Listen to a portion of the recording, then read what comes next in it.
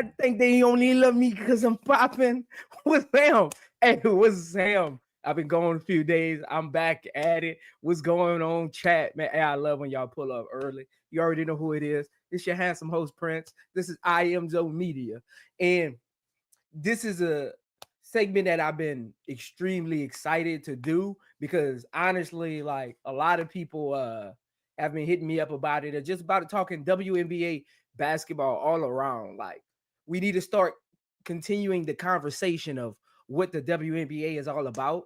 Because I hear this a lot. Like when we do the WNBA versus NBA references, and they're like, well, it's not NBA. So just like the NBA had the media to help push their league forward. So that's what we're gonna start. And again, I want to be one of those channels that push it forward. I'm into women's sports. So today we just gonna really talk about what the WNBA is all about, how to build teams, what you want on your team, roster build, coaches, front office, drafting players, like where you want when you're starting a franchise, right? When you're looking to build your team, let's say you're in a rebuild mode, things like that. So again, I'm actually excited about this conversation because that's what it's really going to be. I have no docs today. It's strictly going to be just conversation on what the WNBA looks like when you're building a team, what the process looks like, and it's actually going to be a series. If you read the title, it's actually going to be a WNBA series that I'm doing.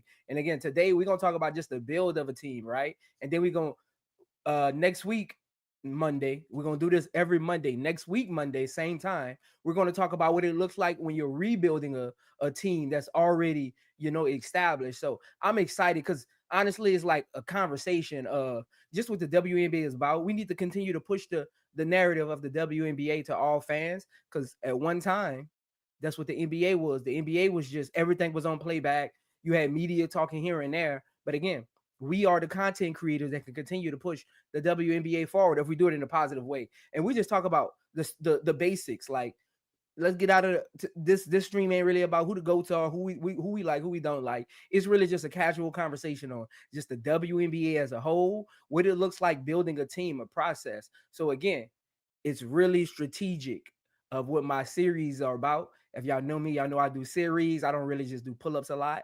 I might start doing those one day though, but not now. Again, because I'm very, very, very, very, very, very, very excited about just the growth of the WNBA and what we can do as individuals to continue to get it to the level that it needs to be at. Because these young ladies work hard. I understand what goes on behind the scenes, things that a lot of people don't see because I've been in those circles before. So again, it's up to us as YouTubers, as content creators.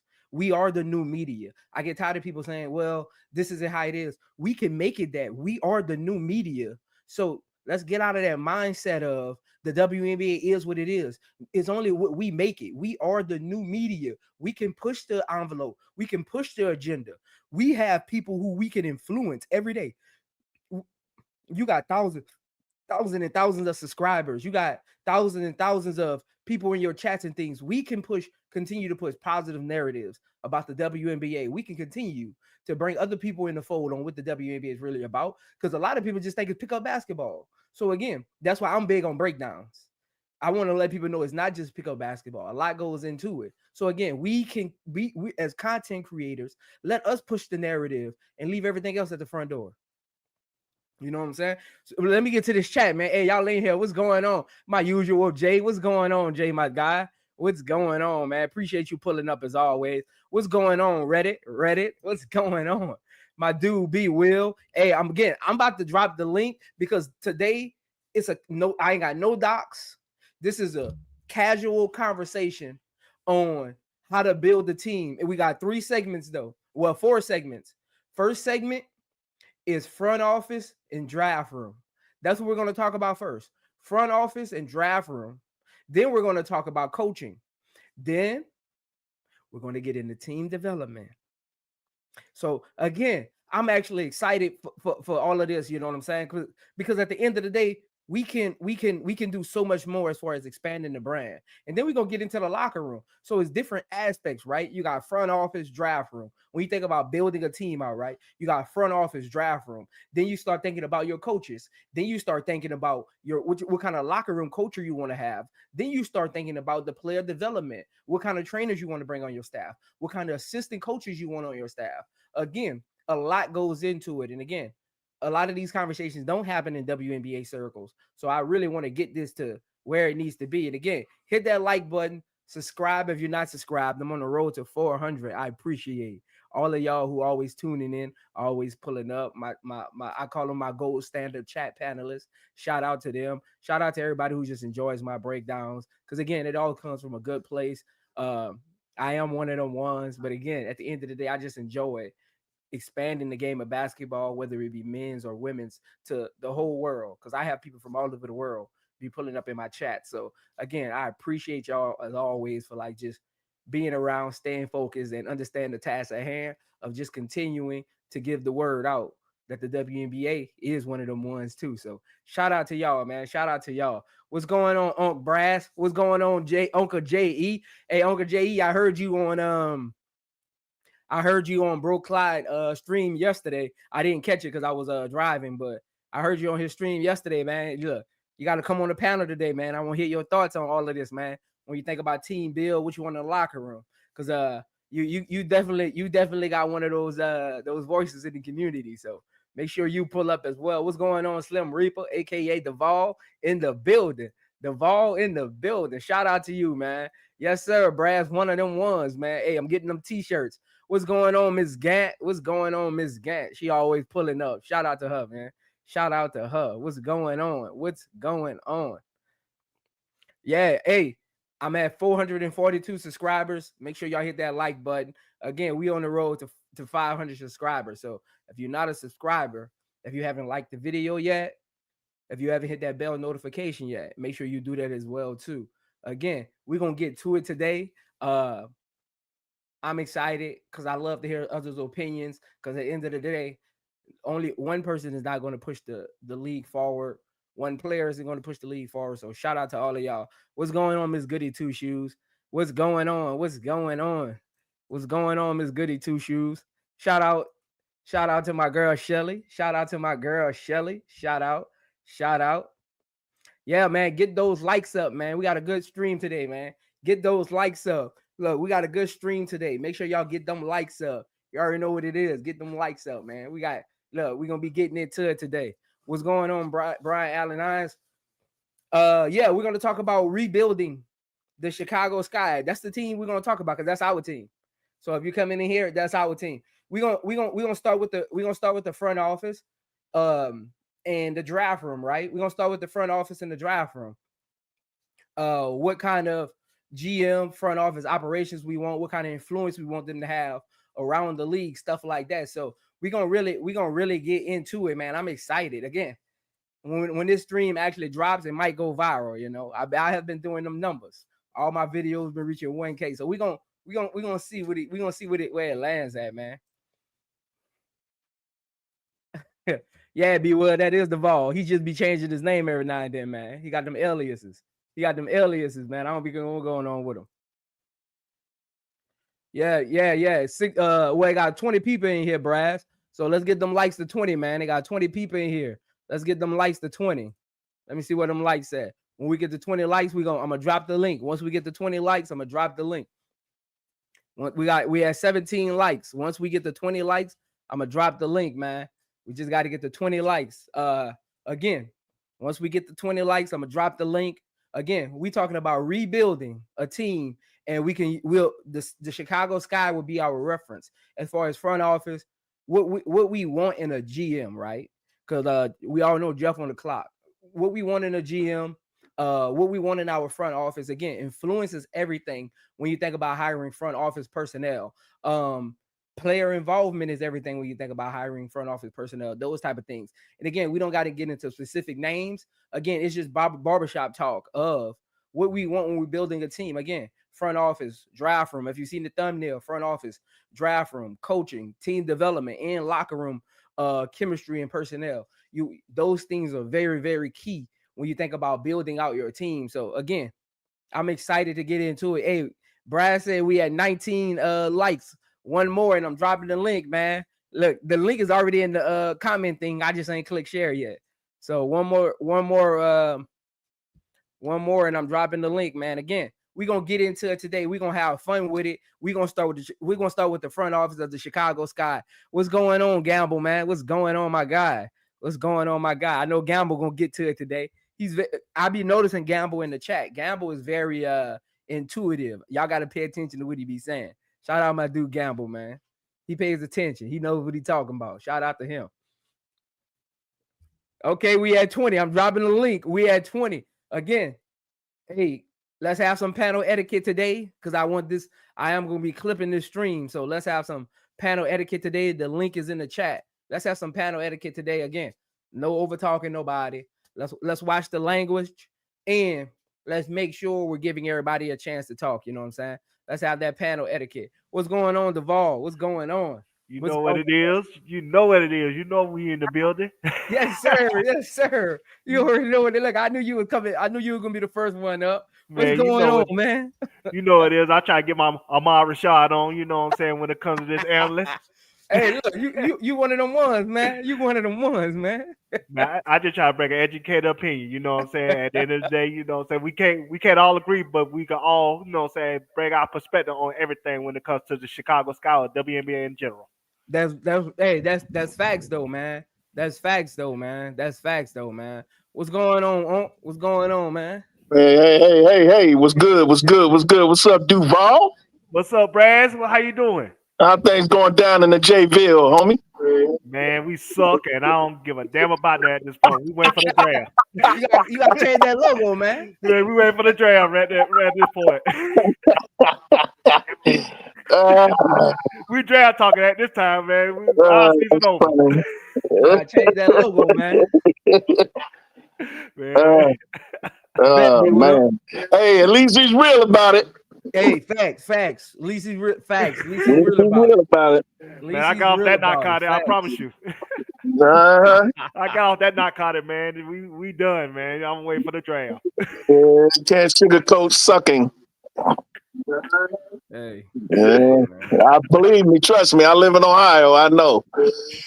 We got two teams that suck. So, man, the Browns got them blues, man. Them blues on the Browns, man. Man, the Browns have been having the blues for decades, bro.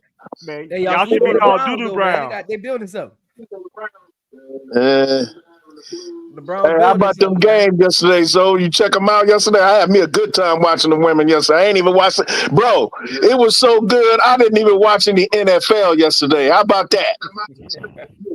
Look, I watched that Carolina game. I was on the road, man. I didn't really get a chance to kind of pop around. Man, these sisters is balling, bro. Yeah, sisters is balling. Even on the teams that lose, you see them out there just playing their hearts out, playing their behinds off, man. Man, listen. Ever since South Carolina lost that game to UCLA, they've been on a mission, and it looked like UCLA trying to hold on to that number one spot. But I'm telling you, the best team I've seen this year so far is once again Gino Auriemma's team. And by the way, AZ Fudd got hurt again, but I don't know the extent of the damage. She didn't get carried off the court or nothing, but a little bit. Yeah. So hopefully she all right though. Yeah. I'm praying for her because she was shooting lights out, bro. And check this out: when she got hurt, she got up, went to the corner, and popped a three before they took her out of the game and took her to the locker room. Hey, look, the ironic thing is, I don't know if you've seen it, but her breakdown is tomorrow, man. Yeah, I saw it. Yeah. That's why I brought her up. Yeah, hers is tomorrow, so you know. Hey, yeah. y'all ain't Uncle J.E. in the building. Hey, niece and nephews. Uncle J.E. What's good with you? I'm excited to hear you today, man. I heard you cutting up. Look, they chatted me. They said Uncle J over here cutting up, man. You already know what it is. So your boy had me cracking up last night. Listen, I think HD came on at like maybe one in the morning. I was already knocked out. I was already gone. This dude fell asleep on his live, bro. At about an hour and a half in, it was snoring for like 3 or 4 hours straight. I was rolling. Man. That dude fell asleep on his live, and all you can hear is Who fell asleep? HD. Man, that's that Thanksgiving dinner that got to him. HD be I having was rolling. I can't wait to clown him for that. I can't wait to clown him for that. HD be having 18-hour streams, man. This one was only like 5 or 4 or 5, but he was asleep. Damn. He had somebody on there with him, and they I forgot who it was, but he just hung up. Man, no, man. No, man. I was rolling, bro. I was rolling. It's always love, man. It's always Uncle Jay. They told me you were cutting up yesterday about that Unrivaled League, man. Yeah, I mean, they had different opinions. I was just giving an opinion, you know what I mean? But yeah, we talking about AZ Fudd too. AZ Fudd, Prince. I told you about AZ Fudd, Prince. Man, You better. like I think you better reevaluate it. You better look at it again. Hey, I don't got to reevaluate it though, cause her stream is tomorrow. Okay. Yeah, he looked into it. Well, I'll wait till tomorrow. I might have to check you tomorrow then, because I think you're gonna come incorrect. Prince put me on the spot. So I know she nice. For me, look at that. Her stream is tomorrow, baby. Look, hey, I know she nice. But for me, I gotta factor in help, man. Yeah. I just gotta factor it in. At the end of the day, you just gotta. I don't want to go ahead of your stream for tomorrow. Yeah, but Olivia Miles has been injured too.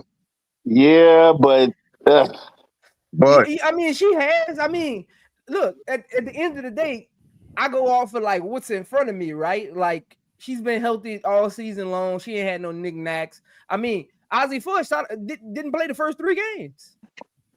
Yeah. Well, I'll reserve everything till tomorrow. I'll wait till tomorrow. Yeah, we're gonna get into it. 4:30, baby. Like I told you what I do with Izzy Fudd. I told you I draft her, then draft a training staff just for her, just for her body and injuries, so she can stay healthy. There's no way to prevent injuries except if God give you the body that can hold up, bro. I mean, that's just the way it is. And luck, that's just the way it is, bro. And I feel you, J.E. I think the same way. Just that, man. Being brittle, it's a hell of a thing, man. Like I said, Bryce, I'm gonna reserve my opinion until tomorrow. I'll save it for tomorrow. But did they give a injury update on her? Not that I know of. I haven't. No, she was just dinked. She wasn't hurt. She wasn't re-injured or nothing. She just got dinked.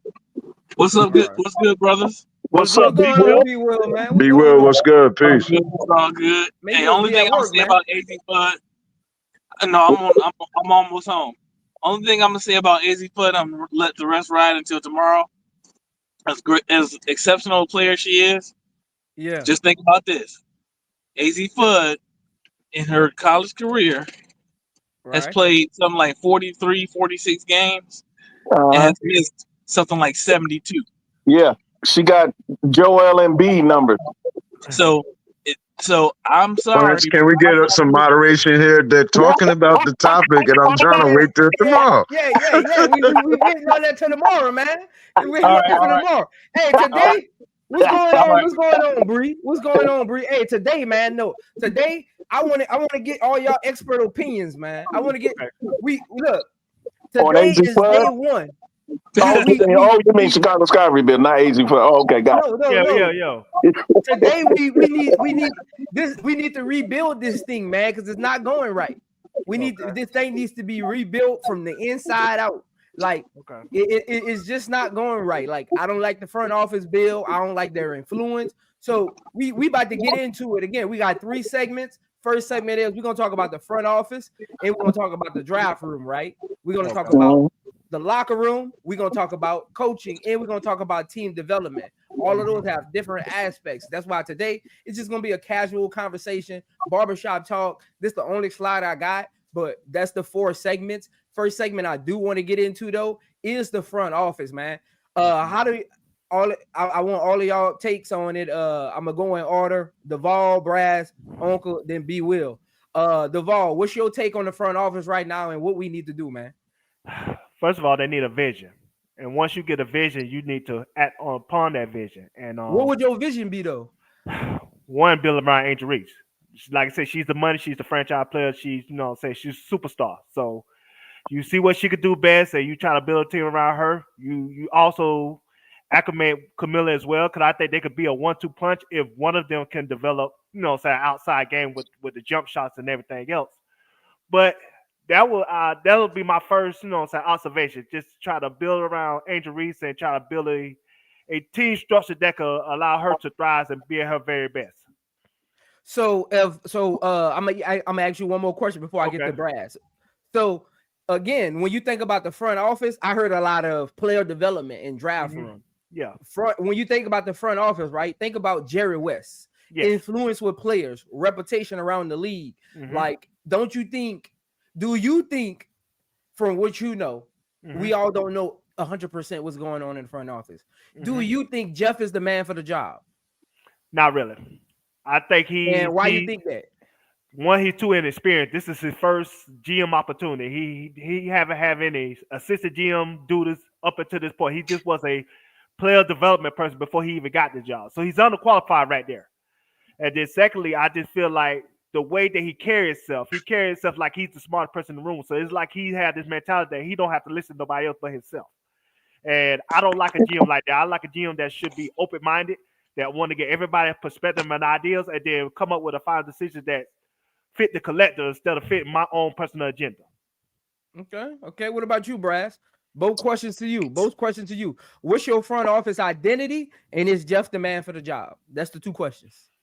Well, I feel the same way as Duvall, except I want to add Camila Cardoso. You got 2 generational talents in your front court, and it's imperative and it's priority 1 to do whatever it is possible, along with your head coach, collaborate to make sure you put the best talent available, the best talent that you can around those 2 and make them happy. Particularly as far as making one happy, the great Angel Reese. You have to make her happy. You have to make her want to stay there. You want to have to be her partner, not her boss. Be a partner in making the Chicago Sky a perennial contender for a WNBA championship year in and year out. A powerhouse. Collaboration with the head coach and Angel Reese, because let's face it, she's your Jordan. She's your Magic. She's your Isaiah Thomas. She's your Stewie. She's your Asia Wilson. She's your Candace Parker. She's your franchise face. And whatever makes her happy, because she wants to win. You already know that. She's a winner. She let it be known, I want to win. So you have something in common with her already. She ain't worried about stats. She ain't worried about accolades. She worried about them rings on her fingers. So that's the focus it has to be. How can I put my team in a position where my franchise player is happy with the fact that we have a viable opportunity to win a championship? All right. What about you, Uncle Jake? Well, I say this. I think Sky needs to be, I'm gonna put them all together, a man of their word. If you say something, do it. Like, I hope this new facility that they're laying bricks on the ground, at least laying the foundation and getting it done. Right now, we don't know what to expect from the Sky. They say one thing and do another. Jeff, I don't know if he's inexperienced or if he is experienced, I don't know, to that extent. But I think they need to have a basketball mind. I don't know. I'm not saying D Wade or anyone, but whoever is in the owners group needs to take more reins of this organization and get a basketball mind to run it. Because I don't think Jeff really, I don't know. They say he's in player development. So but is Uncle J.E., so is Jeff the GM and president? Who's the president of basketball operations? I don't know. I don't know all that information. I know Jeff is the GM. I think it's another owner who's like the majority owner. He makes the decisions. I forgot his name. I think he was the one that fired Teaspoon. I forgot his name. I'm sorry. Yeah, they need that because like even with the Warriors, you know, you had Jerry West behind the scenes, but you know, you still had Bob Myers and all of them. But like you said, like I agree with you on that. That's what I actually been waiting to, you know, hear somebody say. I don't feel they have a basketball mind in their front office. I think it's all business personnel. I guess I'm done. My time up, right? No, you good. You good. You go. No, I was gonna say, I don't think like before all these eyes came on the team and the league, they didn't expect all this, like to be held accountable and for people to question their decisions. You know, usually, you know, the league wasn't making money. They were losing a lot of money, so it was like a tax write-off. So they basically could do whatever they want. But now I'm in New York. I'm traveling to games. I'm paying for merch. I'm paying for tickets. So I take this serious. I'm invested. So I want the best product out there. I don't want you just to put anything out there. And I concur with everyone else. They need to build around Angel and Cardosa. That's who I came to see. I came from LSU to W to see Angel and Cardosa. You know what I mean? So I land there. I wait my turn come back around. But I appreciate it. All right, bet. What you got, B. Will? Same thing for you. What should be the Chicago Sky identity for 2025 in the front office, not on the floor, not in the locker room. The front office identity, and it's just the right man for the job. I gotta say, I agree with both. Who that talk first? Duvall talks first. No, Brass, Duvall, and Uncle J.E. Yeah. So I agree with you, man. First of all, know who your franchise is. You gotta know who your franchise is and know what you're building around. I think you're right. They don't have a basketball mind. I think Uncle J.E. just brought up a point that I don't think many of us have thought about, because I sure didn't.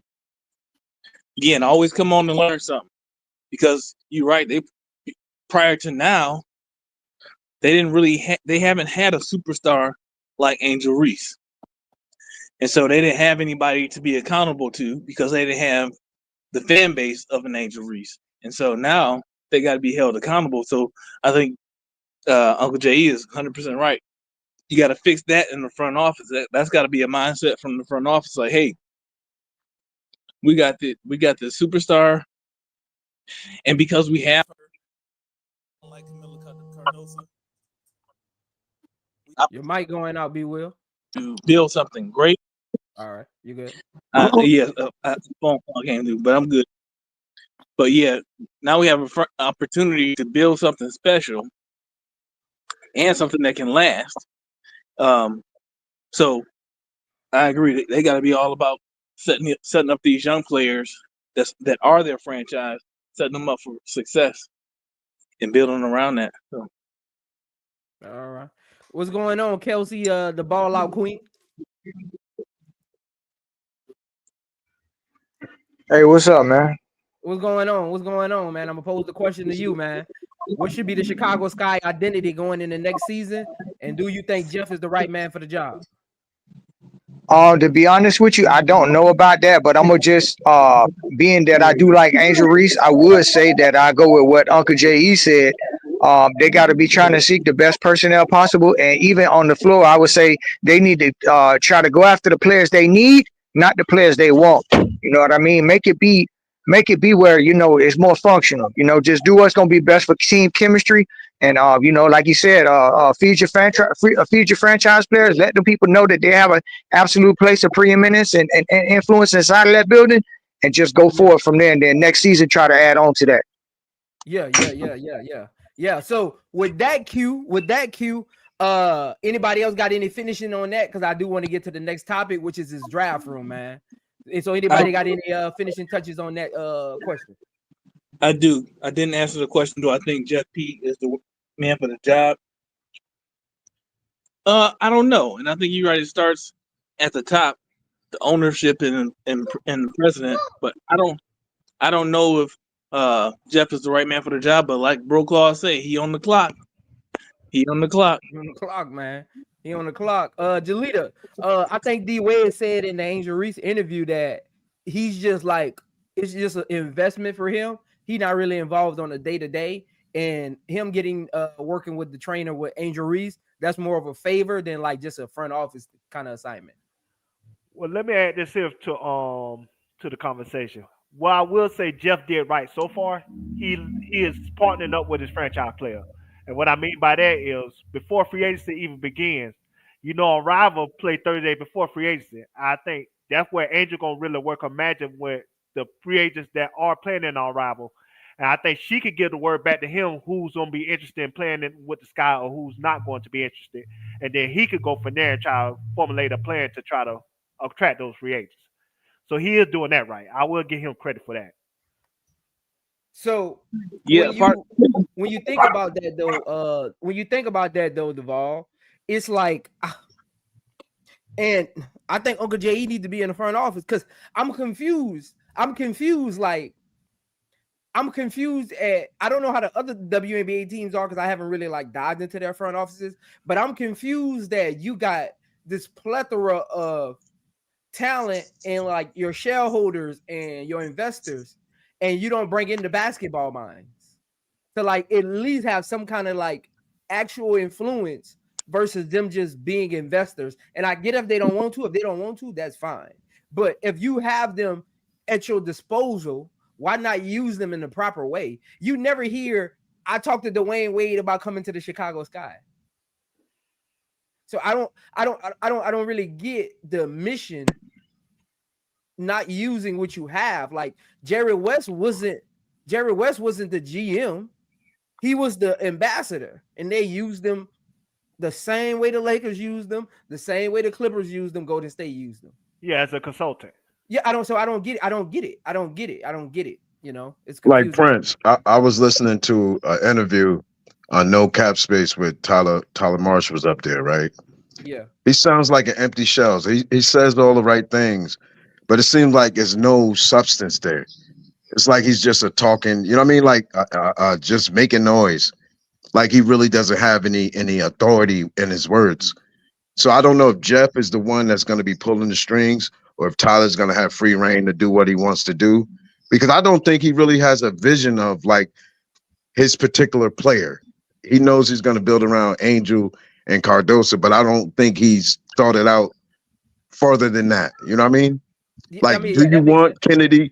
Do you want Kennedy here or not? We don't hear that. You know what I mean? And that's the thing. That makes sense. Yeah, and that's the thing that I always wondered too. Like, if I'm a candidate for the head coaching job, I don't care if it's my first head coaching job or whatever. My issue with Pagliuca would have been, I can be your head coach if you do whatever it is possible that you can keep Kennedy Carter before I take this job. Do you want her? That'd be my first. Do you want her to come back? And if you do, I want to make sure that I have assurances that you're trying to keep her, because those kinds of players don't grow on trees. I don't give a damn about her past or whatever her perception is. All I know is she's arguably second only to Enrique Agumbawale at that 2 position. As far as what she said for a team, that's what I would. That's what I'm wondering if he has that kind of, fortitude or what have you. And I don't know what he's thinking or whatever. Because that would be me. That would be my thinking. But I don't know how much at it. Bryce, when a head coach talks, they bring presence. Mm-hmm. When I hear Tyler Marsh speak, he doesn't bring presence. Yeah, it's like. Yeah, like you want to say to him, put some more bass in your voice or something. Like speak with your chest. You know what I mean? Right. Like when you hear Dawn Staley speak, who else? Gino. Yeah. They speak with you know what I mean? They own the room. They take up the room. Yeah. I don't feel that with Tyler Marsh, man. They got cachet though. Were they talking like that at the beginning? Yeah, that's the thing. Does he have cachet? But yeah, but I know I'm looking at the front office right now. So to answer your question, I know the vice president of basketball operations, strength and conditioning, also is Ann Crosby. Really? Yeah, Ann Crosby. I'm looking at it now online. I looked it up. It doesn't show or say who is the president of basketball operations. That might be Jeff Pagliocca. He might be both the general manager and president of basketball operations, because it doesn't say specifically who the basketball operations president is. It just says vice president of basketball operations and strength and conditioning is Ann Crosby. And I do want to move on to the next one because I want to put this slide up before I get to it. The Chicago Sky's reputation over the last couple years, right? Probably the last decade, right? Has been they're not a man of their word. You can't trust them. They don't take care of players. If I'm the owner, first thing I'm doing is I'm putting somebody in position that players can trust. Because as a GM, all you got is your word. You're not in the day-to-day. You not in the know-how, the mix. You're really behind the scenes pulling strings, working your magic. You don't really see them in training camp a lot. They're not going to be at the unrivaled things like that. Like you as a GM, you have to come with some solidified background as a person who players can trust, especially when you're trying to get free agents or even players to stay. Like, again, we don't even know the direction they go. I'm gonna be honest. And I wanted to say this for a later stream, but I just want to say this right now. The direction the Chicago Sky is going, they're gonna lose Camilla and Angel Reese. Just the direction. The first year I seen, I'm not looking 2 years into the future. I'm just talking what I seen last year. In 2.5 years, 3 years, depending on what this new CBA looks like, because they might rip up their whole contract because that rookie scale thing is atrocious. Like, I got to spend 5 years here automatically. So who knows what this new CBA is going to do? But if they can get what they want out of this CBA, get a better rookie scale. Yeah. Jeff, the way Jeff has moved. Wait, you said let him in here if you're gonna go out, if you're going in the house. Hey, get on. Put you on mute, man. The way Jeff has moved with players like Angel Reese and Camilla, you are going to lose them. So he needs to shape that up, and he needs to be a man of his word, and he needs to take care of them. Again, before we move on, I know Teaspoon and Angel Reese had a good relationship. So I'm truly interested, and I'm pretty sure no one will ever say it, but hopefully we get some leaks one day, maybe in like 2 or 3 years. We get some leaks. Anybody can answer this question. How much impact do you think Angel Reese had in the front office decision to let Teaspoon go? Do you think they talked to her? Do you think they made the decision on behalf of her, without her saying a word because they read the tea leaves? Or do y'all think Teaspoon just wasn't their guy? Nah, that wasn't Angel Reese call. That was, she got fired more so because of Kennedy Carter than Angel Reese. They said in the Chicago Tribune, I can send you the article if I can send it in the chat. They said that, like, Kennedy Carter and her emotions, they had to manage that a lot. I'm talking about Teaspoon and the staff, and it made a ripple effect in the locker room, and that's why that was part of the reason why they terminated her. But that wasn't Angel call. That's Angel woman. Angel wanted her there, but they just did that without Angel approval. That's why Angel was saying she didn't talk to him for a while to that high Tyler Marsh, to be honest. You know, that goes back to I didn't answer the question you had asked the whole panel in the first segment about the general manager, about do I trust him? I do not. I don't trust him, but that's only because of what you just said about how he fired Teresa Witherspoon. I didn't like that, and I don't think Angel had anything. Matter of fact, I don't think Angel would have approved of that because she empowered Angel. She made Angel a better player Maybe not to the extent that, of course, I know your criticisms of Teresa Zoe, but you also acknowledged that this is her first year, Yeah, and you get a grace period. exactly. So I think she would have been a better coach next year than this year, than she was. And I think she really breathed life into both Kennedy and Angel. And Angel loved playing for her because even though, because she comes from that Kim Mulkey school, okay, and Weatherspoon knew her. She knew Weatherspoon before she became coach there because she's been around Kim Mulkey. She was Kim Mulkey's assistant for a time, and they went to the same college, Louisiana Tech. So I didn't like the way they did that, and that's the reason why I don't trust him until he can do something better. And Marsh, to me, isn't a real splash hire to me. I have to wait and see. I'm not going to say he isn't any good or I can't trust him for sure. I can't trust him until I can trust him is what I'm saying. So, Yeah, but I don't think Angel had any say so in that part because the way she acted after she was fired, she said she was heartbroken. So, we don't know Angel for being a liar or somebody who's just going to say something just to say something for politically. She truly was hurt. I believe and like I said in my opening, I think Jeff took the fans, the Sky fans for granted, these new Sky fans, and he probably went ahead and fired Teaspoon, but he didn't know the backlash that was going to come from it. Now we're on the internet and we're in their comments and everything, and why you fired Teaspoon? We want accountability now. You know what I mean? Whereas before they would do this stuff and nobody's saying anything because there's no eyes on it. But now I think he took Angel for granted. I think he took Angel and Cardoso for granted. I think he still is because he doesn't know if Angel and Cardoso is gone, we're all gone. Nobody's watching this guy. Yeah. You know what I mean? If Angel, wherever team Angel goes to, I'm going. I don't care where it is. Yep. Even if it's the Indiana Fever with Peyton, I'm following she her. She could go play for Toronto. I'm watching. Toronto's my favorite team if she goes there. Yeah. That's facts. So I feel we got somewhere in there. We don't trust Jeff. Disclosures.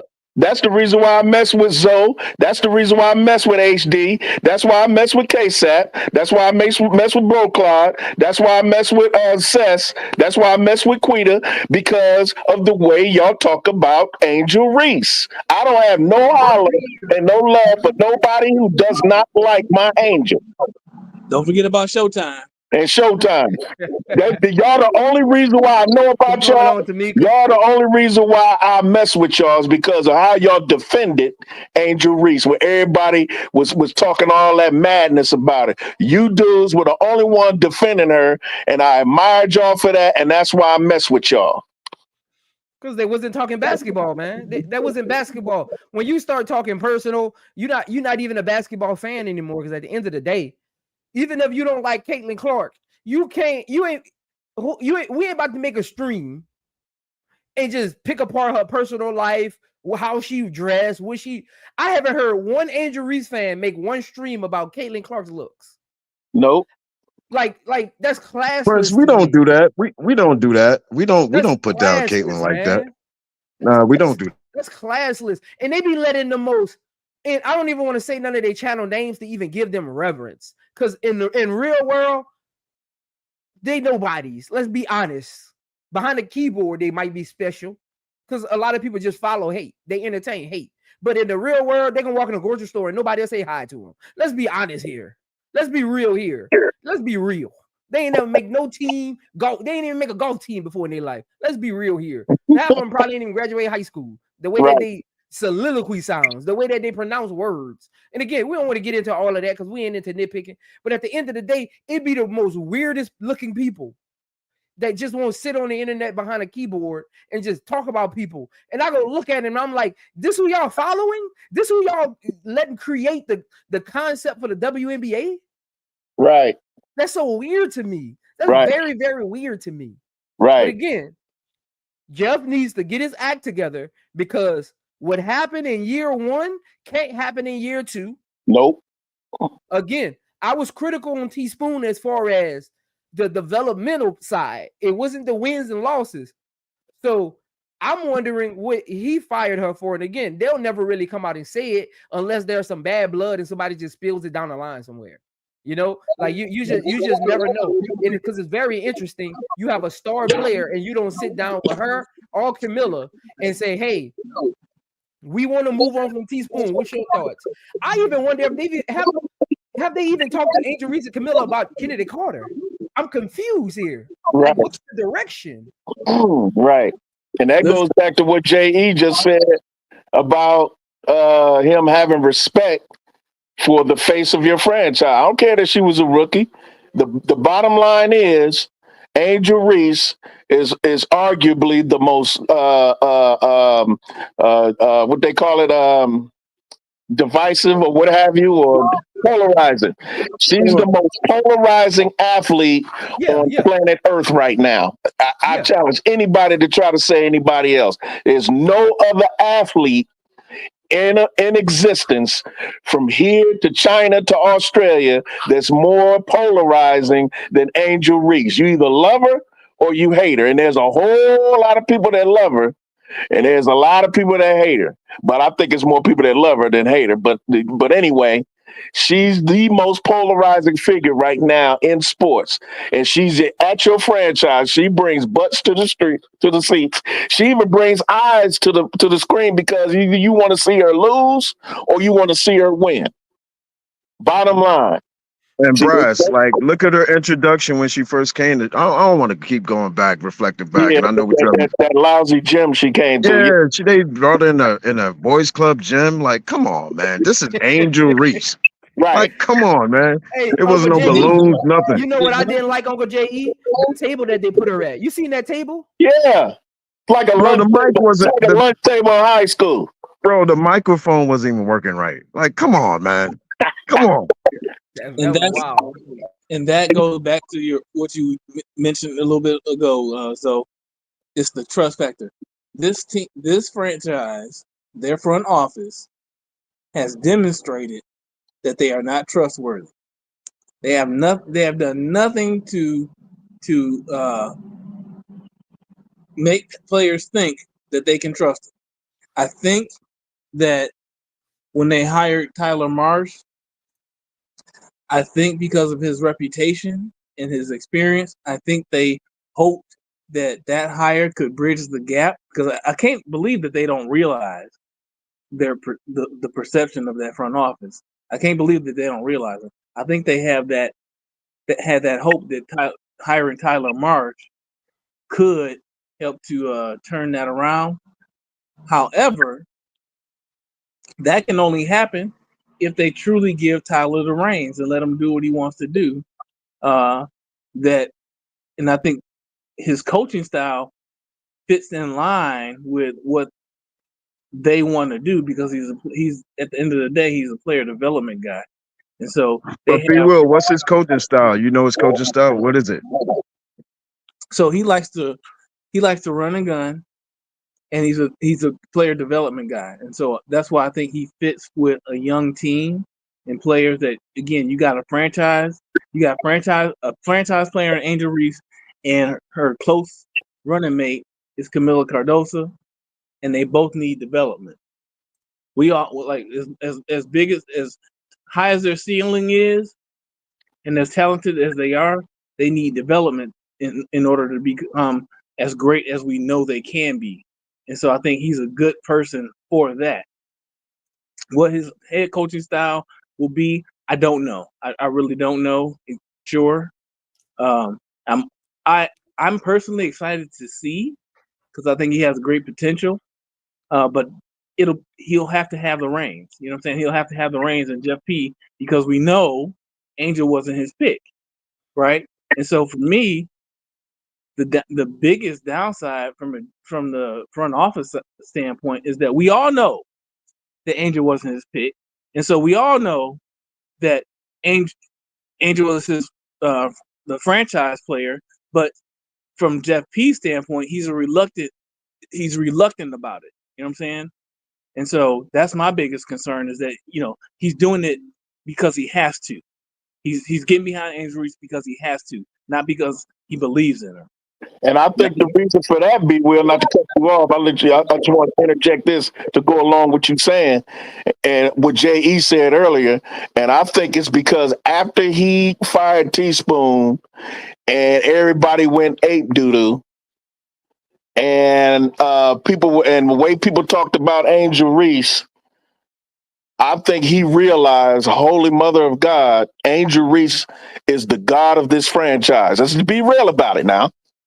Everybody looks up to Angel. Angel is matter of fact. Let me tell you, I'm gonna go far as to even say this. She's the face of Chicago sports. Period. Because even though Caleb is making some progress, the Bears are still trash. What's going on, Miss Tony? You can come up. The White Sox ain't doing nothing. Chicago Cubs ain't doing nothing. The Bulls ain't doing nothing. I don't know how good the Chicago Blackhawks are because it's a hockey town. I don't know what they're doing. They got a big fan base. The Blackhawks got a big fan base. I know they do, but what are they doing now? Do they have a face? Do they have a face of the franchise as big as Angel?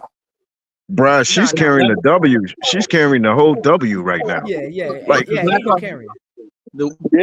I need to get Angel Reese and some skates on some ice. Hey, look, but I'm just saying, Jeff Pagliocchi, he probably didn't realize that until now. He's like, holy jeez, I better get this right. So that goes back to what Zoe said. Is he consulting with her on major decisions now? He didn't consult with her before, but is he going to now? He'd be smart to do it. All right, let's move on to the second topic, though. I do want to get Tony's opinion on the first topic, and then we're going to move on. But I'm going to put the slide up there while she's giving her opinion. The second topic is going to be what is the expectations for this draft? And if you're the GM, what is your direction with the only 2 picks that we have? And then you can get into kind of like the free agency once we get into the locker room. The free agency, so that'll be in the locker room topic. That's right after this one. So, but this topic is going to be about just the 2025 draft. But Miss Tony, I want to get your opinion before we move on, and nobody interject. Let her go so we can move on to the next topic. Miss Tony, the first topic was the front office decisions. If you're in the front office, what would the identity be for this team going into next year versus this year with the mishaps they had? And do you think, the second part to that question is, do you think Jeff is the right GM for the job moving forward with this team? I can answer the second one first. No, I don't think so. The way he has made certain decisions, he make one decision that's okay, and then the next one you scratching your head like, where is this going? I would love to see this team go for the playoffs, but I still believe that we're still in a rebuilding stage, and we still need to pick the right pieces in order to get to the ultimate goal, which is a championship. We can't have people that are going to cause confusion in the locker room. We need shooters. We need people that are going to give 110% and not be intimidated by rookies. Well, they're not going to be rookies anymore. Well, we're going to hold that thought. We're going to get into that when we get to the locker room. So hold that thought. I just want you to answer the Jeff P question and the front office identity, not the team itself, not hard nose, just the front office identity. Because for the last decade, it's just the front office identity been lies, self first, and selfishness. We all know they have a reputation, and I think if we could find someone that could buy out that team and change that whole front office, that'd be great. You going to buy out? Wow. I'm serious. Until they can find somebody who could buy it out, because you're going to still have that same front office no matter what. If it's the same owner, that means he's in agreement with what is going on in the front office, right? Mm. So if he can find someone who has enough money to buy them out and change it, then we probably can go somewhere with this team. This Okay. team has had a bad reputation, Yeah. and it's not like they're trying to change it. Yeah. I agree. I agree. Let's get to the next topic. Appreciate that, Miss Tony. And again, the order is Duval, Uncle J.E., B. Will, Brass, Tony. Um, now that we have the actuals of how many picks they have, who's on the roster, and again, we're gonna get into the free agency of it, but I put it up there as well because I'm gonna leave this up because that's the next topic. As far as the free agents, who you want to bring in for locker room morale, things like that. Even if it's a player that doesn't even get on the court, but in the locker room, they have some contributing factor as far as your star players growing into roles, things like that. You know how that goes, like basically like a Jared Dudley of the Lakers in 2020 kind of player, those Iguodala's, on his last leg with the Warriors kind of players, those David West kind of players. But as far as we only got 2 draft picks, right? Looking at who we actually have on the roster, you take names out of it. How important is these 2 draft picks? Are you keeping them? How important? This is a 3-part question. How important are these 2 draft picks? Are you keeping either of these? And if you are keeping them, what is your intent goal with these 3 picks that you would like Chicago's front office to take in? Duval, you first. I think the draft picks are very important. I think I say the 24th draft all the way to the 28th draft is the golden age of the WNBA. So there's going to be a lot of talent between these 4 years. So I think whatever draft picks that we have in these 4 years can really help a franchise right away, as we see in the 2024 draft. Now, as far as would I like to keep both of them, I'd like to keep the number 3 pick. The number 10 pick would depend on if I could trade for something or if I could trade back and get more picks. Because like I said, again, I think this draft is deep. It maybe not, star-studded at, 1 through 5. Maybe only like 1 or 2 stars that maybe really come out, but it's really a deep draft that could really help a team. And so what I would go with the draft picks is, I'll always say number 3 would be Olivia Miles to me. And the reason why, because she improved 3 positions. First of all, she'll improve the point guard position, which is the most important position because we don't have a point guard to save our life on this roster. But she improved Angel Reese and Camila Cardoso because with her passing and the way she could break down and penetrate the lanes, it gives them easy shots. Like I said, Angel Reese and Camila Cardoso did not have enough easy shots last year. And because of that, in Angel Reese's case in particular, it affects her field goal percentage because of it.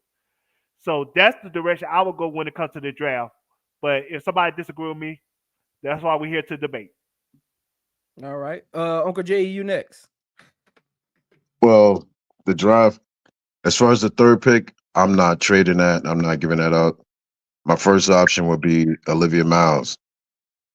If she's not available, if she says she's taking that number 2, I'm going with AZ Fudd. She could play 3 positions. She could play point, shooting guard, and forward. She's a UConn player. We know all the UConn players are good in the W.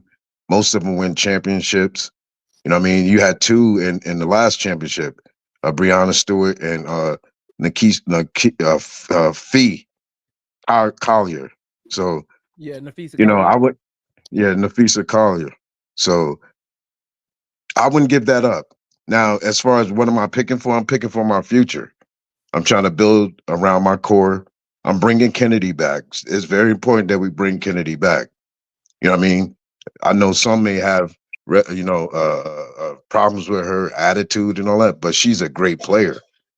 She can put the ball in the basket, and we need that. You know what I mean?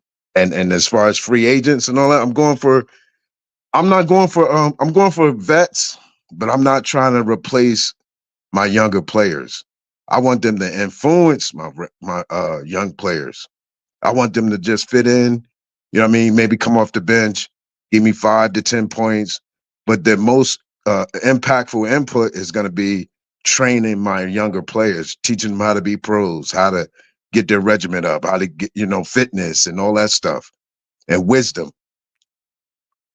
So I'll land there. Yeah. Well, who did you have for the 10th pick?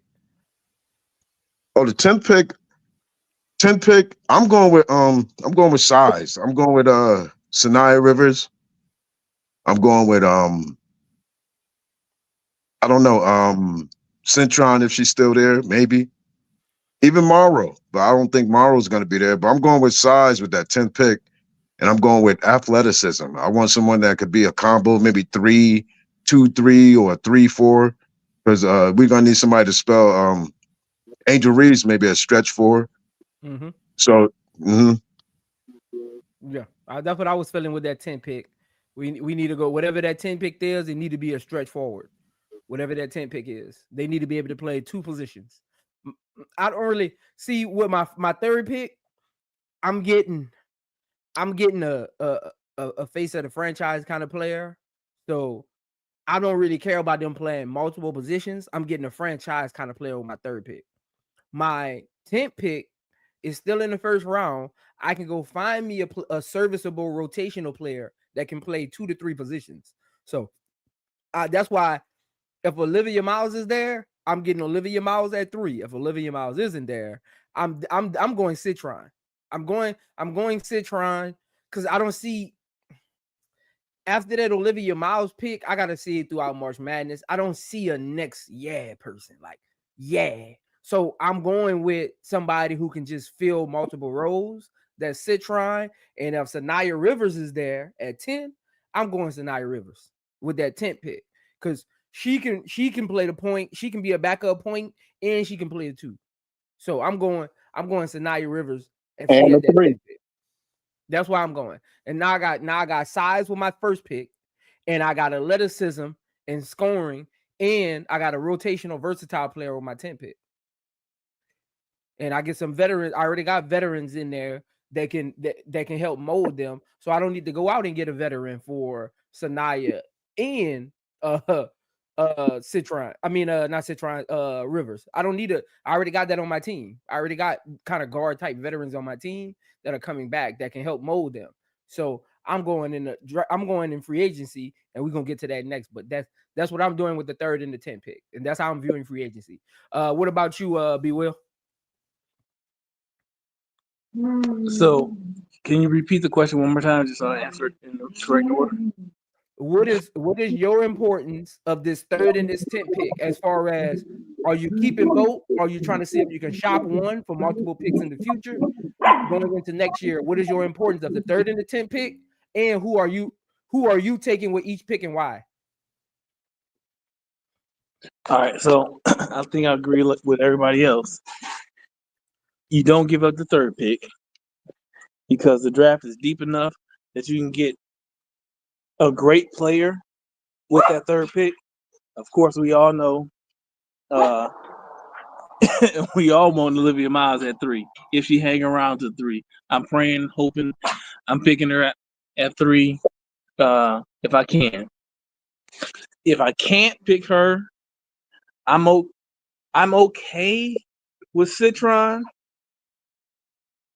But if I look at what the Sky needs, I might go with Rivers over Citron. With the 3rd pick?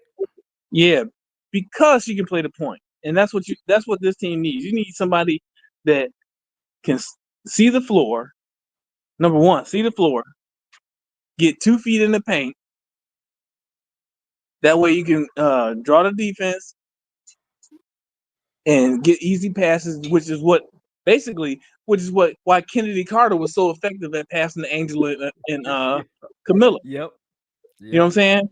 So I need somebody that can actually do that. And as much as I love Citron, I'm not sure she's quick enough to do that on a rate. You know what I'm saying? Because Citron relies on screens and back cuts to get to the paint. I need somebody that can get to the paint on their own. So that's why I might go with Rivers or somebody like Rivers over Citron at 3. At 10, I think from what the front office has said that they're looking for, I think Citron probably won't last till 10, but if I can get Citron at 10 or AZ Flood at 10, I'm gonna take that because I don't believe the Mystics are gonna pick, either one of them at 4 and 6, and I don't believe that the Valkyrie is gonna pick another guard with their 5th pick.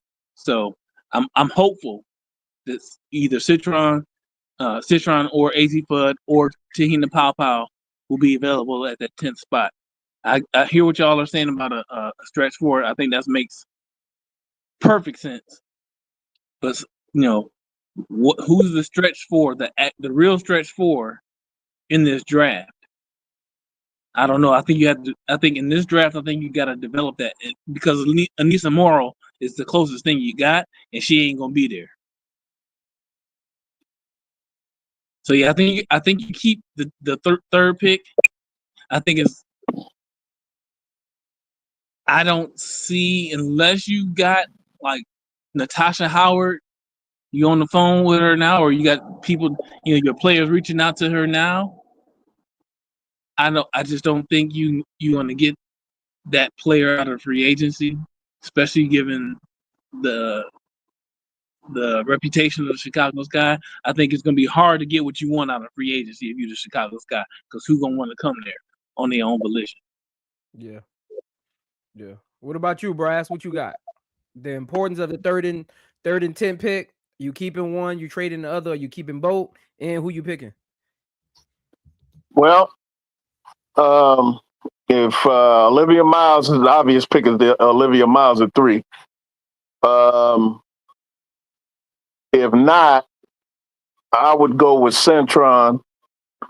You talk about a 6'1" combo guard who can even play a little bit of 3, who is a elite defender, can rebound, a good shooter, and can play the 1. She's a good passer, and I like her mentality, and I like her drive.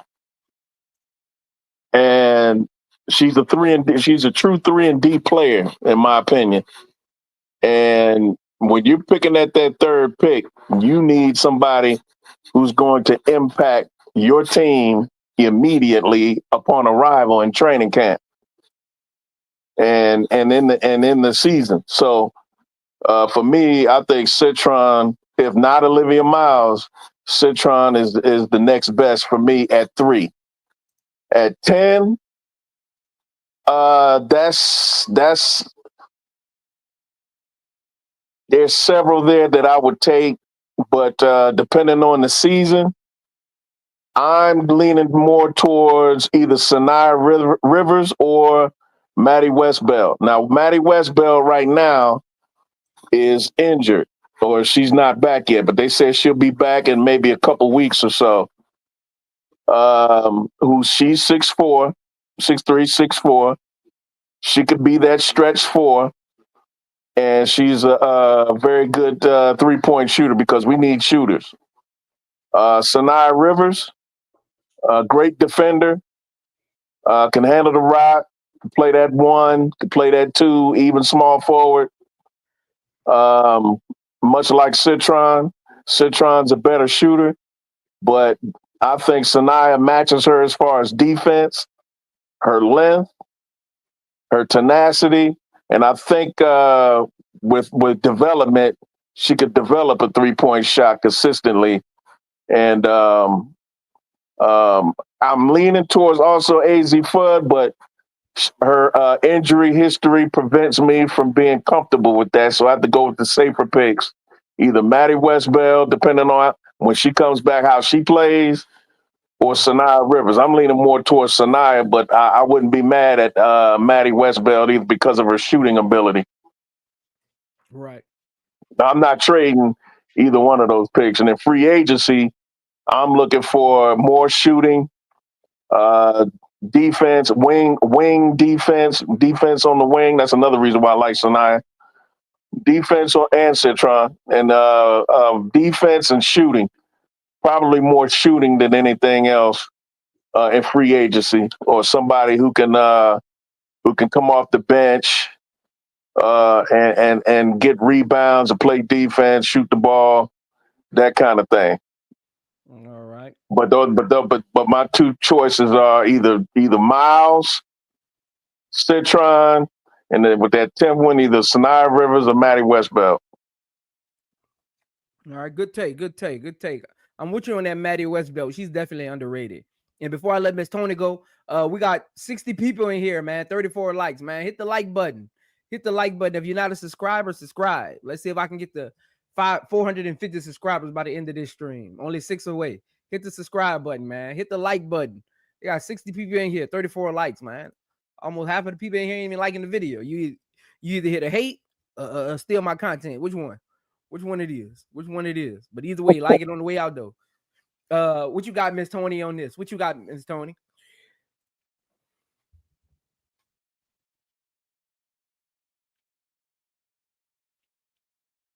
Miss Tony, you there?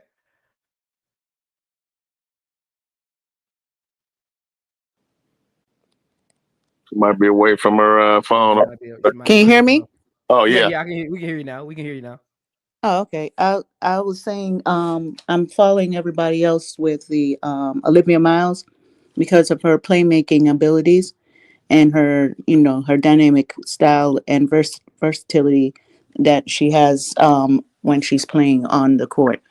I would, for my 10th pick, I want to say Sanaya Rivers because of her defensive play. Also,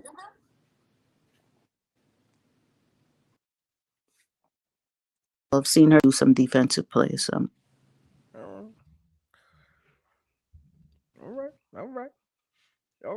right. I don't know. I gotta go check her out, Miss Tony.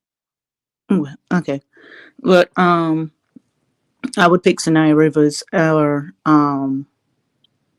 as much as I really don't want to because she's hurt a lot.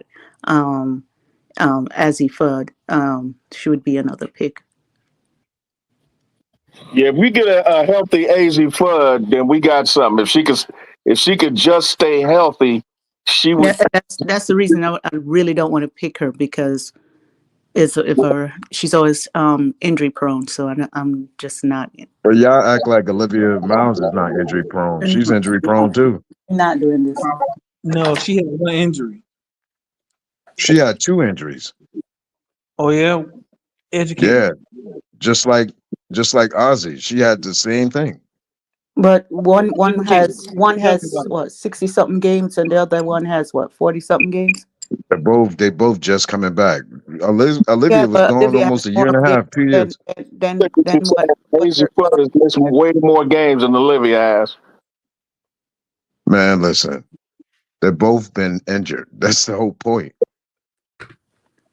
Yeah, so you got to get the lesser of 3, because since we need a point guard in the worst way, so you're going to take a chance on Olivia Miles, who's clearly the best point guard in America right now, and it's a desperation mode.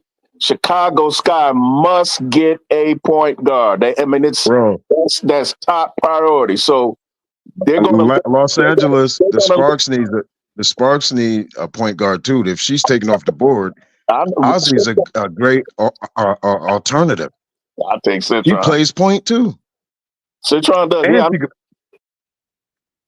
And she could play all the way to small forward. So that's what I'm saying. Like, we can't dismiss her because she was hurt. I'm not dismissing her. My counter to the point that they were both hurt.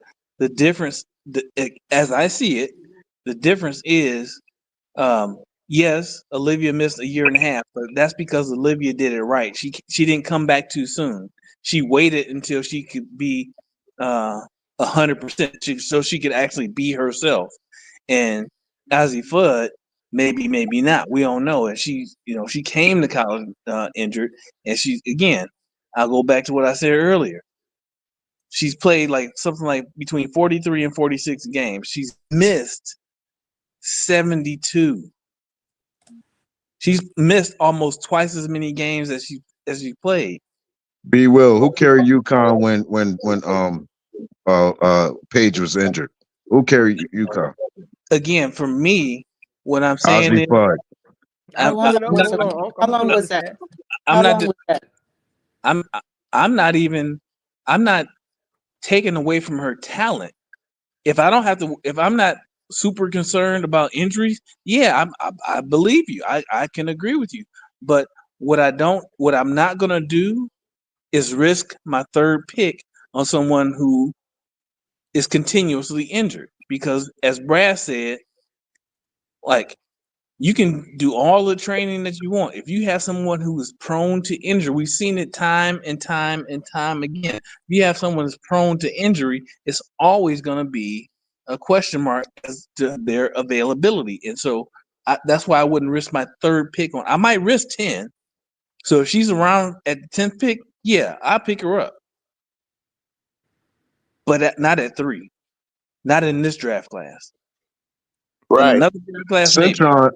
Centron, I'm not taking Centron at 3. Centron's not even the best player on our team. What can she do for us? Olivia Miles.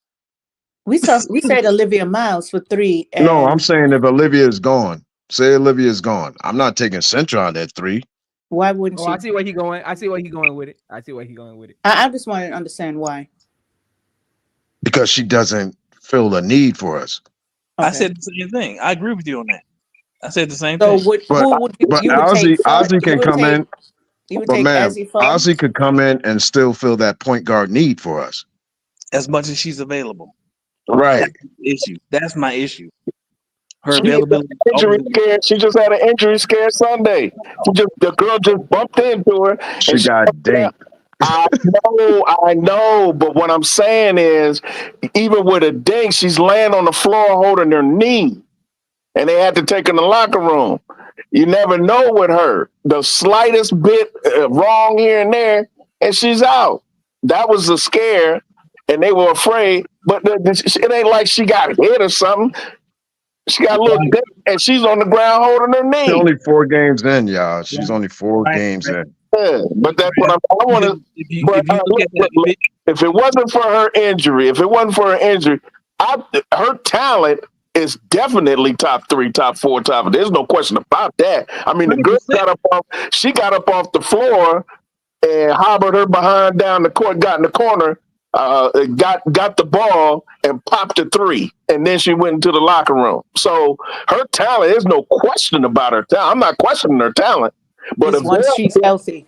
But availability is the best ability, and at number 3, I'm not. The risk is greater than the reward because there are other players there that I could get, and one of them is Centron. Centron could play a little point, if not a lot. But Centron seems like the safe pick, and that's the problem. The defender, and she's a better defender. The thing about that injury to AZ, I'm sorry, this is gonna be real quick. The thing about that injury to AZ, the scare, was that if you watch the replay, tell me what happened. You can't tell me what happened because there was nothing about that play that would tell you why she injured herself. That's my real concern. That's why the scare wasn't scared of me because I can't tell you what happened. Go ahead, Duval. My bad. No, the only thing I was gonna say is Centron seemed like the safe pick. That's why nobody don't like it. But I like. But she's not a safe pick though, Duval. People keep sleeping on.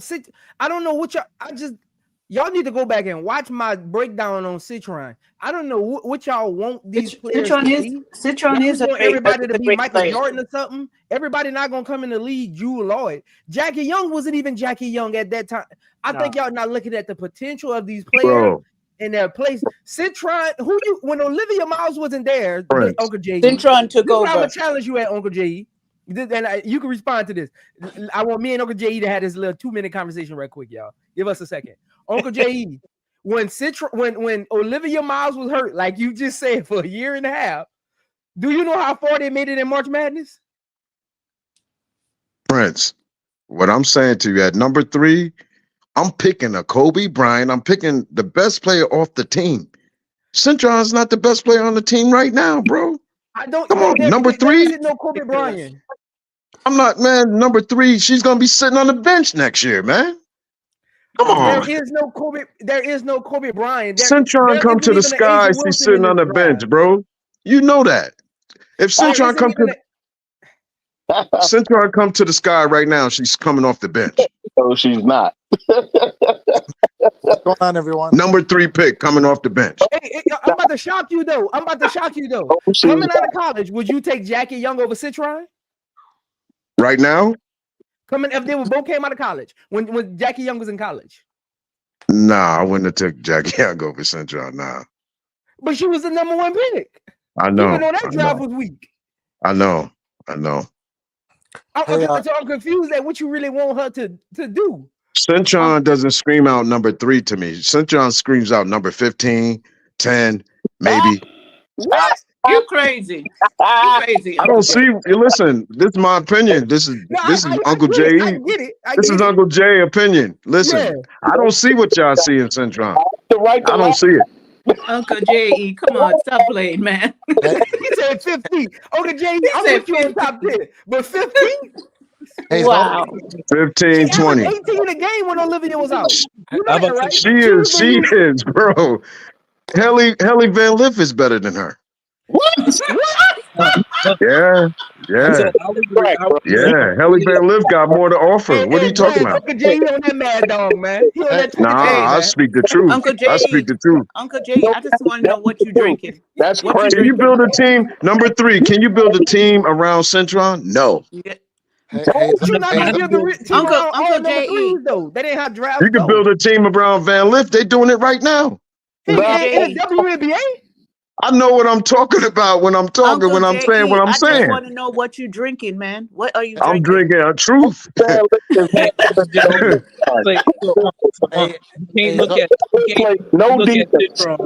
can't look at Citron this year playing with Olivia and Hannah. Yeah, she's gonna take a back seat. You do have to go back to the previous 2 years of Citron's play. And well, she averaged 18 a game. Yeah, you know what I'm saying? Like Citron is that she ain't nothing to sneeze at, man. So like that's again, you get a different view. Just says, go watch his breakdown of Citron. He gives a beautiful breakdown of her game, and it screams WNBA lottery pick. I don't know what the hell you watching, Jay. Again, I'm asking y'all. I ask specific questions. I think I speak English very well. Can you build a team around Citron at a number 3 pick? Cardosa was the number 3 pick. You could build a team around Cardosa. Can you build a team around Cintron, number 3 pick? No. But no. Chicago's guy aren't building a team. No, y'all laughed at me when I said Van Liff is. You laughed at me when I said Van Liff is better, but they build a team around Van Liff. You can't build no team around her. They're not trying to build a team around her. That's a fact. That's a fact. But Uncle J.E., they're not trying to build a team around her. They're trying. If you're a number 3 pick, we're trying to build around you. What are you talking about? Hey, they're building around Angel and Cardosa. Yes. I'm just wow. They're not That's building. what I'm saying. They're When not you're picking building that around number, the new draft. Ma'am, what I'm saying is when you're picking high in the draft, when you're picking those kind of players, you're picking franchise players. Even though they might not be to your franchise player, they should be to that quality of player. Okay, well, the goal is right now is to pick pieces for Cintron is a number 15. Cintron should be 13, 15, somewhere down there, 20. Or even get a contract, a training camp contract. That's what Cintron should get. Uncle J.E., I'll tell you what you got, Mike? Let Mike get it off real quick, y'all. Let Mike get it off. So I'm with Uncle J.E. in a way. I think he's trolling when he says 15 or training camp contract, but I did a lot of research on Citron, and I went to the people that do this for a living. That like this is what they do, and their breakdowns are amazing. They all say the same thing about Citron. Basically, she is a high floor, low ceiling player. So basically, potential to be. Nobody knows the future but God. But the way she plays, that is a high end role player. So number 5, number 6, number 7 pick, yes. Number 3 pick is normally where you want somebody that could, change a franchise. If you want Citron, that's fine. I'm about trade backwards then. Like he said it best. We got Cardoso at number 3. You can build a team around Cardoso as your centerpiece. So why are we going to reach for a slightly better Lexi Hall at number 3. You know what I'm saying? You seen her dribbling. Does she look like she can hold the ball on a string? Is her shot a knockdown shot like Phoebus? It's not. Her defense one-on-one, we seen what Hallie Van Lith did to her. She's a rotational defender. All of these things, hold on, all of these things to me don't scream number 3 pick. They scream number 6, number 7 pick. Mike, thank you. Mike, they think I don't know what I'm talking about, Mike. Mike, thank you. Mike, yeah. I think what they were trying to say is if they couldn't get Olivia Miles, who else would they pick for number 3? So that's where you have to, as a GM, assess your options. If that's me, I'm looking who has the highest ceiling. I will draft Malinga and hold on to her for a year and say next year, you guys want her, she's coming, and make you pay me a number 2 pick for her. Sometimes you let a season go. It ain't like we're ready to win next year. You still got the Liberty and Lynx out there. You still got the Aces. We still waiting for our rookies. We still need them to develop a little bit. So you would take your number 3 pick and do what with it? I would take that what I view to be the highest ceiling player, which at that pick number 3, if I had to guess, would be Malinga, and I would trade her the next year if I had to. So we planning on the number 3 pick at this point. Hold on, let me ask you a question. I'm trying to get an understanding. Where are you going with this? Because if we pick somebody for number 3, why would we sit on her and hold her to go trade her later on? Because we want somebody that can come in and play. Okay, so that can get some training and can play immediately.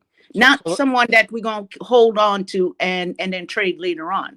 So I understand, but the goals also have to be reasonable, right? Goals have to be reasonable. Nobody says I'm going to open up a business and make 10 million in my first year, right? We have to have reasonable goals. We got Cardoso and Reese. They're off their second year, still in development. We're still missing a critical point guard. Citron ain't going to come in and win us a championship. But nobody said anything about winning a championship. I understand. What I'm saying is, at number 3, this is a high-end pick. You can't walk out with a role player. You need to get somebody with, like, if AZ Fudd proves to me she's healthy this year, she plays this year and does not get hurt at all, I'm taking her for her ceiling. I'm taking her for that. Mike, facts. I'm taking her. Hold on. I'm taking her because if you dare to cheat off of her, she's gonna punish you. So you know you can never, even if she's 2 or 3 passes away, her release is so quick, I can never let the help side leave her, which means Cardoso and Reese can bang. Citron doesn't do that for me. Citron, I can't. And Mike, her footwork is impeccable. Like Aussie footwork. Oh my God. She's like Collier down there, bro. Yeah, come on. Okay. Prove that she can stay healthy for the year. That's it. Okay, so 2 points. 2 points. I think that Unc, I think you trolling when you say that about Katie. Okay, I'll give you a pass on Van Lith, but I'm trolling about what now? When you said about Katie is better than Centron. Bro, she is. They build a team around her. They don't build no team around Centron. Just hear me out. Just hear me out. Me and you already on the same page with Ozzy, right? With Azzy Fudd, right? So I mean, the more and more I had to sleep on it last night, even after that conversation we had. And what you said was actual facts too, because UConn is the cream of the crop. Okay, so listen, Notre Dame is too. Notre Dame, I have to have you go back in your memory bank. Notre Dame is the cream of the crop, and the girls that come from there are very high-profile professionals when they play that game. You got what I'm saying? So she's playing with the number 1 and number 2 option. I mean, this little girl, her doggo play like Kennedy Carter.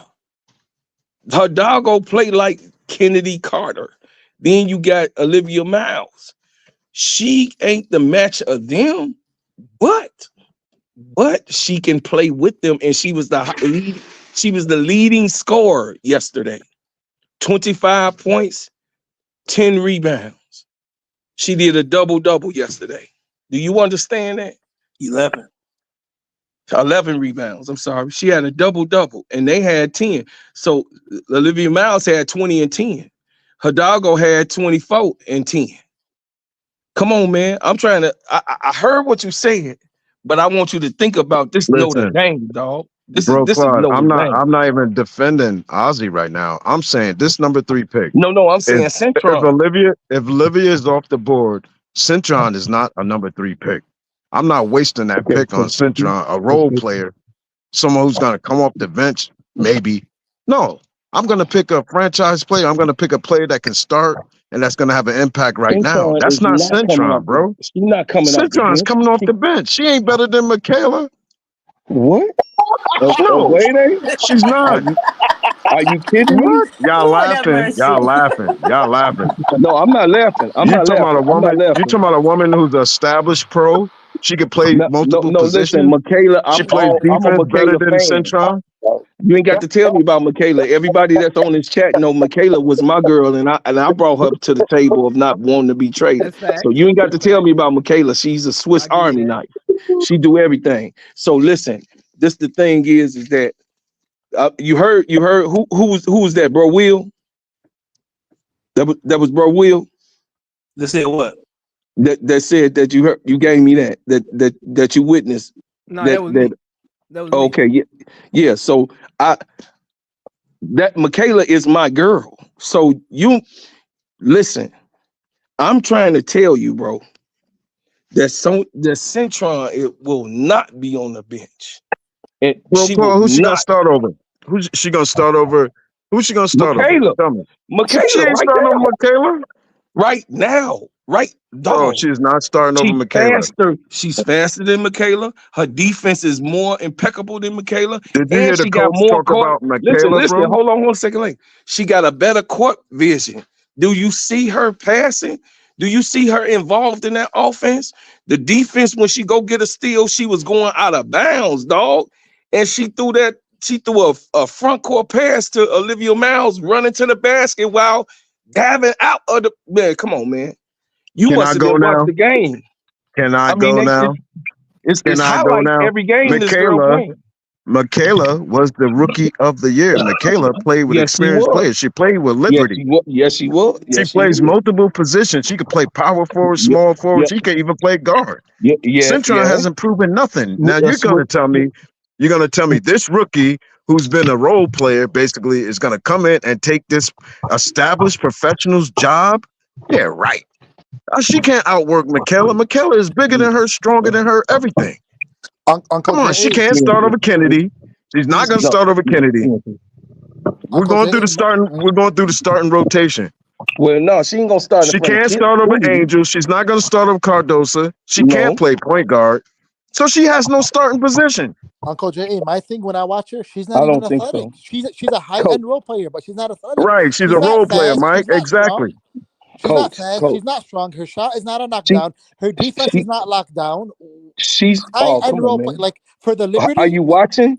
I'm Did you watching. watch her the game before the game 2 games ago? What she had to play lockdown defense and she only scored 8 points in that game. Against who? Because Against what's the name was her assignment?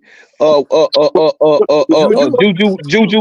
Wait. Juju had a bad game and Juju was Sonia Citron's assignment, brother. What are you watching? What Okay, are y'all watching? Well, what you have What are you described, what watching? you have She had a described, bad Uncle game. Joey, Uncle Joey, you gotta bro, let me Claude, respond, what you have please. described is a role player. 1 second, Her Uncle Joey. her assignment was to stick Juju. That's a role player. That's a role. No, not just that, That's Uncle not a J.A. star. Uncle J.A., hold on. I watched that whole Scottie game. Pippen wasn't no star, Uncle Jay. So he No. wasn't no star. No. He had to get magic. Scottie Pippen, No, he's bro. not. Again, He wasn't. again. He Why can't no, man, come on. talk So now clearly? y'all Why can't drinking. land Now clearly? I'm Why done. can't land clearly? Because you Why just can't said land that. clearly? I'm done with it. I'm Can I land clear? now it's like Can I I land can't. clear? I'm Can I just saying, land clear? no. Whoever said that, but for you, I ain't say you, Uncle Jay. Oh, I'll say, Whoever okay. said that he's in the top 50 and the top 75 best, greatest players of all time, brother. No one on the Chicago Scottie Bulls, Pippen. not even Michael Jordan. He was number 1 in every category on the Chicago Bulls when he played in. Listen, man, I'm in Chicago, man. But That's blasphemy. bro, Clark, That's that goes blasphemy. back to what I was saying. That's When blasphemy. Jordan left, they built the team around Scotty. You can't Okay. do that with Yeah, that's Centron true. in the No, W, that's bro. true. I'm with you. She's I'm a with you. role player. She's a I'm role with you. player. I'm Uncle with you. J.A., one thing. First of all, I don't know who said anything. Scottie Pippen is the man. Everybody knows that. Whoever thinks different don't know basketball. With that said, I watched the USC Notre Dame game from beginning to end, right? Citron did a good job. But are we going to He pretend, did do a good job. 1 second, are we going to pretend that they didn't have help side waiting for her the whole time so Juju cannot drive in? So all you have to do is stick her up top? Are we going to pretend that never happened? Because No, Betts we ain't was gonna. in the paint waiting, and there was We ain't help gonna side pretend it waiting. happened. I'm just saying she did a good job. That was my Yeah, whole point. She yeah. locked her down. Juju had a bad game. I understand, bro. Oh, by the way, bro, Claude, I don't know why I never got your notification for the stream yesterday, but I watched it afterwards. That music was fire. Oh, love you, man. Love y'all, man. Love y'all, man. I mean, Prince, you chime in. Are we wrong about what we're saying? Like So that number three this is pick? Are this. you? This is Go ahead, Prince. Help me, man. Help me, Prince. Help me. look. Y'all got me up here defending Sonya Citron, man. I know, Think and this Prince was gonna get here. and I don't Y'all want got me to defending. defend her. I don't want to defend her. Y'all got me. Look, I get what Uncle J.E. saying, right? I'm in agreement. Just when you look at it in a vacuum, I'm in agreement. When you look at a top 5 pick, you think it fits a franchise picks. But it depends on who's on your roster. To me, you don't take that direction every year, because sometimes it's about fit, Chemistry. not who's the best available. Sometimes it's about fit. Like I've seen great players be passed on the first pick because of the type of player. Like Michael Jordan was passed on because they needed a center. Kobe Bryant was at Charlotte Hornets. Like y'all got to remember these type of things. Like it's just all about what really makes sense. Like you got only certain players who are guaranteed a pick. Like guaranteed that actual pick. Other than that, it goes on to that team fit. So I get what Uncle J.E. is saying. Hey, somebody got a lot of bad background noise. That'd probably be Bro Claude.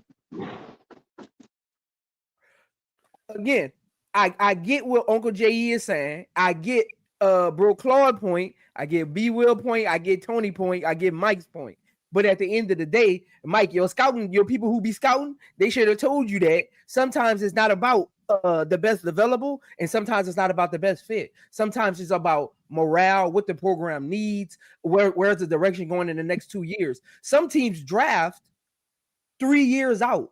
Like, okay, we talking about Hamby, for instance, because I want to show this slide right quick, but I wanted to give context before I bring it up. Sometimes teams draft 2 years out.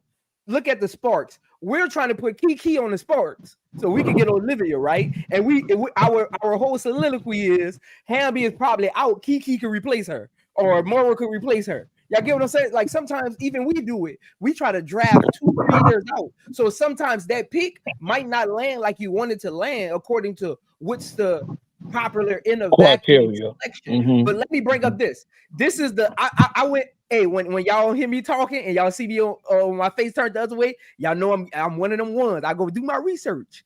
This is the last 5 number 3 picks. Tell me which one is better than Citron.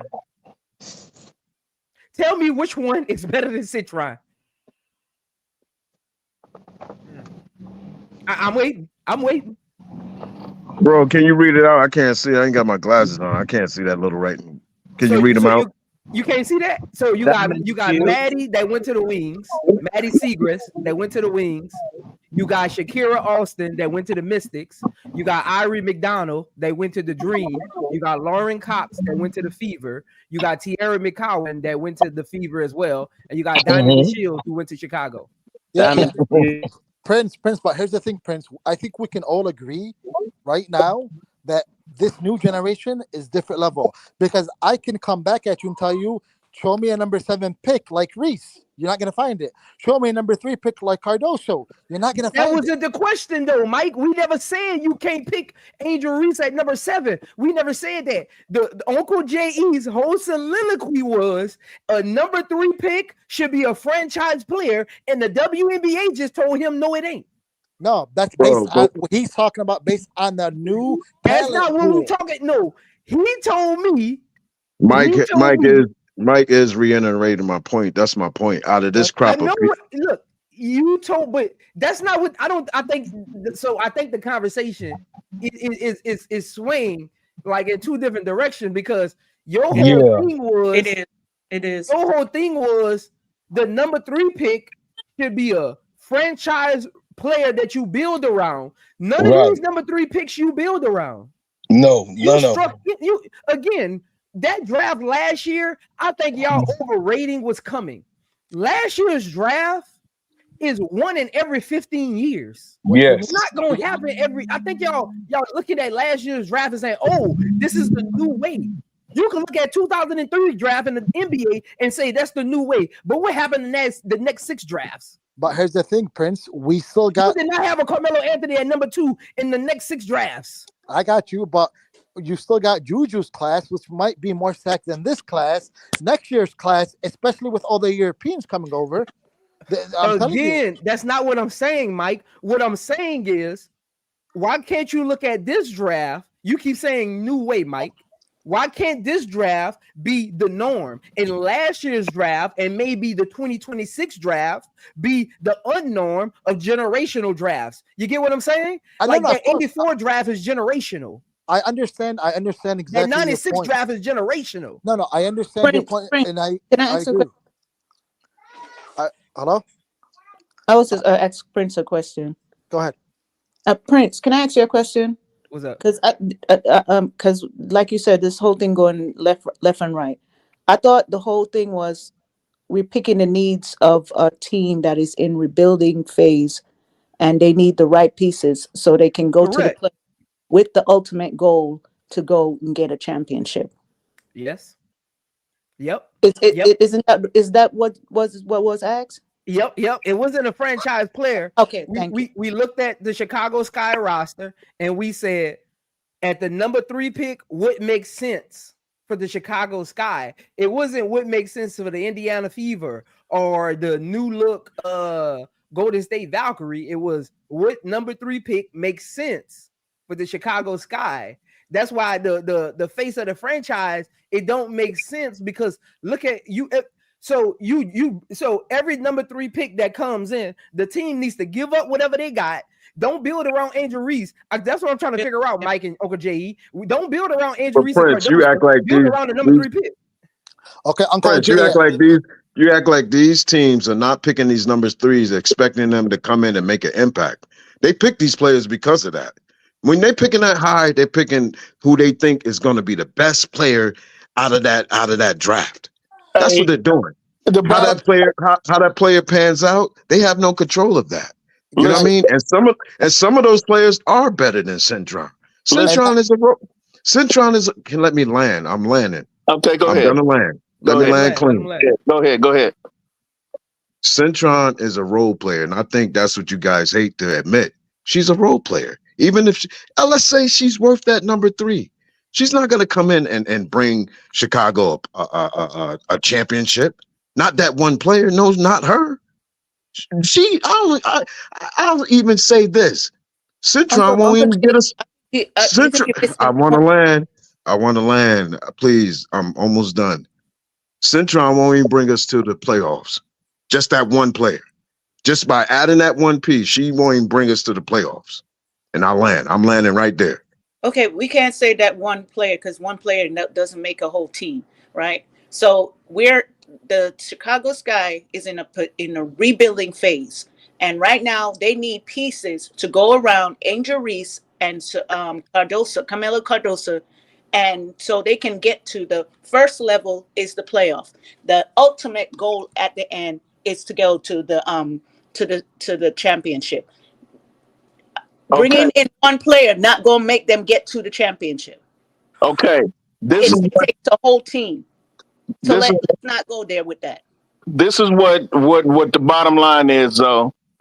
You got some people that like Centron, and you got some people that don't. J.E. doesn't like Centron. We do. Me and you do. Uncle J was on the stream that day. I remember him in the chat. Even when I did the Citron, remember, anybody who was on the stream that day, even when I did the Citron stream, I said if Chicago wants to say, I'm gonna take a chance on her at number 10 and trade away my number 3 pick, I'm cool with that. Me and HD was the ones who actually said that. If Olivia Miles isn't available, I'm going to trade my number 3 pick and take a chance on hopefully Citron or Sellers is right there at number 10. Hey, I'm cool with it. And Tony says no player can make an impact like that. Olivia Miles will bring you to the playoffs. I don't care what you say. She's going to bring you to the playoffs. That one player, that one piece will bring us to the playoffs. She feels she's gonna satisfy a lot of other needs. She's gonna get people in the right positions. The big's gonna get the ball. They're gonna be able to score easier. She's gonna make the game easier for everyone, and she's willing to take the big shot. So that one player can change your franchise. So don't say she's a generational talent. I got a question that I want you two to answer if you don't mind. No, but before you ask that question, let me say this real quick. Before you ask your question, because you're going to throw it in a different direction.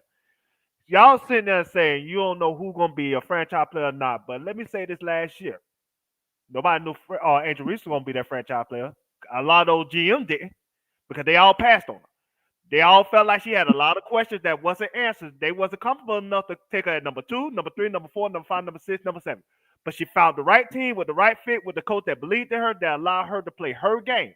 And she became that franchise player. She became that star because she was in the right system for her to succeed. So we don't know what Citron could do unless she goes to the right team with the right system. I do agree that she have a low floor, she have a high floor and a low ceiling. But at the same time, she go to the right team with the right fit with, say, Tyler Marsh, who know how to develop her. Maybe she becomes Jackie Young or somebody better. We don't know. Okay, the question I want to ask, and it's relevant to this topic, right? All right. If I had to pick a player that's very comparable to her in the WNBA right now, and at this point, there's no more risk because we've seen her. It would don't do it, Mike. Now I just did the stream. I got the slide. Don't make me pull it up. Hold on. I just want to warn you. I got one, Mike. Go ahead. Okay, I got one, Mike. For me, it's Lexi Hall. Would you trade your number 3 pick for Lexi Hall? See, I knew you was going. Bro, Samuelson on Fever. That's who she is. No, I won't go that far. Y'all doing too much now. I won't go that far. But let's keep it real. That's a good comparable. Watching. That's a good comparable, in my opinion. Samuelson is, oh my God. No, not Samuelson. Lord, Lexi Hall. Samuelson was a dog in college. What are you talking about? Yeah, that's in college. I'm talking about in the WNBA. I think the way Lexi Hall plays is very much like Citron. Would you trade your number 3 pick? You see Lexi Hall on this list? Do you see Lexi Hall on this list? No, but so what? Fix the list. Add her. Lexi Hall doesn't even play like Citron. Yes, she does. Go get who your draft people is. Come up here. Dude, she plays just like Citron. She likes to sit on that side. She'll cut in every once in a while. She guards the other team's best player, but she's a faster version. Citron does cut in and finish around the rim a little bit better. How are you going to put Sophie Cunningham as comps? Do you, Mike? Don't make me do this, Mike. How are you going to put one second? Don't make me do this. Do it, Prince. Go ahead, do it. How you going to put Mike, don't make me do this to you, Mike. You ain't going to come up here no more. They're not going to stop, so do it, please. Hey, Zoe, don't do me like that, Zoe. You're not going to come up here no more. I'm going to get in that bag. Okay, I'm jumping on this. I'm going to jump on the Citron bandwagon. This is what I'm still stuck on, Mike. You literally just told me this is live. We can't take that out. No, I want you to know that this is live. I'm not editing that out. You literally just said Citron plays like Lexi Hall. I think that's a good comp for her in the WNBA. What? Do we see Citron ball handling? Mike, I'm gonna tell you one more time, Mike. Reiterate that I can't take this out the stream. Preach, Mike. Preach. Mike. I mean, honestly, though, I watch a lot of Notre Dame games, and she's not scoring one-on-one. Hey, Uncle J.E. is setting you up right now. You don't even know it. I'm about to put you in that bag. Uncle J.E. here trying to start confusion. You Stop it. You don't even know it. Tell me what Citron and Lexi Hall do alike. Let's start there. Give me 2 things. I ain't even asking you for a lot. Give me 2 things Citron and Lexi Hall does alike. And it better make sense. Sure, they both play off the ball. They both. That ain't what that means. Everybody play off the ball. Only 14 people play on the ball. What do I mean by play off the I'm ball? about to put you in that bag. How are you gonna ask a question and not let me answer it, though? You said the first one off the ball. 14 people play on the ball in the WNBA. In that sense, you will almost never see them in an ISO position. That's what I mean off the ball. It's more catch and shoot or cut in and catch the pass. That type of style of play. You see them sitting at the 3 a lot. They will take on the other team's best assignment normally. A 3-and-D player, man. It's exactly what you. Man, I see Lexi Hall get cooked every game. You do know Lexi's Lexi Hall plays defense. She plays great defense. Get cooked every game. Nah. Pull up Uncle J.E. I'll let Lexi Hall's a dog, bro. This how confident I am, Uncle J.E. This how confident I am. I'll let you run the next stream if you can pull up 3 clips of Lexi Hall locking somebody down. No, she's not a lockdown defender. But let me ask you this, Zoe. Is Citron? You just told me they play defense alike, though. No, they do. But is Citron considered a lockdown on-ball defender or a better rotation? Yes. No, she's not. She's considered a rotational defender. Yes. See, this is where I'm about to put you in that bag at. Don't you know Citron holds defenders? Again, you was on the stream, Mike. Citron holds defenders and ISO possessions in college over her career to 43%. That's top 5 in Division 1. But I will say this. I will say this, though. Against elite competition, mind you. Against elite competition, mind you, because Notre Dame plays the best teams every year because they're powerhouse themselves. Let me say this. Haley Van Lith cooked Citron the other day. She cooked. They didn't even go on her like that. Y'all gotta stop saying that. She cooked. Excuses. She cooked. Look, I'm telling you, I was watching the game. I'm a Citron fan. I'm a Notre Dame fan. That big 3 they got in Notre Dame, it's so much fun to watch. The things they do. I don't disagree with you, Zoe, on the things that Citron can do. But Haley Van Lith cooked her. Okay, Zoe. Okay, this is the measurement. Don't UConn and Notre Dame, they play what, Wednesday? Yes, and I'll be live streaming. You can put. So we wait till then. We'll wait till then. We see how much of a defender that Citron is. Citron is gonna have that thumbnail up tomorrow morning. You and Mike Boat could come on the panel and we can run. More than likely, Citron is gonna be sticking who? She's gonna be sticking to Ozzy. I got her on Paige. But 1 second, so we know Paige, if she don't have a good shot, she's gonna pass it up. She's not aggressive. Now you making an excuse. I think they can put Hannah on Paige. They're probably gonna put Hannah on Paige. No, they're not. You don't think so? No. Citron gonna be on the Paige too short. I mean, Paige too tall for Hannah.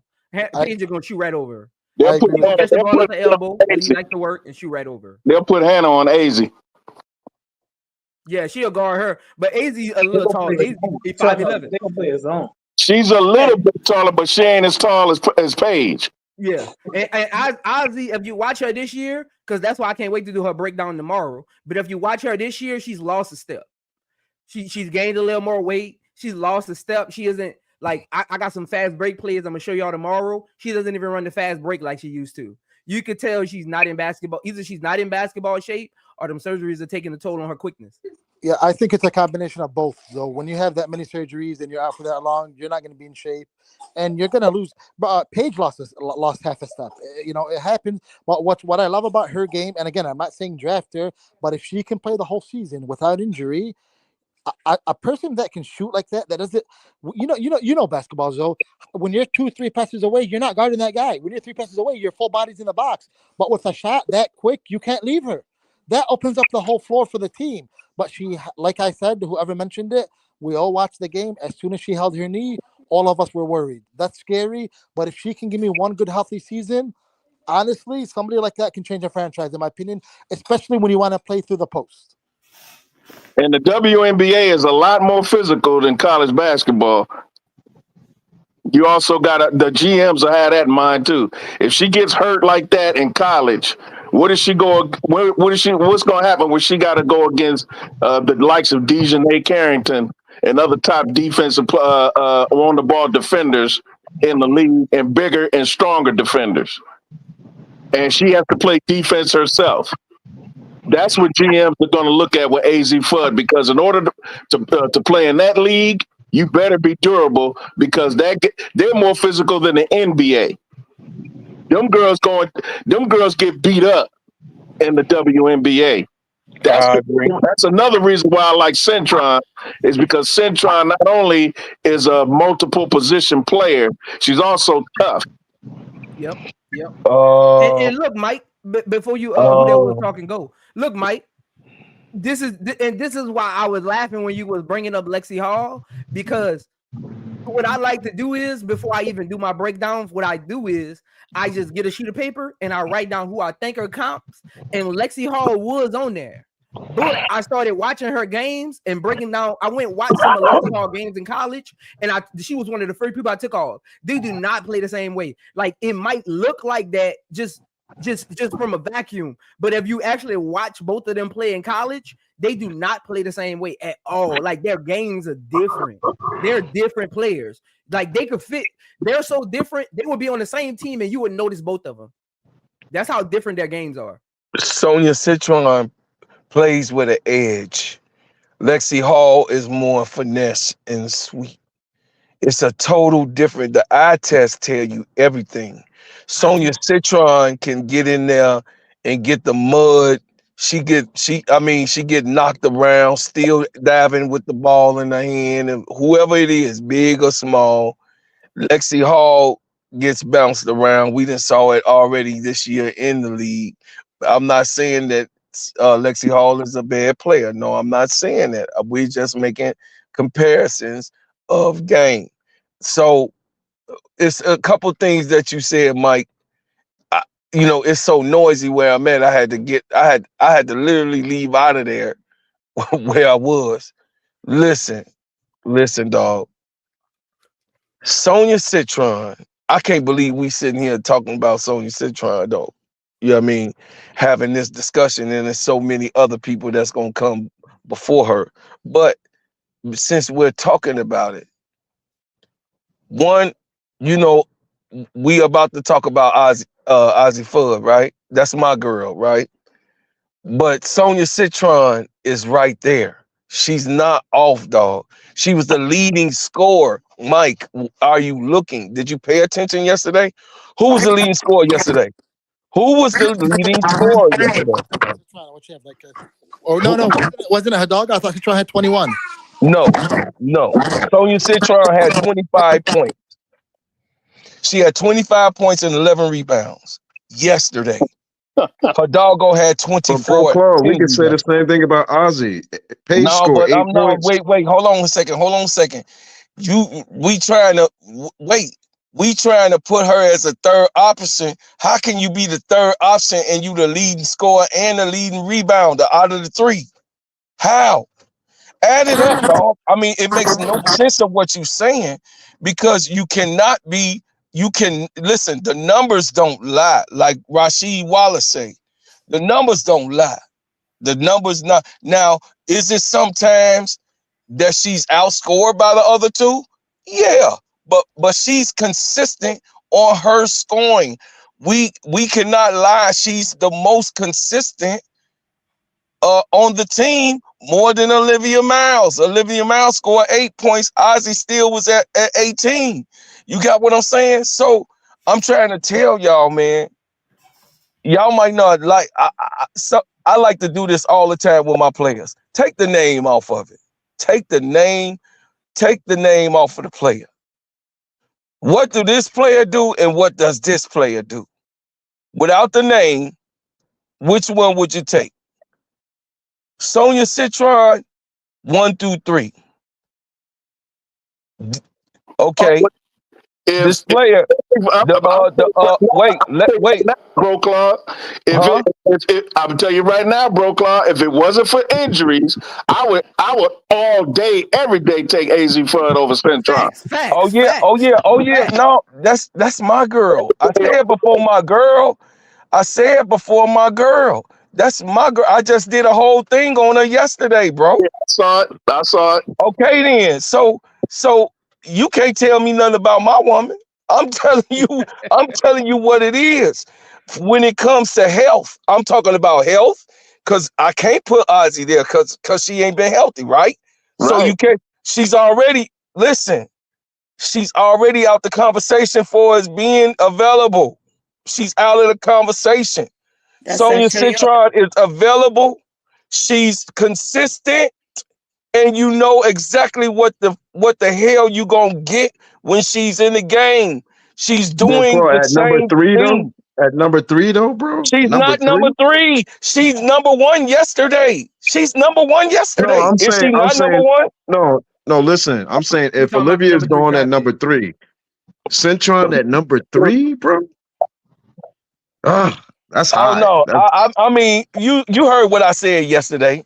I would pick me. I will go out on a limb and pick Ozzy. You heard me yesterday. I said that, right? I'm 10 toes down with it. I don't care. I don't give a damn how hurt she is. Me personally. You got what I'm saying? Is that right, Uncle Jay? Did I say that? Yeah, you said that. Yep. Okay, so I'm 10 toes down on that. I'm willing to take a risk if I was the GM. But I know what the GM, Jeff Packett, low, she ain't finna be picking no Ozzy Fudd, beat up like that. No, His he's job on not. the line. He got to get it correct. His job, he know He's that. not. His job is on the line. He on the fucking. I'm sorry, Zoe. He's on the clock. Jeff P is on the clock, so he's not going to risk nothing like that on Ozzy Fudd. Sonia Citron is safe. It's consistent. It makes sense. She's a shooter. She's a Defender. tall enough player that she can pass 1, 2, and 3. She can pass 1, 2, and 3. That makes sense. That's the only reason, dog. I'm just looking at the like Zoe said. It depends on the situation with these people, man. How tall is AZ Fudd? 5'11", 5'10"? 5'11". She almost 6 feet. 5'11". What so what did Paglioka say when he said what he's looking for in players? He want tall players 6 feet and up. 6 feet above wings. He wanted 6 feet above wing. Not a guard. No, he said all his players. Where's Sister Keisha at? Where's Sister Keisha at? Sister Keisha on here? Sister Tony on here? Yeah. Tony's on here. Oh, Sister Tony, what did Jeff P say? We read that article, right? Yeah. What did he say? He wants shooters. He wants shooters and how tall? They gotta be 6 feet and over. This is in the paper, man. This is a Chicago Tribune. This is in the paper. Well, I think if Ozzy put shoes on, she's 6 feet, 6'1". I mean, hey, but he ain't gonna risk. He's not gonna do it, dog. I want him to do it. I would do it. You know, Sister Tony got on me about that yesterday, but I would like. Hey, y'all keep your Toyota. We're gonna go on with our Citron is safe. She is safe, Sister Tony. You telling the truth. She is safe. Yeah, that's why I started this, bro, Clyde. You wasn't up here, but that's why I could give like a full context of why I would select certain players. I started from the beginning. We doing the whole bill right now. Right. We on the draft picks, but we started with the front office, the environment, the mindset they want to have. And if you think about the front office, they are really in a tough spot right now. So they got to start getting the right picks and winning. And you do that. You don't, when you thinking those two things, you don't think take a chance on somebody. No, not at all. You think safe picks that just make sense. If he was the Aces and I got the number 3 pick because I traded away somebody, yeah, I'll take a chance on Ozzy because I don't need her to come in and start right away. I don't need her to have impact. Yeah, I'm gonna take a chance on her. You get what I'm saying? Because I'm a GM. I won 2 championships in a row. I got cachet. But I'm still trying to get my name as a GM. I just hired another new coach. I know I'm on the hot seat. The public is after me. Articles are after me. I got to hit home with this. Prince, but if Olivia's not there at 3, won't we trade down and still get Citron? I was with that, Uncle J. That was me. That's why I get said 2 y'all more got picks. Taking up for Citron. Right, get 2 more picks or something, or some assets. Me and HD and Zoe talked about that last week or week before because HD was of the mindset if we miss out on Olivia Miles, trade that pick to get Satu Sabali and get that 10th pick and get a point guard. He said either Sellers out of Maryland or get Odyssey Sims and Sellers along with Satu. Yeah, we about to get into the free agents. Everybody done on that conversation as far as the draft picks? I am. All right. Let's get into these free agents. I'm gonna pull this back up one more time. Y'all see who we got as far as under contract. You see who our free agents are: Izzy, Brianna Turner, Diamond DeShields, Michaela's restricted, Dana Evans restricted, and Kennedy Carter's restricted. Only people we got under contract right now is a point guard, Mojo, a backup center, and Liz, a rotational wing / 2 sometimes, and Rachel. We got a starting / rotate. I think she's a rotational point guard. I don't think she's the starting point guard anymore. We got a centerpiece in Camilla, and we got our franchise player in Angel Reese. So looking at that, knowing who we have, this is the free agent list, and I'll go in order. Duvall, you first. Looking at who we have, this is the free agent list available of unrestricted. This is the restricted, but again, the only 2 people on here that's even worth 3 people on here that's worth mentioning is Michaela, Dejanay, and Kennedy Carter, and we got 2 of them already. So, and Dejanay, she's going back to the Suns. She ain't going nowhere. But this is the free agency list. What's your idea of free agents this offseason? We rebuilding Duvall, and everybody that's picks. Remember, we rebuilding. We got to get out the mindset of we win championship. We are rebuilding, and we trying to create a culture. So when y'all picking y'all players, remember culture and locker room, because this is actually a locker room / free agent segment. Culture, locker room, free agent, and fit must be taken into account when picking these, just so we can limit the back and forth of I don't like that pick, just so we get on the same page of why somebody might say they don't like that pick. So that I just wanted to put that out there. Duvall, you first.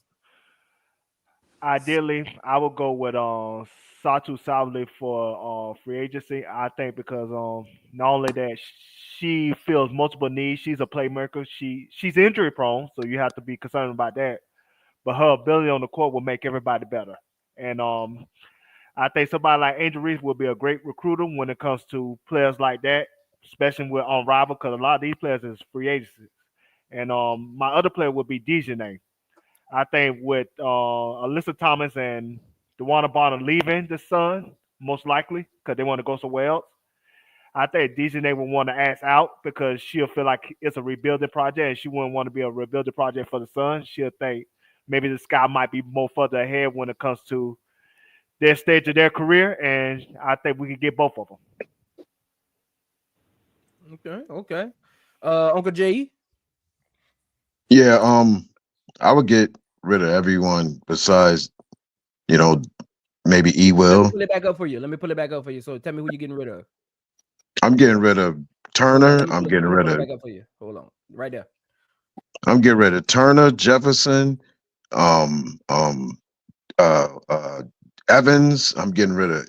I might keep Izzy though.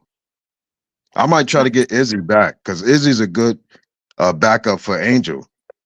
You know what I mean? I might bring her back because it's hard to find a big that's able to play that 4, and she can stretch a little bit.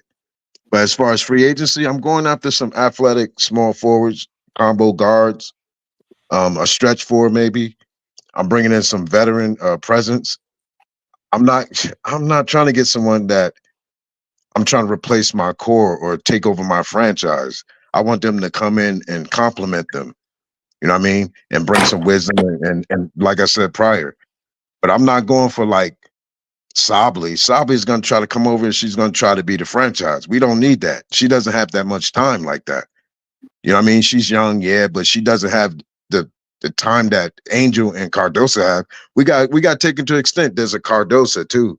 Cardosa can average 20, 25 points a game if we get her right. You know what I mean? So we don't want nobody to come in and that's gonna stunt these young girls' growth. We just need somebody to compliment and push them along. But I wouldn't go get no Sably. I wouldn't go get Jewel Lloyd. I would sign Kennedy. That would be my main priority, to sign Kennedy. The point guard, show up this point guard situation. I don't know. You know what I mean? I would keep it simple, but it sounds like you guys, if you pick Sably, you're going for a championship. You're not going for rebuilding. Sably is looking for championships. So if you're taking her, are you rebuilding or are you trying to go for a chip? You know, that's who I question those who said, let's go get Sably. Yeah. Yeah. And before you go, like in Uncle J.E., that's the fine line we in right now, right? Because we know what Angel Reese and Camilla can be. I call it a rebuild, but because if you're not bringing back your team and you're trying to build through the draft and free agency, that's a rebuild. Rebuild is I bring back my team. I mean, going for a championship is I bring back my entire team, my coach, the GM comes back, and we just add a piece here in free agency to show up the bench or something like that. This thing right here, this needs to be blown up. Like, I'm okay with getting this team where they need to go next year, but it needs to go.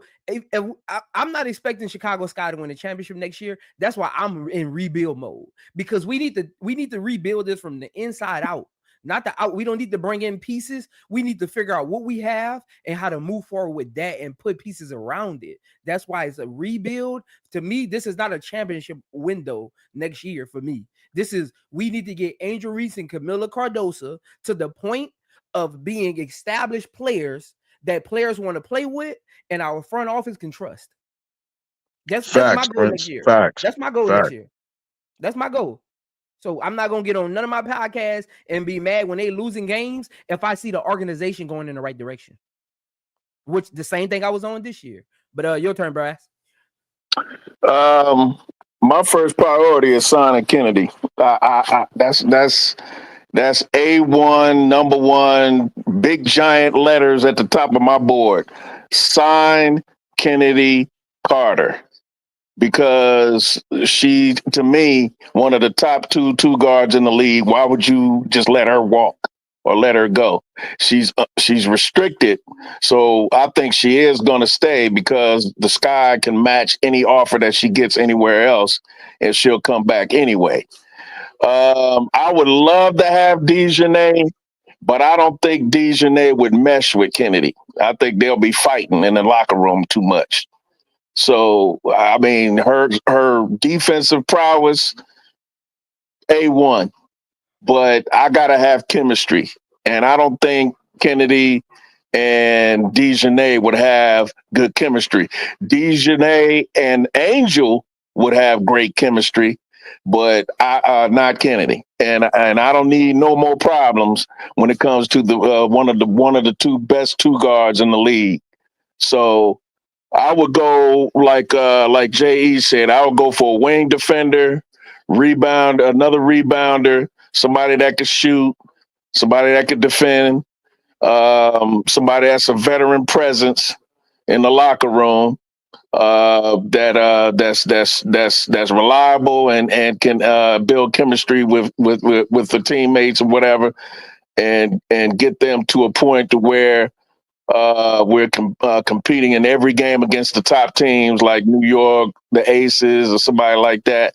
And like you said, so I'm not looking to look for a championship. I'm not winning a championship next year, but I want to see the franchise move forward and elevate and improve, and where this GM builds trust with his star players, particularly Angel and Camilla, and go from there. But I agree with you on Satu. You know, I love Satu, but Satu is one of those players that you talked about, J.E., that you build a team around.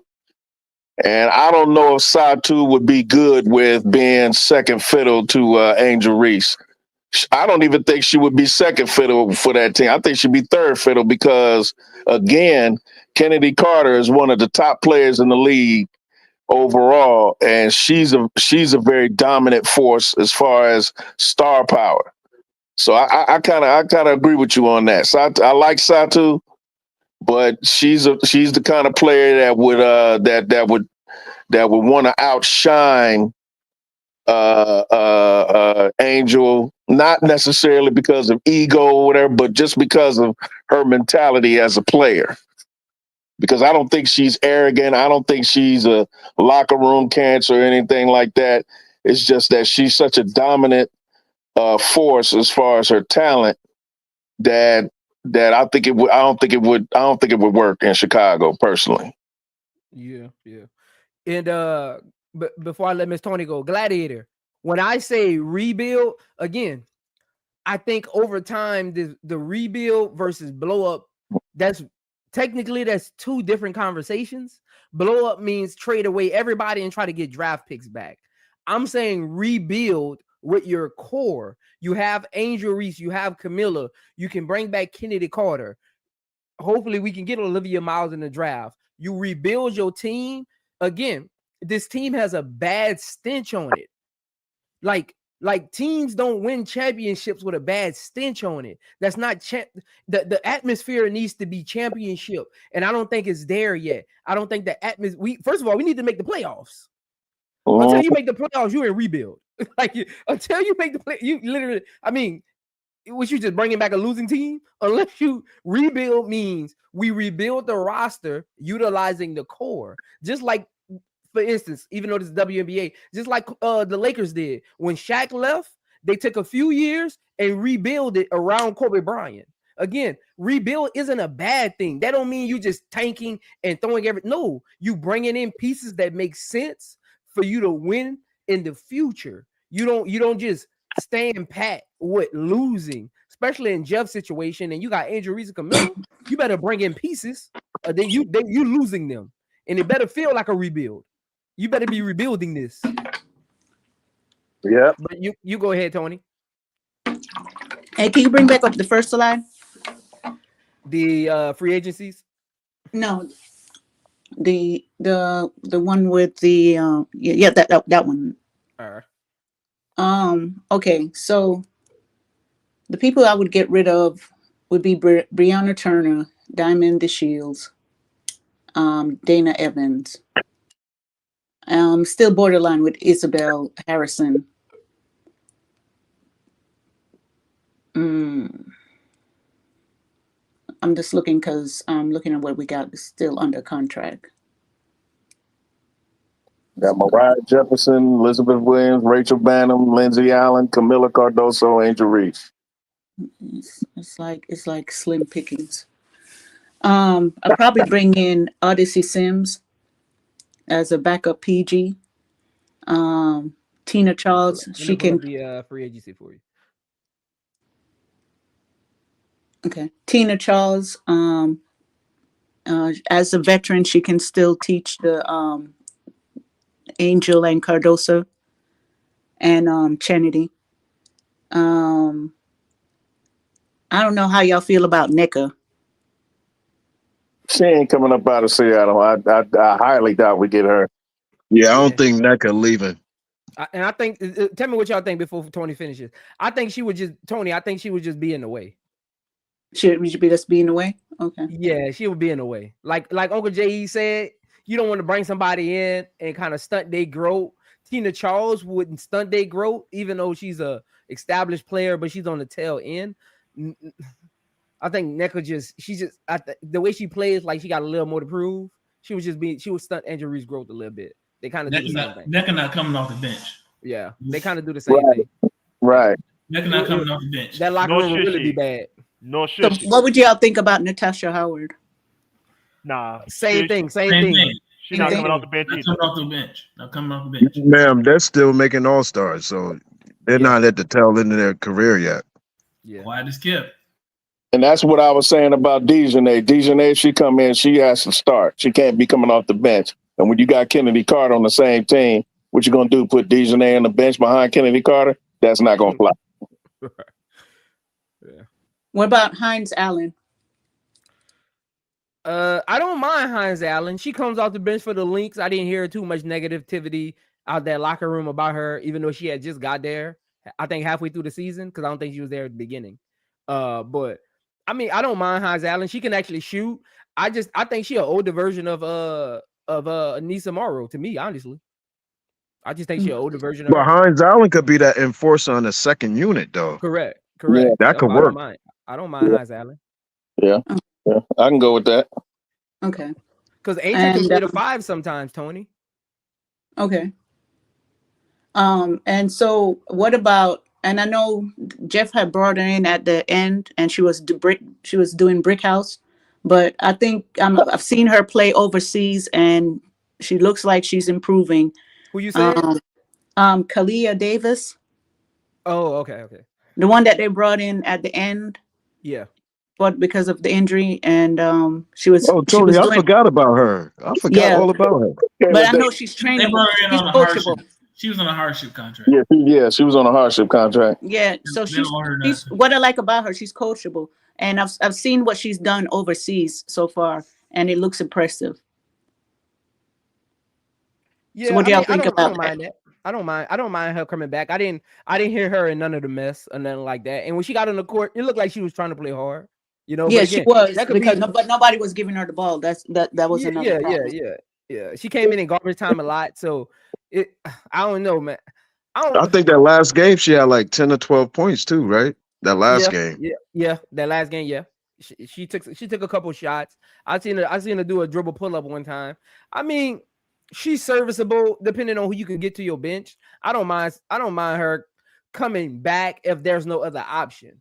But if I can go and just looking at this free agency and get me a Kia Nurse or a Dee Richards, I would let her go. I was thinking Kia Nurse the other day. She'd be a good fit for the Sky. Even aerial powers. If I go in there and get an aerial powers, I would. I was thinking about her, but she isn't injury prone. Because she's like twice she got injured in this season. Let me pull up her stuff. Yeah, but she's kind of injury prone. Huh?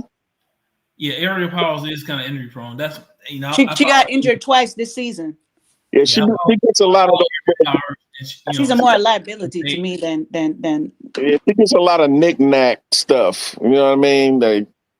You look up, she's out a couple of weeks, or she out a month, or No, more than a month. It was more than a month. Well, yeah, I know, but even between that though, she still gets a little knick-knack.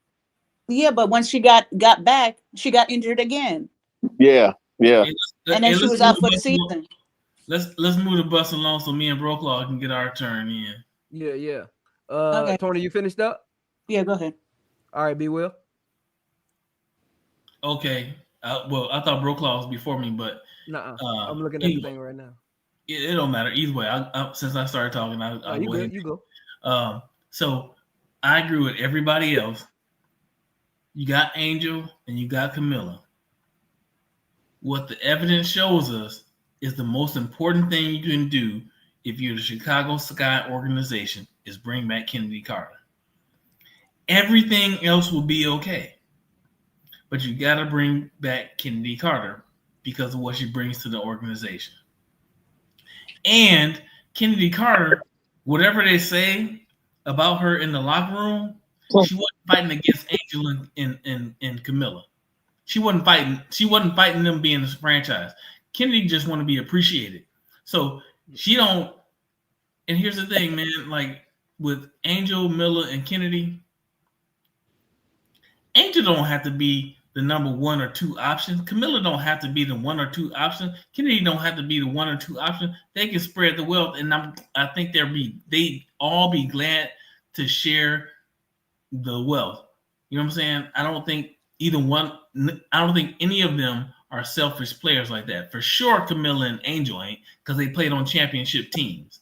They know what it takes to win championships. So, matter of fact, so did Kennedy. So, I think they all in it to win it. And so, I think Kennedy is the most important piece.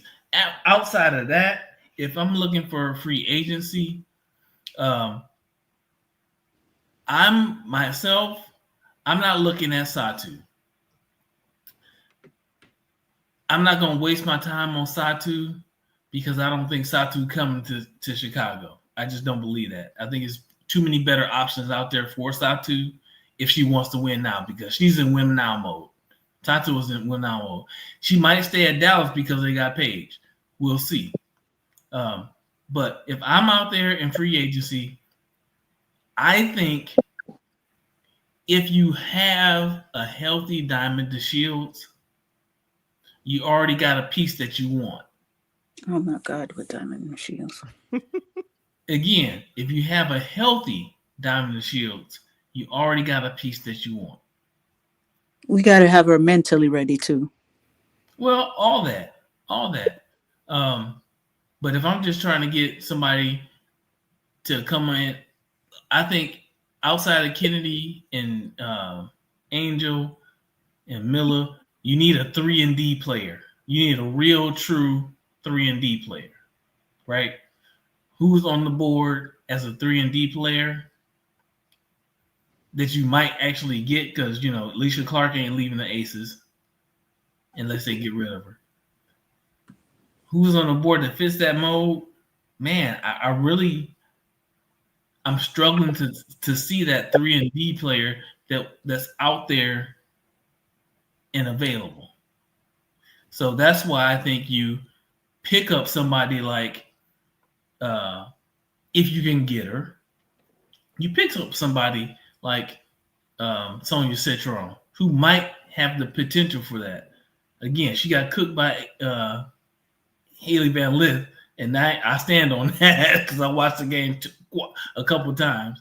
She got cooked, but she's gonna give you defensive effort. So maybe you get Sonia Citron at that 10 spot if she's still around. You know, maybe you try to find that 3-and-D player in the draft. But somebody was talking about Dejanay. Well, Dejanay is not 3-and-D. Dejanay is 3. I mean, it's D. She ain't 3, and she plays the 2.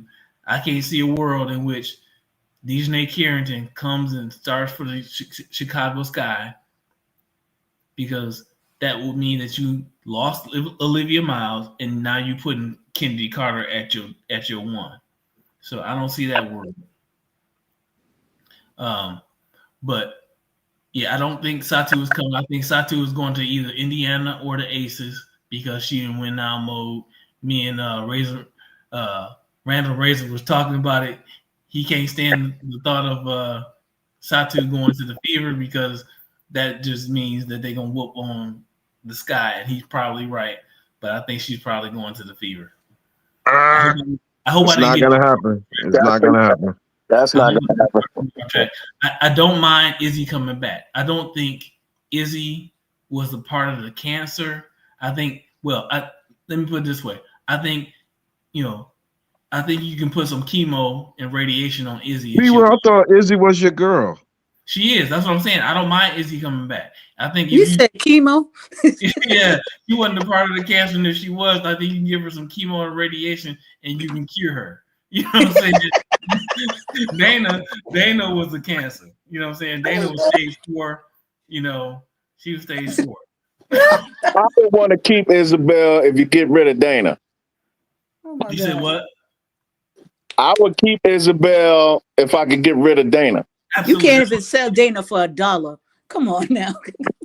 Because she's the reason why Izzy got cancer. It was communicable. It was a communicable disease cancer.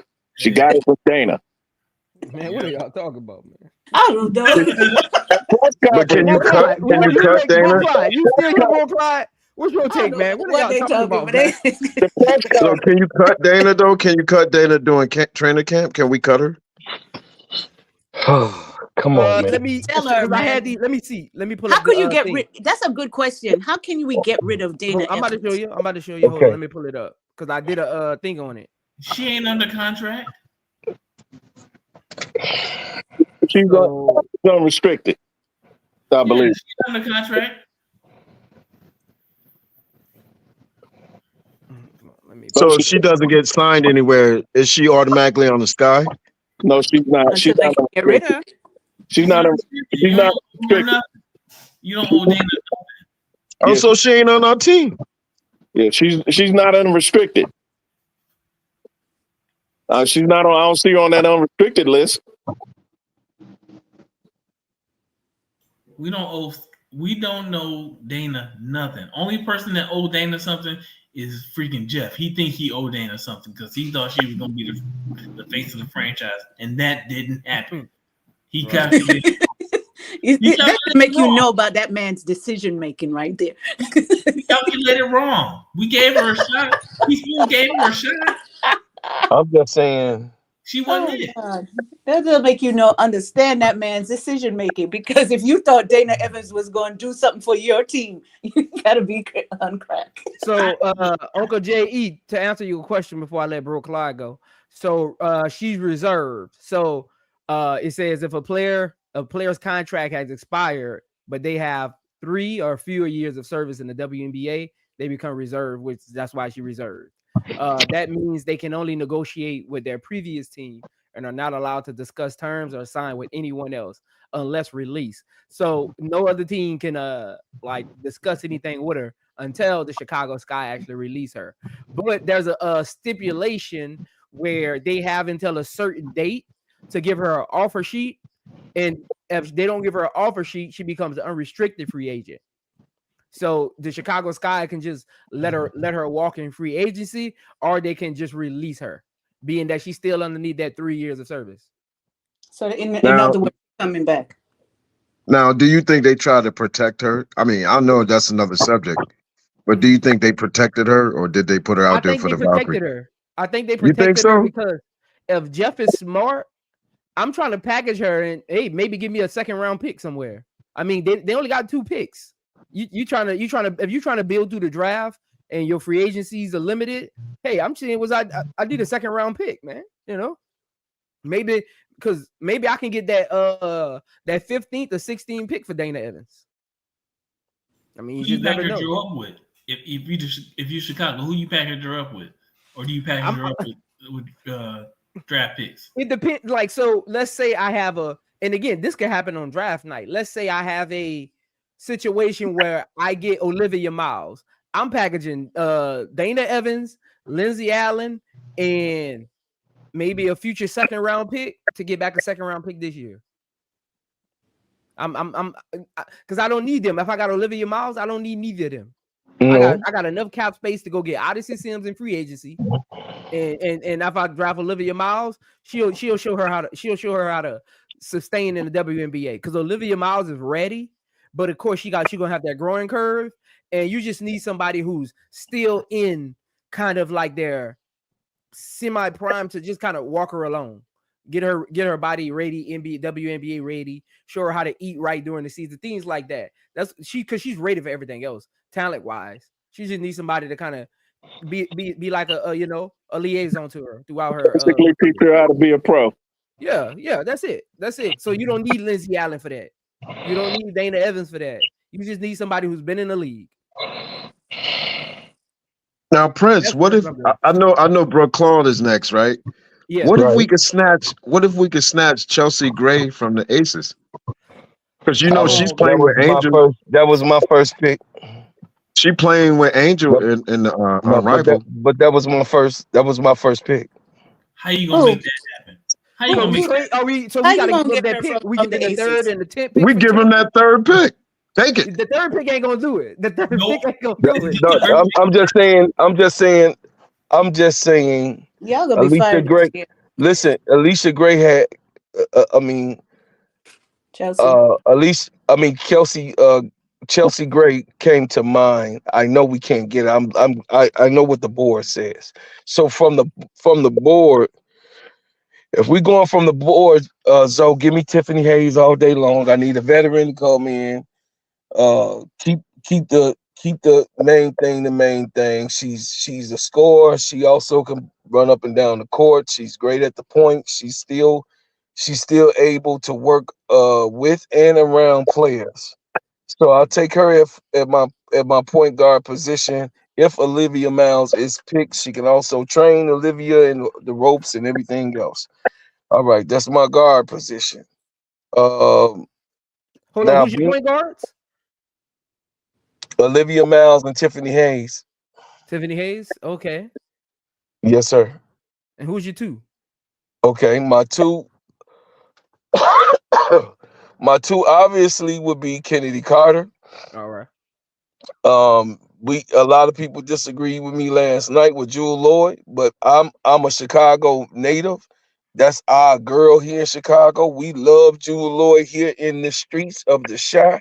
And if we could get her back just like we had D Rose here, I want my girl to be able to play in her hometown in front of her cousins in there. So I'll take Jewel Lloyd because she's a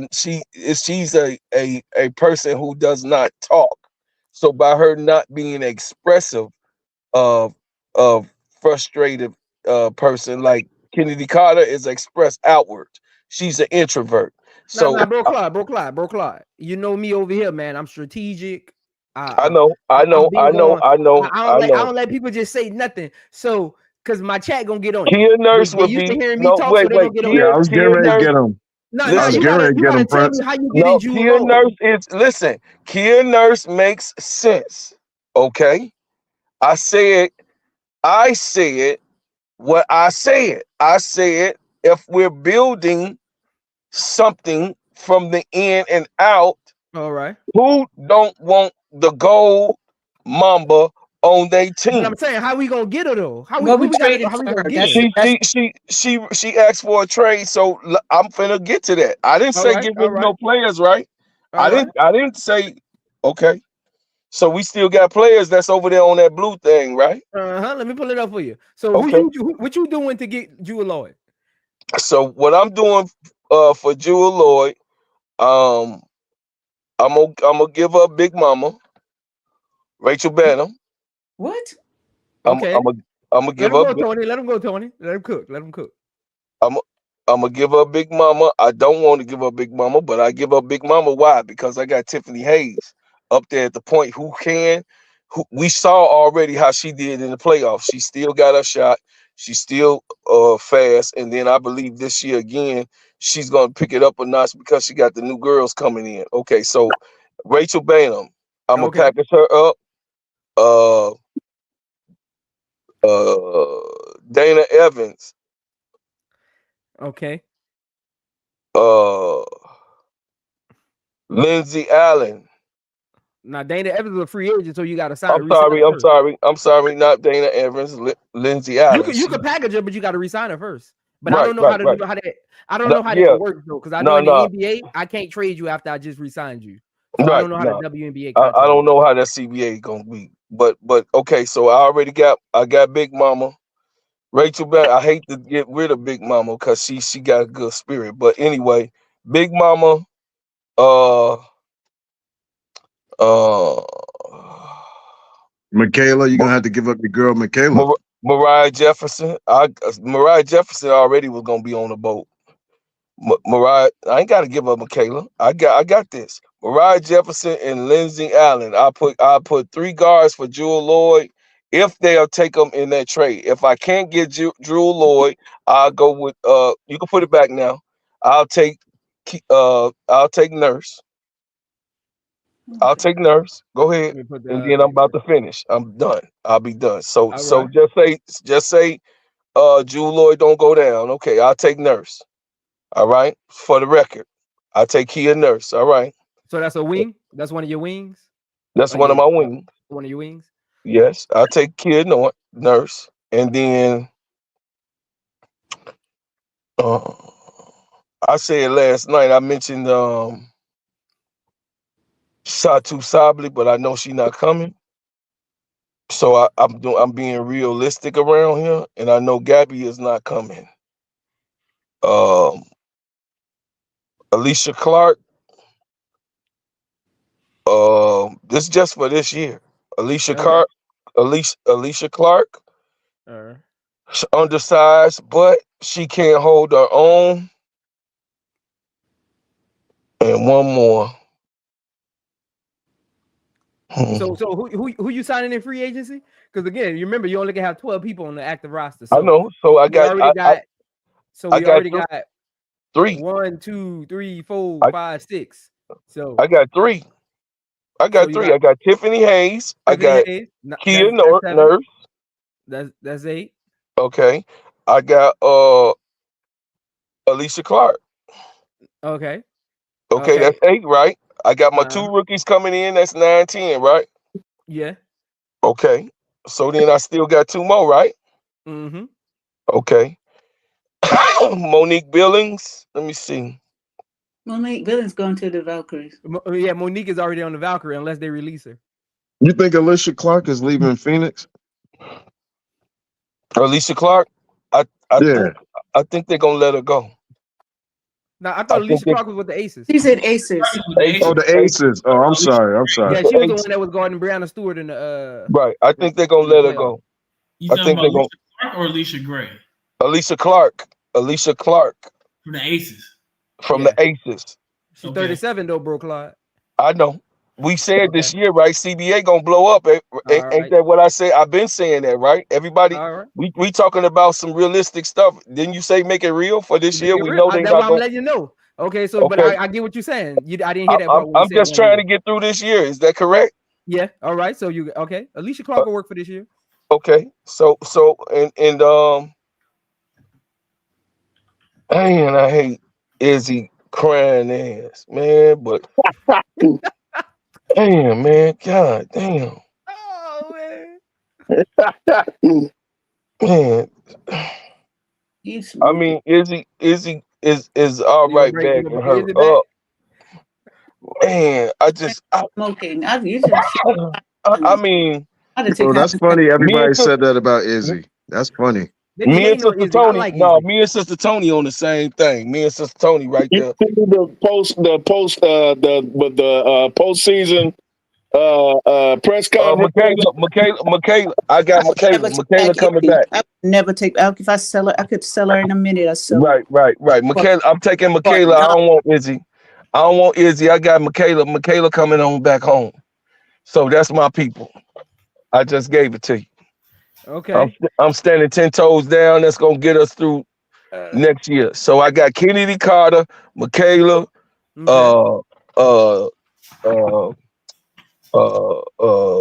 Alicia Clark, Tiffany Hayes, Nurse, Angel Reese, Camila Cardoso, got it, and E. Will.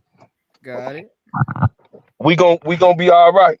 That's only 8 people you named, man. That's 8 people. That's 8 people. You named 8 people. He gave up half of his team for Jewel Lloyd. That's what happened. No, I did, but that's okay. I told you we gonna be sad. You got rid of all your look. You didn't name none of these. You still got Liz coming back. These LA on contract. So I said LA is under contract. LA coming back. Lindsay Allen is on contract. All right, so that's 9. 10, and Rachel 11, Banham is here. Right. That's 12 people. That's why I was telling you about your free agents. Be careful because that's 12 people now, and you still ain't draft your rookies yet. You gonna fire the GM. That's what I was trying to tell you, bro, Clyde. I wasn't trying to stop your soliloquy. I was telling you were signing too many free agents. Okay, so the free agents, I got Tiffany Hayes. I got Kia Nurse. I got Alicia Clark, right? Right.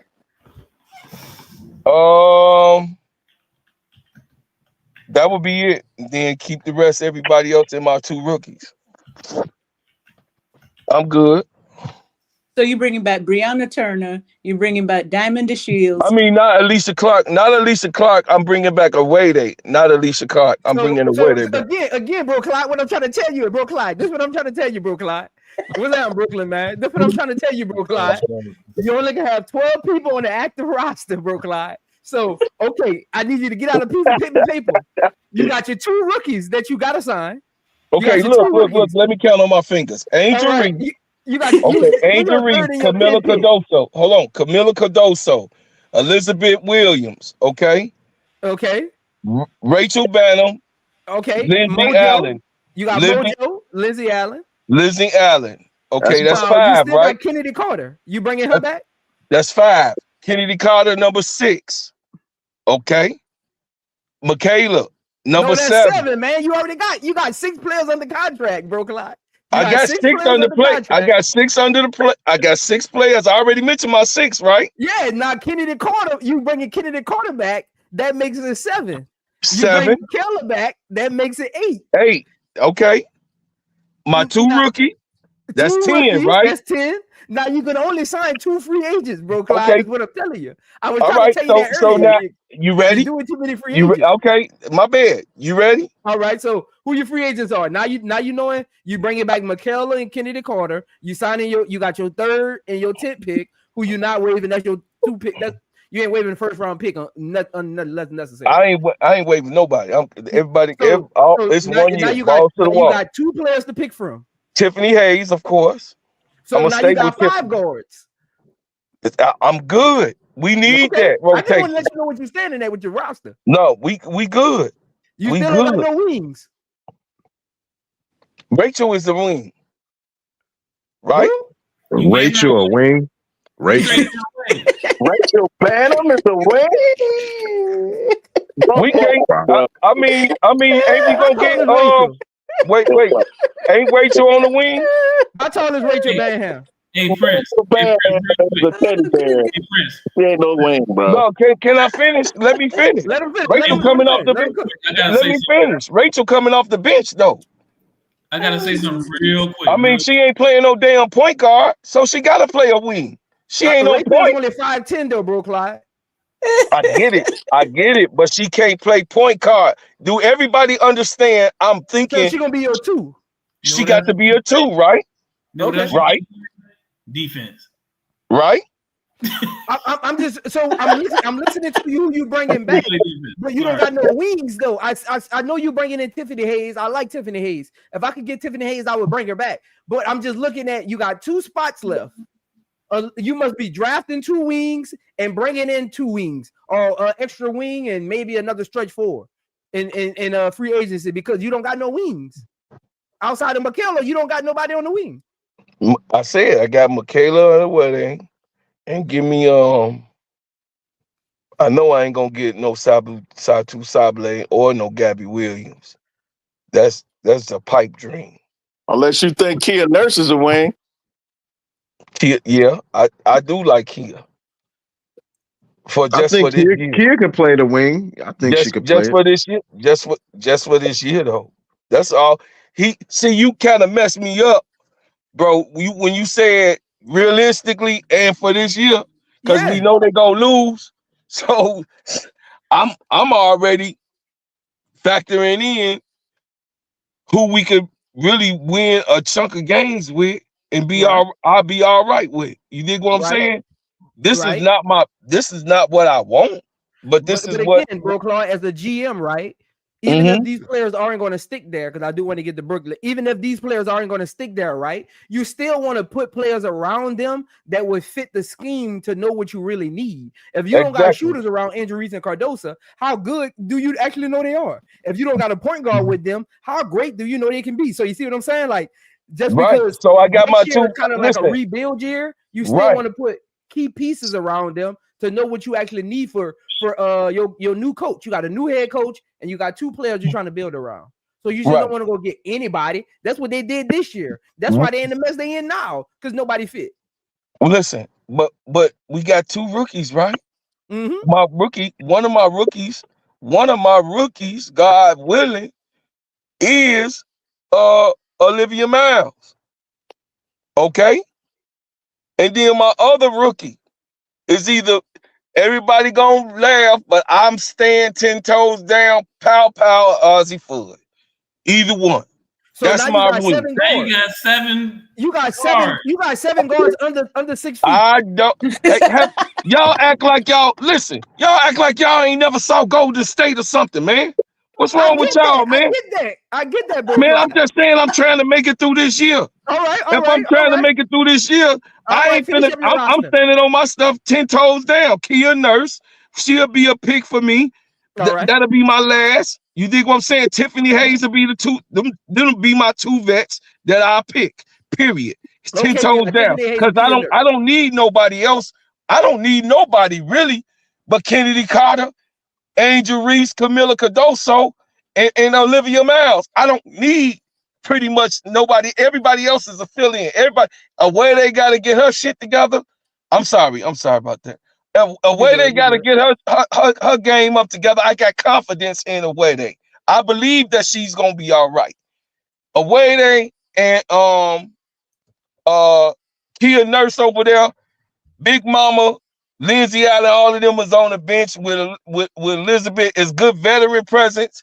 The new girls gonna be able to be trained up, and our five people is on the court. So we got a full roster to get through this year. What I should have did? I should have did like I did with my right. You kind of threw a monkey wrench in it. What I should have did, bro, Clyde? I should have did like I did with my Valkyrie stream. I should have put up a blank doc for each of y'all and put your players right there because they not making sense, man. Y'all just got players. I'm just saying. I mean, that's what I would. I mean, listen. Do you understand? But Prince, you know how I'm thinking. You know you play this game. Okay, so you play this game, you know where I'm coming from. God damn it, if we got small, listen, I know Jeff P won't be, so it ain't gonna happen. I'm just saying, me as the GM, I got all the firepower that I need on the backcourt. Everything I need. Olivia Miles, Tiffany Hayes, Kennedy Carter, Kia Nurse, Big Mama coming in, you know what I mean? Away they. All of them right there, that's in rotation right now. You got and then Angel Reese, Camila Cardoso, and Liz. Lindsay Allen could come in, you know what I mean? She can get some water to somebody or something, you know what I mean? She can give them a towel. Wow. You know what I mean? Lindsay Allen give somebody a towel or something, but it's all right. I keep Lindsay Allen. She's a happy girl. Hey, let's go. Let's go. Lindsay Allen to be happy sitting on that bench with no PT. Hey, she'll be like, hey, Brooklyn. This ain't. Let me get to Brooklyn. Then we could double back to Brooklyn. Because Brooklyn, what I'm about to do is while Brooklyn giving his take, while Brooklyn giving his take, I'm gonna put all yours on like a whiteboard and put it back up here. So I'm gonna let Brooklyn go while I'm doing that. What you got, Brooklyn? What's the question? I just got in here. We doing a rebuild segment. So the first question was front office personnel identity. The second question was the draft room. What question is that? You saying front office? Just a question about the front office. Yeah, so the question about the front office is what identity you want the front office to have going into next year, and if Jeff P is the man for the job. That's the front office question. Okay. First of all, before I answer the question, I want to give you a compliment, bro. This is a real nice setup you got here, the slides and everything. So, man, you know I do what I do. Appreciate it, man. Appreciate it. So to answer your question though, what style of play? Is that what you asked? What style of play should I think? No, front office identity, because we gonna get the style of play when it comes to like you selecting your players. You can get down to your. So when you say identity, I think of like identity of the front office. A defensive identity or offensive identity. That's what I'm thinking about. No. Front office personnel. What's their identity as a front office? Basically, when you let's look at the Aces. What do you think their front office identity is? I don't know. Their front office identity is we build around Asia Wilson, right? And we bring in pieces that fit where we want to go, which is championship. So their identity is they make sure the players they bring in are on the same accord with them because it starts with your front office. So what kind of front office identity the Chicago Sky had last year was no identity at all. Like they just chose players. The GM, the coach wasn't on the same page. Like what's the identity? Are we in rebuild mode? Are we in championship mode? Like what's our identity as a front office? Because I don't think it's neither. I think we in get better mode. So, to answer your question though, basically, piggybacking off what you just said about the Aces, if that's the case, then they need to do the same thing with Camilla and Angel, right? You got to bring in a point guard that fits them. We all know everybody likes Olivia Miles. We think that's the perfect guard. And then you got to the Sky didn't have many. The Sky had weaknesses last year, but they had fixable weaknesses. So they got to bring in shooting. They have to bring in perimeter defense. And they have to bring in playmaking. Those are the three major things I think they need to address. And then I think if they address those things, we're a playoff team, and we're a really good playoff team. So, Okay, so we building. So front office identity should be we building around Camilla and Angel Reese, but we're not building for a championship just yet. We're building. I wouldn't jump the gun. Okay. I wouldn't jump the gun. Obviously, that's the direction, but it takes steps. It takes steps. I'm not going into I'm not thinking championship in my second year with my 2 rookies. I'm thinking, right, let's make it. Let's be a solid playoff team.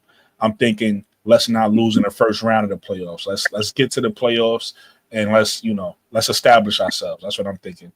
All right. And do you think Jeff P is the man for the future? So far, again, my thoughts on Jeff P is this. I was really high on Jeff P before the fire in a teaspoon. He did that one move, and that one move devastated me so much. It kind of put him on rocky grounds with me. So right now, I'm kind of watching his moves. Right now, he's not in a doghouse, right? He's not.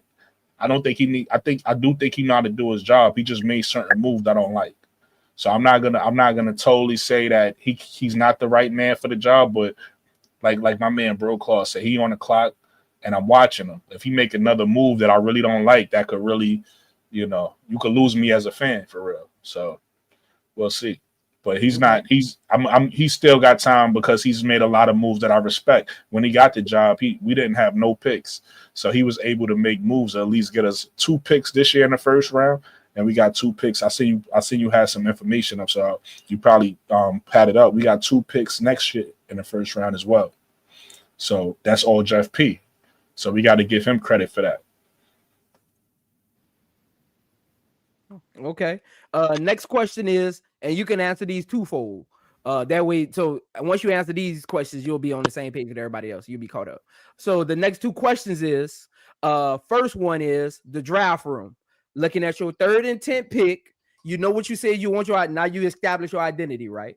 So now you kind of got a feel for what type of players you want to bring in to mold around Angel Reese and Camilla, who is your cornerstone. That's what you're saying, right? They're your 2 cornerstones. So your 2 draft picks, how are you looking at them? Which one are both of them important? Is one important and the other one is collateral to something else? Bring it in a free agent. What are you doing with your draft picks?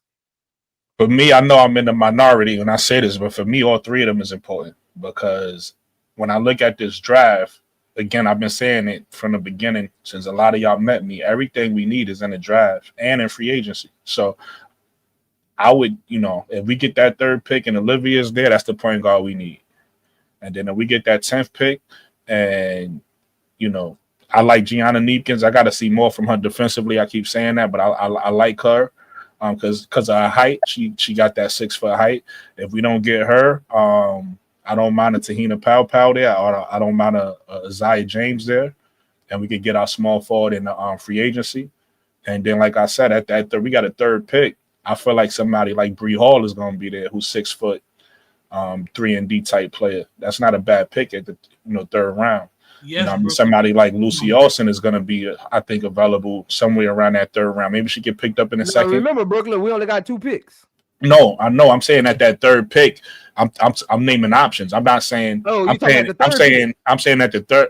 We got 3 picks. We got 2 in the first round and 1 in the 3rd round. No, we only got 2 picks. They traded the 3rd round pick away. We traded that pick. We don't have a 3rd round pick. Okay. So I didn't know that. So look, that's the case. This is how we only got 3 right underneath the draft picks. I literally wrote down how we only got 2. No, I looked it up as myself. I've been looked that up, and I didn't see them trade away the 3rd pick. But remember, if you saying they don't have it, they gave it away for Lee. For who? Lee. For Lee. I don't know what Lee is, but okay. But again, so that first round pick or the 3rd pick, I would go with Olivia, and that second round pick, the second first round pick, I would go with either another shooter. So either Gianna Neepkins, who, like I said, is a 6-foot shooter, but if we don't get her, I like Isaiah James or Tahina Pow there. Okay. And then I was saying they gave it away with Lee and Julie. That's how they got Angel Reese. Nah, they got Angel Reese from a different pick. So what happened was that's how they got the number 8 pick. No, I'm about to tell you how they got the number 8 pick. What happened was, so they went from 8 to 7. They was the 8th pick, and they traded that. They traded Minnesota the rights to swap the swaps for this year. But that's how they for next year, not this year. I'm telling you, that's Minnesota's pick. Minnesota has that third round. So the way it be working is, you saying in that trade they took the third round pick. Yeah. So the way it works is it won't be Minnesota's pick until they actually pick it. So some boards got Chicago with that pick, but they actually ain't that pick. That's Minnesota picks, and then Minnesota has that first round swap rights pick for next year. Okay, all right. Yeah. But yeah, that's my assessment of the first round picks thing. For sure, Tamika, we try to keep it fun, man. We try to bring light to the WNBA. Try to keep it fun, man. We try to keep it fun. But as far as your free agency, so and then you'll be all cut up. So like me and Bro Clyde was talking about when you pulled up, we have 6 players that's actually under contract. Mm-hmm. You have the rest of your team is unrestricted, and then you got Kennedy Carter and Dana Evans and Michaela that's restricted. So if you take into account 12-man roster, of course, going into training camp, you can have 17 players, right? But your 12-man roster for the regular season, right? You have the 3rd and the 10th pick. You already have 6 players under contract. Who are you bringing back, and who are you getting? Who are you looking to target in free agency? And again, think about you only can go into free agency. Going to the regular season with 12 players. So obviously, I want Kennedy back, so I'm gonna say she comes back. All right, that's 7.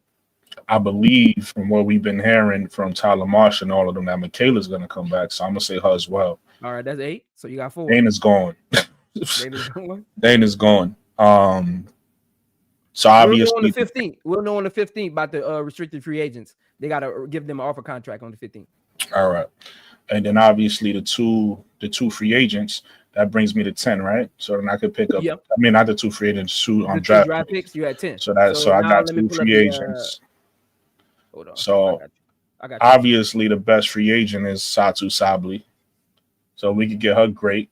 But if not, I wouldn't mind. I like Kia Nurse, and I like Tiffany Mitchell. I like Tiffany Mitchell, but I don't. I'm gonna say I don't really love her, but I'm gonna say Natasha Howard too. One of them. So you want one of the two? You one of the Sabli or Natasha? No, I'm naming names. You want me to just pick plays? I got you. Yeah. You gotta pick your pick. But I'm thinking, the way I think is like backup plan. What you were trying to do. That's why I stopped you. Yeah. Somebody might not be available. You know what I mean? Whatever. So, but if you just want me to pick a name, I'm gonna say Satu. Obviously, she's the best name, and I'm gonna say Satu, and I'm gonna say I'm gonna go with. Is she your wing or your stretch? Is she your wing? She's gonna play the 3. She's gonna play the 3. She's playing the 3, obviously, because she's starting. So so Satu, and I'm gonna go with like Tiffany Mitchell. Tiffany Mitchell. I like Tiffany Mitchell. She has some injury buzz, but I like Tiffany Mitchell. Uncle J. Friends, why nobody took Vandersloot? She would make a great backup point guard or train a point guard, up and coming point guard. She's a champion. The reason why I didn't say Vandersloot is because 2 of the players that we have on our rosters are point guards already, and then I'm not talking about. I'm not talking about according to your roster. I'm talking about they were talking about veteran presence we could draft, and I'm saying why nobody. That'll be a 4th point guard though. Yeah. Why didn't you? Not if we get rid of Rachel or one of them, Lizzie. Yeah, but they signed them already. Yeah, so you're right. If they get rid of them, yeah. But you can cut them though. Okay. I'm just saying they on contract. So if they wasn't, I'll be with you. Well, I don't really like Courtney. I mean, I don't like. I think she over the hill now, but I feel what you're saying. Hey, you asked the question, but why didn't you pick her when you had? Yeah, you didn't pick her. I mean, we're going after the fact now. You didn't even pick her. Hey, Zoe, you ain't put it on the board. I'm doing it right now, man. I was getting Brooklyn caught up. I'm doing your. Hey, bro, Clyde, man. Brooklyn just got on JE about the same thing, man. You got 5 point guards up here, man. Hey, look. We ain't going nowhere. Listen. Just listen. I did that based on what your butt said. So I say build out your roster, man. You say build out the roster, but realistically, and we ain't gonna be mad that what we gonna be. You know what you should have did, and I like what you did here. So I'm not even trying to critique, but you should have had the roster that they have under contract to help people see, like, okay, we already got 2 point guards. We already have. I do it right here. Yeah, he got it. It's right here. He got it. No, he got it. Hey Prince. I read off of it.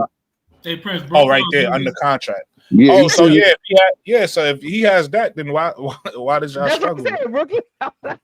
Hey Prince, Brooklaw, I think we picking the Chicago Gamecocks.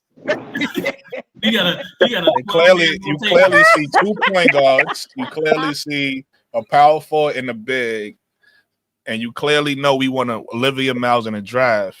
And then we bring Kennedy Carter back. We clearly got a hole at the 3, so we need to bring in a starting 3. Like it kind of tells you who to pick. Hey, bro, Clyde said Michaela gonna start. I mean, listen, different. Why y'all laughing at Michaela? I'm not mad at it only because I understand how he feels about Michaela. Me and him feel differently about Michaela. To me, Michaela's a role player. To him, he think Michaela might turn into a star. So I understand why he say that. I feel like she'll be a role player. I want her on my bench. Yeah. I like Michaela on the team. I feel like my assessment of Michaela is I think she's a Swiss Army knife. So I think you could use Michaela in different situations. And I feel like that's where, everybody's talent is different. You got certain people that you need to be a 3-and-D person. It's real weak in here. So what I'm saying is, okay, so this is where I'm at. This is where I'm at, y'all. Okay. So I'm bringing everybody else back that's on this roster right here down that we got signed, because that's who it is. That's who we have. Okay. So that's 1, 2, 3, 4, 5, 6 players already, right? So with Kennedy Carter and Michaela, that's 8, right? Right. Okay, Tiffany Hayes still gonna be my pick, no matter what, for a veteran's presence. She's not washed up. Olivia Miles. We got Olivia Miles. I want Tiffany Hayes there for Olivia Miles to train her. I would like for Tiffany to be there. Tiffany Hayes one? Huh? Oh, you just mean as a veteran presence? As a veteran presence. Oh, okay. Yes, to train her. Yes, for her. And then my definite other pick would be Tahina Pow or Ozzie Fudd. Either one of those. Okay? Either one of those. I do risky business on the 10. You got what I'm saying? On the 10, I just definitely want somebody that's able to shoot that ball the way I need to be shot on that wing like I need it. If we get Ozzie Fudd and she healthy, we got 1, 2, and 3 in a rookie. But if Tahina, which she probably not gonna be there, it is at 10, then fine. Okay, so I got that's 10, right? Mm-hmm. That's 10. So go to the other part, Zoe. Go back to the white. Go to the white. Satu Sabli is who was your 2 draft picks? I told you. Olivia Miles and either Ozzie Fudd or Tahina. I think he wants you just to pick one person. Oh, one? Oh, what the hell? Tahina Pow. Okay. Zoe be putting it on me. All right, look. And then pause that. Pause, man. Come on, man. Come on, y'all. And then Satu Sabli. Right? That's 11, right? No, I was asking, so your 2 draft picks is Olivia Miles and who? Olivia Miles and Tahina Pow. Okay. And then I got one left, right? You got 2 left. I got 2 left. Yeah, so what I got is 10. I got Angel Reese, Camilla, Liz, Rachel, Lindsay Allen, Mojo, Kennedy Carter, Michaela, Olivia Miles, and Pop. Okay, that's 10. Oh yeah, I'm good. You got Tiffany Hayes? So Tiffany Hayes. That's 11, right? Mm-hmm. See, you didn't mention Tiffany Hayes. And then the last one, if I can't get Satu Sabli, but I would try to get Satu Sabli. But if I can't get her, because we need a 3 real bad to bag up. So if we can't get Satu Sabli, I'll do Alicia Clark. She a champion. So I got another veteran. So I got the second best. Huh? I think the second best. And y'all correct me if I'm wrong. I think the second best overall small forward. She could play this. She could play the 3 or the 4s. Natasha Howard. Yep. As a because like the rest of them, I don't see them. I don't see Nneka like somebody like Nneka being a real free agent. I don't think. Right. Me neither. Nneka is not a real free agent. Right. It's a lot of free agents on here that Natasha Howard is not leaving Dallas. She's not. Paige is Natasha Howard's leaving. She said that. She said, then I'll take Natasha Howard. She's not coming back to Dallas. She said that. She already said goodbye. Well, okay. So to me, the 2 best small forwards I think is going to be available is Satu and Natasha. Yeah, I'll take Natasha Howard then if she's not going back to, because I had her in mind going back to play with Paige. So over Alicia Clark, I'll take Natasha Howard since she's not coming back. But Natasha Howard to help Angel down there. Tasha Howard is a forward that can stretch. Yeah, she could play the 3. She could play both positions. She can play both. Yeah, she can play both. That's me, Zoe. And we gonna win. And we got defense. We got shooting. We got quickness. We got height. And we got rebounding. So get off my back, Zoe. I'm with you. If that's your roster, I believe it in me. If that's your roster, I believe it in me. I'm with you. I'm gonna change my roster is Tiffany Hay. Tiffany Mitchell. I'm gonna change Tiffany Mitchell for Kia Nurse because I really like Kia Nurse. I like Kia Nurse too, though, Brooklyn. I said Kia Nurse in my first one, but it was too small. Prince won't let us, you know what I mean? He won't let us experiment. He won't let us fly away. He won't let us grow. We can't grow around Prince. Prince, you would not let us grow. Okay. You gotta be on point, man. You gotta be on point, man. No, you're right. No, realistically. That's right. Like I told him, Brooklyn, it just gotta make sense for your building around. No, I understand. I'm joking around. I understand what you mean. No, that's real.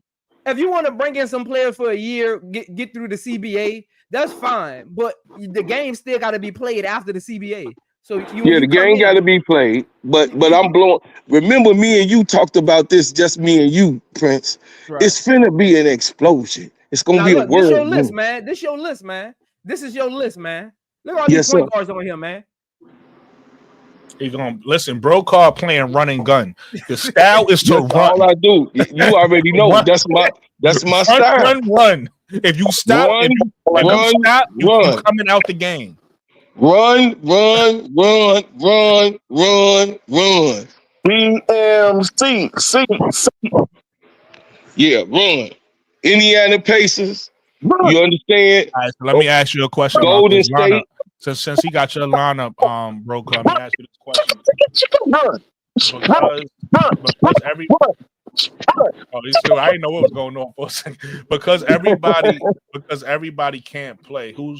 Let's say who's your top 9? Who's the 3 players? Okay, in my rotation. Oh, that was good. Thank you, man. So my rotation is Camila Cardoso, Angel Reese. I'm gonna have I already know who Prince went on the bench. Oh yeah. Listen. I didn't even say that, man. I know who you want on the bench though. I already Listen. Angel Reese, Camila Cardoso, Awede, or where my other rookie at? Oh yeah, Awede, Kennedy Carter, and Olivia Miles. That'll be my 5 that I'm going with. Now off the bench, my six man. Look, man, can I finish, man? My 6 man gonna be Tiffany Hayes. Okay. Tiffany Hayes coming up off that bench. She my 6 man. She gonna lead the anchor from the people on the bench. Wait, again, I'm confused. Tiffany Hayes played a PG? I thought she was more wing. No, she's the original point guard. She can play. She been playing the wing because what's her name? Chelsea Gray was there. Okay. But she can you see her pass. I agree with him on that. Her play style is a point. Tiffany Hayes is really a point guard. That's right. Just that the pieces that it just looks so Kelsey Plum and Jackie Young is not tall in stature. Right. So when on defense, they don't really guard their actual positions. Yes. They kind of guard but Tiffany Hayes is really, if you watch how they run, she runs the second unit. Tiffany Hayes runs the second unit. She runs the second unit. She creates the first pass. She runs the pick and roll. Period. So you starting Michaela Onyenwere over Satu Sabally. She's not on my list. Do you see Satu Sabally on this list? I saw them. I'm looking at Bro Claude's roster. Why does Zoe got Satu Sabally at number he got two. He got 2 12s. Yeah, why you got 2? He got Alicia Didn't Clark. he say that, Brooklyn? Alicia Clark and Satu Sabally. Then No, now but he this is just show though. Prince, this is roster. Bro Clyde said you can't get him 13 plays. I ain't gonna be able to have. I wanted Sabally. But listen. All right, make a decision, Bro Claude. One of them gotta go. You can't have both. Bro Clyde said, I want Satu Sabally, and she's not available. I want Alicia Clark. So that's what I put up there. That's why I got that's why I got the hyphen through her. Yeah, so if I got Satu Sabally, of course she gonna start before a wedding. If I get Satu, so my starting 5 would be Olivia Miles, Kennedy Carter, Satu Sabally, Angel Reese, Camila Cardoso. That's no brainer. Off the bench will be Tiffany Hayes,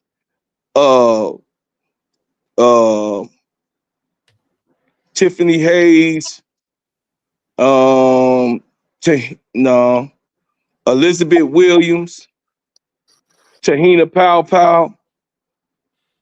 Now hold on, Bro Clyde. Don't name your bench. Who they coming in for?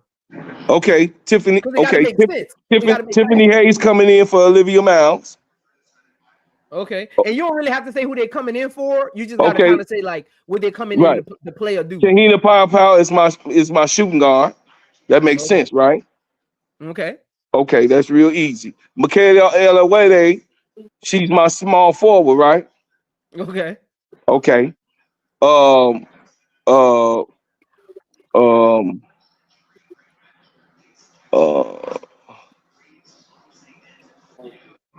Elizabeth Williams, that's my center. And then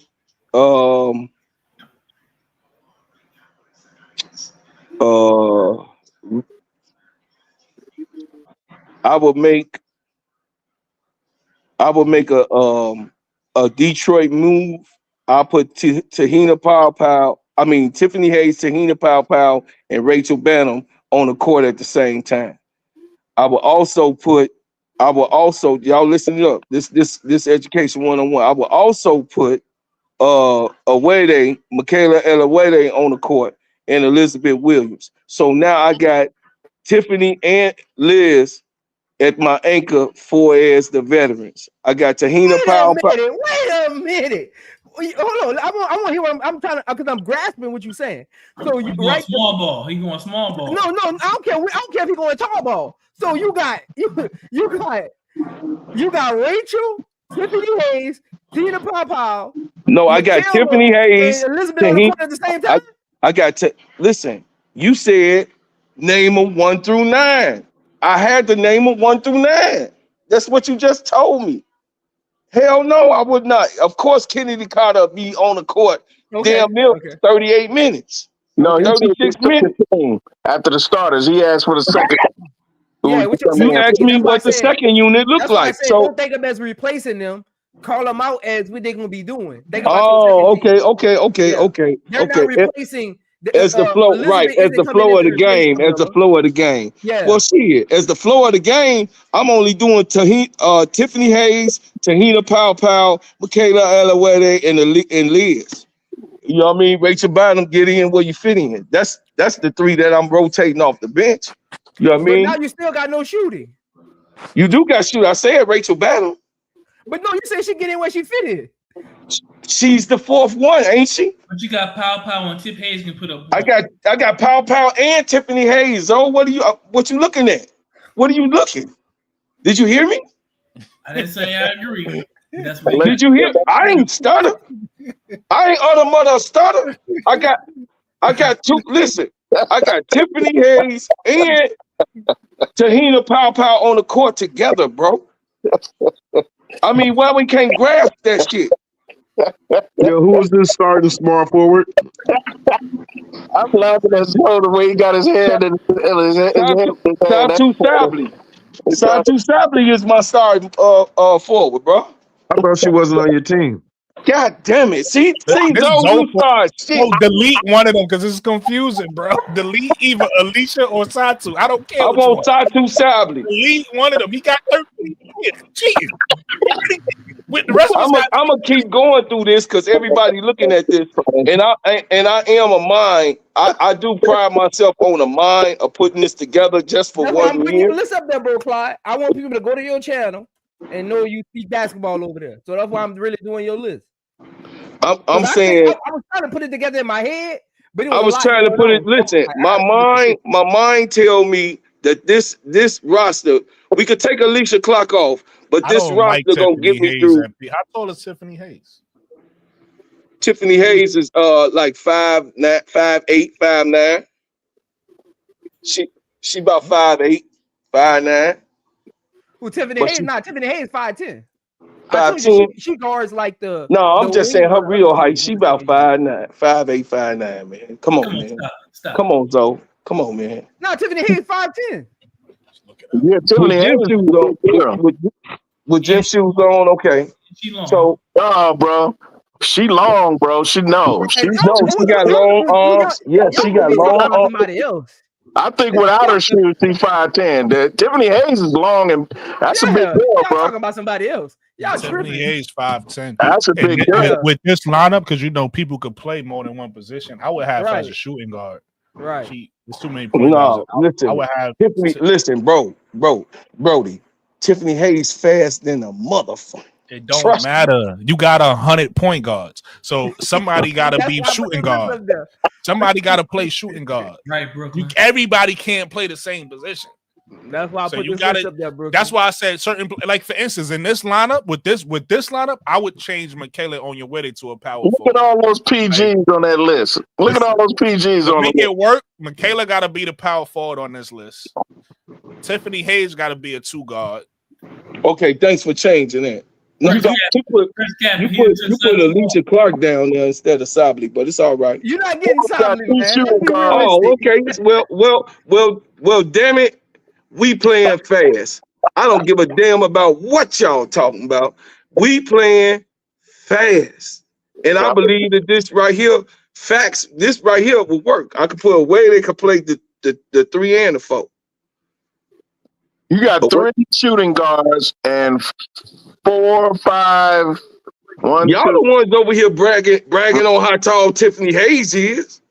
Y'all the ones. I mean, you said that she was short though.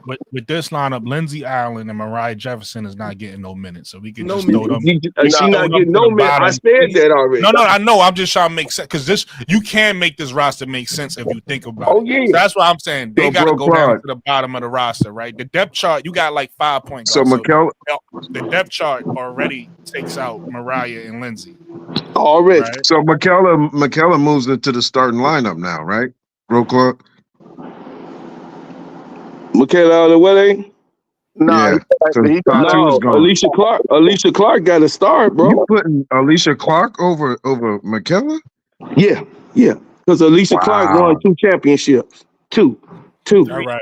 She won 2. That's Olivia. That's Olivia. That's Kennedy. That's Alicia. Did Alicia Clark start last year? Did Alicia Clark start last year? No. She did start last year. She was starting at the 4. They did put her in at the 4 a little bit. That's right. I know what I'm talking about. I'm just not going off my head. So that's Michaela Alawede will be trained up with Lisa Clark. I got Tiffany Hayes coming up off that bench. Tahina Powell.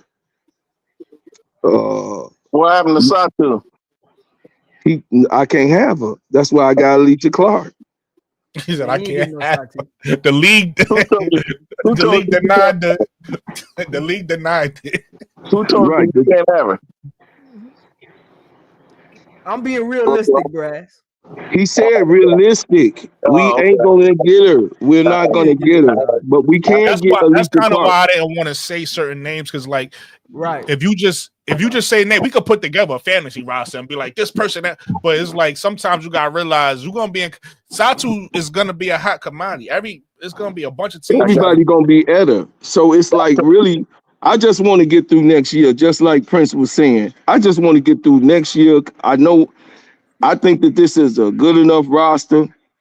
We got shooting, we got passing, we got speed. We don't have height as much. The only problem is a good roster, it's just a short roster. It's a short roster. We don't have height. That's what hurt us last year. We didn't have the small, the 6 foot guards. I'm imagining this team against some of the bigger teams in the league, and boy, oh boy, you talk about chomping at the bit. Well, the good thing about Bro Claw's team is Alicia Clark and Michaela Onyewe, they play bigger than their size. Yes. So they could play, they could bring certain teams against certain teams, yeah. I mean, they did well whenever they was in the game. So I got my whole thing is Angel Reese, Camila Cardoso, and E. Will gonna give me. That's all the work I need on the backcourt, really. And then of course Michaela Alawede and Alicia Clark. That makes sense. No, it ain't. That starting 5 is lethal though. I'm good. My starting 5 gonna kill them. My starting 5 gonna kill everybody. Nobody. If I had that roster, I'd be doing some major physical conditioning with that starting 5. I mean, y'all gonna have to be like marathon runners. Hey man, listen, they could get it done. The fever. They could get it. They wanted to run a gun and couldn't last. They couldn't last the whole game. That's why they kept dropping leads. And they who you talking about? That starting 5 will punish other teams, though. What are you talking about? This starting 5 right here will punish people. Olivia Miles, Kennedy Carter. That's alone by themselves. Look at what. Listen, look. Check this out. Look at what her doggo and Olivia Miles doing right now. Olivia Miles with Kennedy Carter is poison. So Olivia Miles with a mature Hidalgo, with the real Hidalgo, with the real thing. So Kennedy Carter and Olivia. That starting 5 is crazy. I mean, any way you slice it, starting 5 is crazy. Good thing I like about Angel Reese, Camila Cardoso, Olivia Miles, Kennedy Carter with. The good thing I like about Alicia Clark Bro Claude is, again, sometimes we think about the offensive side and we forget about the defensive side. With a forward like Alicia Clark, she's on your way there too. But I like Alicia Clark a little bit. I think she's because Michaela got good defense, but to me, to me, Michaela's better against stronger players, but not good against faster players. Right. So, and Alicia Clark is kind of old too, so I don't really know how she'd do, because she played the 4 a lot last year. She wasn't really playing the 3, but she was playing that defense. I do think you got good defense on your team, because I said, I think Angel is gonna be better than she was last year defensively.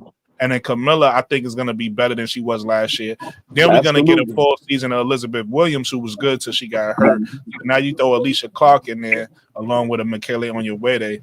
That's some good defense too. Absolutely. We fast. We got shooters. We got our rebounders. They can put the ball up and we getting the ball. We good. We good to In get through Brooklyn, next year. his core three gonna get you at least 55, 60 points. Yeah, so he would need absolutely. from his bench like 20, 30 points a game. Yeah, that's doable. Yeah, Tahina gonna score for you, and then Absolutely. and then we already know Tiffany Hayes could score again. You got Tiffany and Alicia older, but as long as they, still got what they had last year, they should be solid. Yeah, I like Tahina Pow, but I'm not hating on Bro Claude. If he believes in her, hey, I'm with you 1,000%. But for me, the thing I don't like about Tahina Pow is that she's streaky. I don't like streaky players because I don't think she's streaky though. I think she's streaky because last year, going by the tournament, she wasn't hitting big shots. It was Tessa Johnson that was hitting. Look at what she's doing this year, though. Forget about yesterday. I can't focus on what she did yesterday. Last year, I gotta look at her numbers this year, but I'm in the tournament yet. She ain't in the tournament yet. She was efficient yet. And I'm even talking about last year. She was efficient. She was efficient, bro. Let's talk about the last two games. She been the third leading scorer on her team the last 2 or 3 games. She's not showing up. I don't even think it's not about she not showing up. Listen, look, it's not about she not showing up. She don't have to show up. She got Malaysia. Everybody else is doing their job. Everybody, listen, remember this. I'm the same man. Hold on a second. I'm the same man. This is my theory. Listen, hold on. This is my philosophy. Check it out. I'm the same man. I'm the same. Look. I'm the same man. She would have got MVP of the tournament if it wasn't for Camila Cardoso. No, man, listen. Johnson that stepped up in big moments when they needed big shots. Tahina Power will hit you here and there, but when it came to big shots and big moments, it was Tessa Johnson. It wasn't Tahina Power. It was Tessa Johnson. That's why they nicknamed her Tournament Tessa. She was known Tournament Tessa last year in the NCAA. Guess what? Tournament Tessa ain't coming out. Tahina Pow coming out, and the Tahina Pow that I know from Oregon. Listen, the Maddie Westbell. Dog. Tahina Pow from Oregon.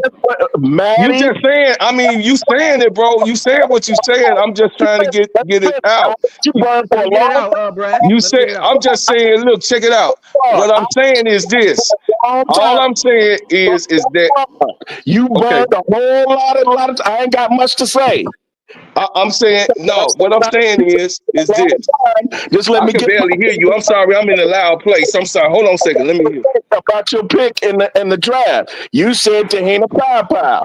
For me, go ahead. It would be Maddie Westbell because she's more consistent in big moments. When she comes back from injury and gets back on point, I would either pick her or Sanaya Rivers at that 10th spot. I would not. I mean, but that's your roster. That's your roster. We talking about my roster, though. That's your roster. My roster saying they asking me to detail why my roster is this way. Roster for the last half hour. Just put up the numbers. Your roster right now. No, I'm with you. I can barely hear you. I'm sorry. I'm sorry, y'all. I can barely hear. I'm trying to get some points in. Hey, let Brad finish up, bro, Clyde. Then you can hop in. Y'all over talking each other. Y'all messing up the stream.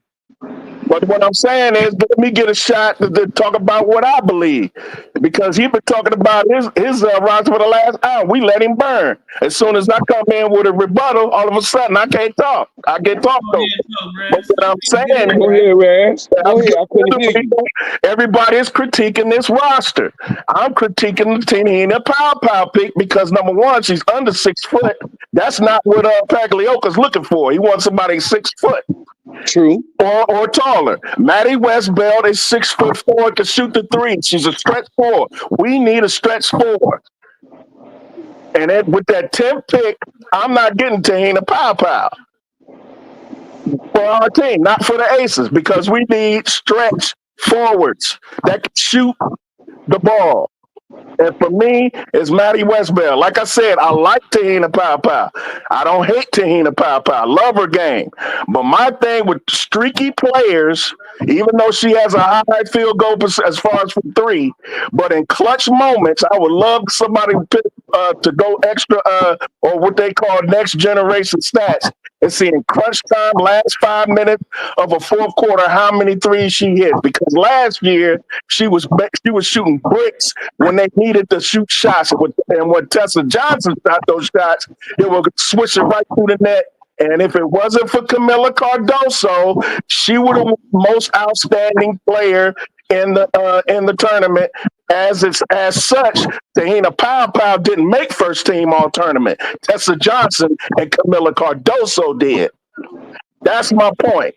Now I know Tessa's not coming out this year, but I'm just making the point that Tahina Pow is streaky. She'll hot one second, and then she'll go cold at the most inopportune moments. And that's why I would pick, for myself and my personal opinion, I would get Maddie Westbell or Sanaya Rivers at that test because they can play defense. They're 6'4", they're over 6 foot, and they can shoot the three. Especially Maddie Westbell. And I think me and you, Brooklyn, you know how I am about Maddie Westbell. Do you feel the same way too? That's who I would pick. Tahina Pow. I like Maddie. I like the Maddie pick. I like the Tahina pick. So I like them both. You already know how I feel about Sanaya Rivers. I like her, but she got to play better. If she plays better, I like her better than everybody because she brings both ends of the floor. I think she'll play better. Brooklyn, that's my pick too. I'm taking Sanaya at that number 10. If she plays up to her potential, she hasn't been playing up to her potential yet. The season's still early. But if she plays up to her potential, that's the player I think we should get because she brings the defense along with the offense. But if she's not playing up to her potential, then there's other people out there I think we should get, right? Like it's up to her. She's athletic. She's very athletic. One thing I love about Sanaya, I haven't seen it much this year, but I saw it a lot last year. Yeah, she struggled from the 3-point line, but the shots that she made very well is them same shots Kennedy would make. You know, Kennedy would drive and she would just pull up in the midi, and it looked like it's a difficult shot, but she'd just knock it down. Those are the shots Sanaya Rivers make easily. Like, she just dribble and pull up and knock it down. But, like, the catch and shoot threes or the dribble pull-up threes, she just wasn't efficient there. But the mid-range, where she just dribbled and pulled up from midi, nice. So, now I love Sanaya Rivers' game, but she got to step it up. If Tahina Pow shows that she can shoot the three in the clutch this year, okay, I'm with you, Claude. But for now, all we could go by is last year, and part of this, she's playing very well now, but it ain't no tournaments going on. She's playing very well. But when I got to go by tournaments and big time, big players make big shots at big times in big tournaments. And for me, I don't like her because of that, because Tahina misses too many shots at clutch moments when her team really needs it. The one that makes the big, and even this year has been proven. Joe, can you pull up? Hold on, really quick. I ain't cutting you off. Prince, can you pull up Tahina's tournament games? See what she did. I got you. Brad, you know I got to see from Pow a bag. She doesn't have a bag. I haven't seen her break down the defense, penetrate. You know what I mean? Like, she just a straightforward player. Yeah, she does that. Like, she not break. You're right, Uncle Jay. She doesn't break down the defense, but she does penetrate a little bit, and she got a little floater. I actually gave her credit this year for getting better from last year. Yeah, she gets better in that part of the game, like putting the ball on the floor. Because shooting wise, as you can see, she got that. As far as what Brass is saying, I haven't seen it, so you know I gotta trust what Brass is saying as far as her like not stepping up in the clutch. But as far as her game, as far as penetrating, she's getting better at that. I can see she worked on it. She got a little flow. But Brooklyn, we talking about our potential maybe first string point guard or a second string. I mean, if she's coming off the bench to be the point guard, we got to see something. You know what I mean? I don't see that in her. Put it to you like this. I agree with you, Uncle J.E., but the only reason why I'm still high on her is because her shooting is just that elite, right? Because to me, even if she doesn't pan out as a PG, to me, she always gonna have a Kayla McBride type of game that you know is gonna be able to work in the WNBA. And that gravity, Prince, you know, ever since I've been saying that word, that gravity somebody like Tahina Pow gives you, because you really can't leave her open, right? That's why I said her fit. See, when I always compare the three shooters, I always compare Tahina Pau to AZ Fudd to a Sanaya Citron, right? And the only difference in the three is both AZ and Sanaya is big game players to me. Like they go out at some point and get you 20, 30 points. As you can see by Tahina numbers, she don't score a lot. But when she get the ball, she knocked that shot down, right? She if you look at those two next to Tahina Pau numbers, they not as efficient as her. Like they'll still have good 3-point percentage. It'll probably be like high 30s, 38% or whatever. It's not gonna be what Tahina's look like, but both of them score more than her. They both of them put the ball up more than her. She don't put the ball up a lot. She take her shots in her spots where she get them, but she don't take over. She don't. So that's why I said. So I agree with you, Uncle J.E. Maybe she doesn't pan, because that's what I was talking to. Me and Prince was having a back and forth about that a few months ago. When I look at it, Tahina Pau, even though she is a combo guard, to me her elite skill is shooting. Regardless, it's almost like a Curry. She could play. Like to me, people like her should study Curry game. Off the ball, cutting, catching, shooting, being able to knock it down. Everybody don't have to have a Kyrie handle.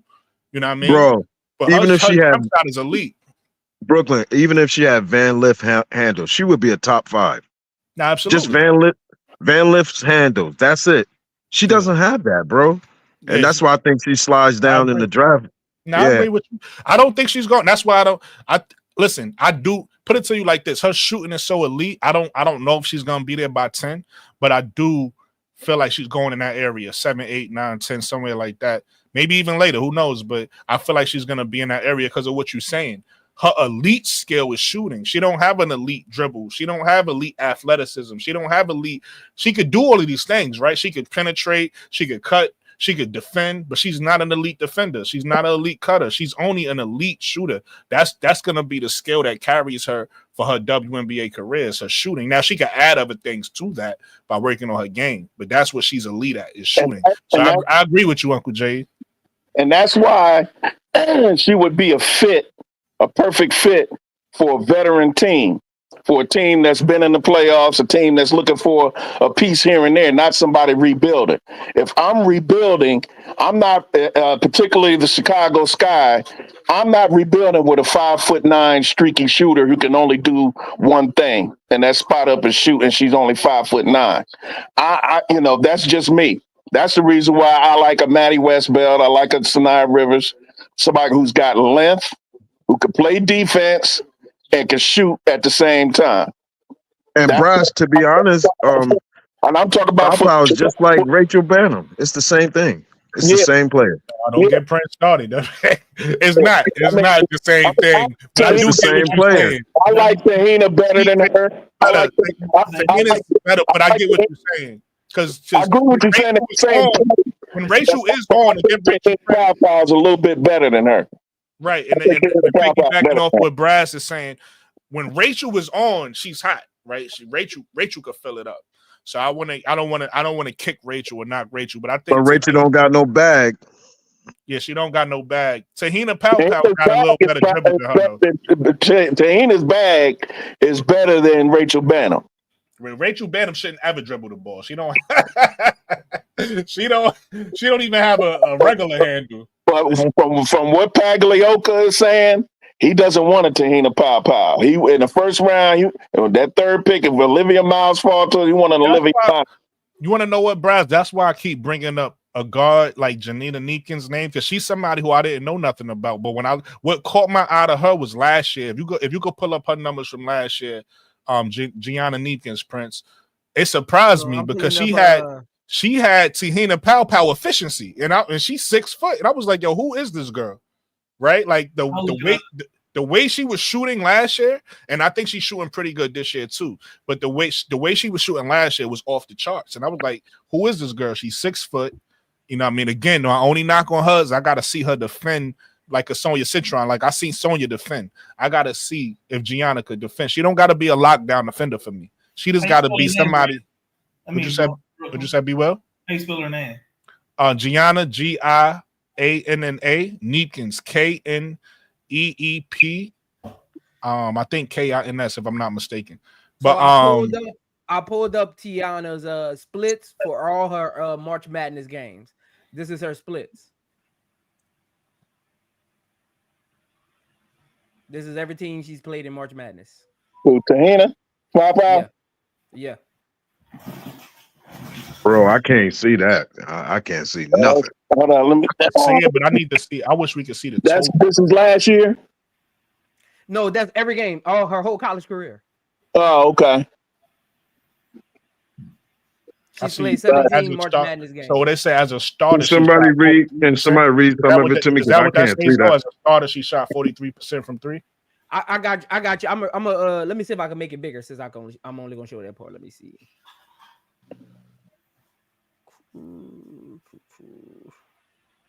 I see something on the bottom that say 28%.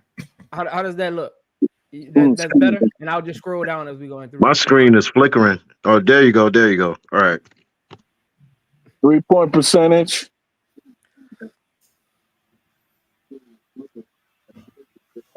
So again, as a starter, is right above splits. So splits is versus every team. They just kind of split it up between every team.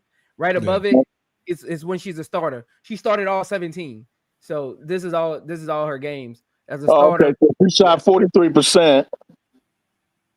Her field goal percentage overall is 43%. Same as her 3-point shooting. She didn't miss a free throw. That's pretty good. Like I said, she got it. When it comes to shooting, that's her elite skill. I give her that. Yeah. Outside of the shooting, she got other skills, but I don't know how they're gonna pan out in the WNBA because that's a higher level. You can't really look at a play and see what they're doing in college and say, "Oh, it's gonna be the same in the pros." Because these girls versus every conference. This is her versus every conference, and we already know the tough conferences. Well, ACC, SEC, and Big Ten, Pac-12. I'm learning. See, I'm learning. That's why I hear y'all say that a lot. So that's why I was like, look at her field goal percentage against the SEC. Yeah, field goal. Hey, but that's the bro. She killed the SEC. Wow. I know. The OVC kicking her ass. Yeah, I mean, honestly, it's only one game. It's only one game. Yeah. I mean, honestly, against the SEC, she ain't shooting that good. Yeah, that's what we said. We said that. 35% ain't bad. It ain't bad, but it ain't Tahina Pow numbers. She ain't shooting 35. She's shooting 35 from 3, but she only made 7 of 20. Yeah, but we only with Tahina, we more worried about her threes. We know she's smaller, so her driving, and it's like I said, she's not an elite athlete. That's not something she did, you know. Yeah, that's not her bag. No, she. But that is, even though that's not her bag, that is pretty bad though. As a scout, I'm looking at this. Your biggest wings come out the SEC. I'm looking at this, and guess what that's telling me?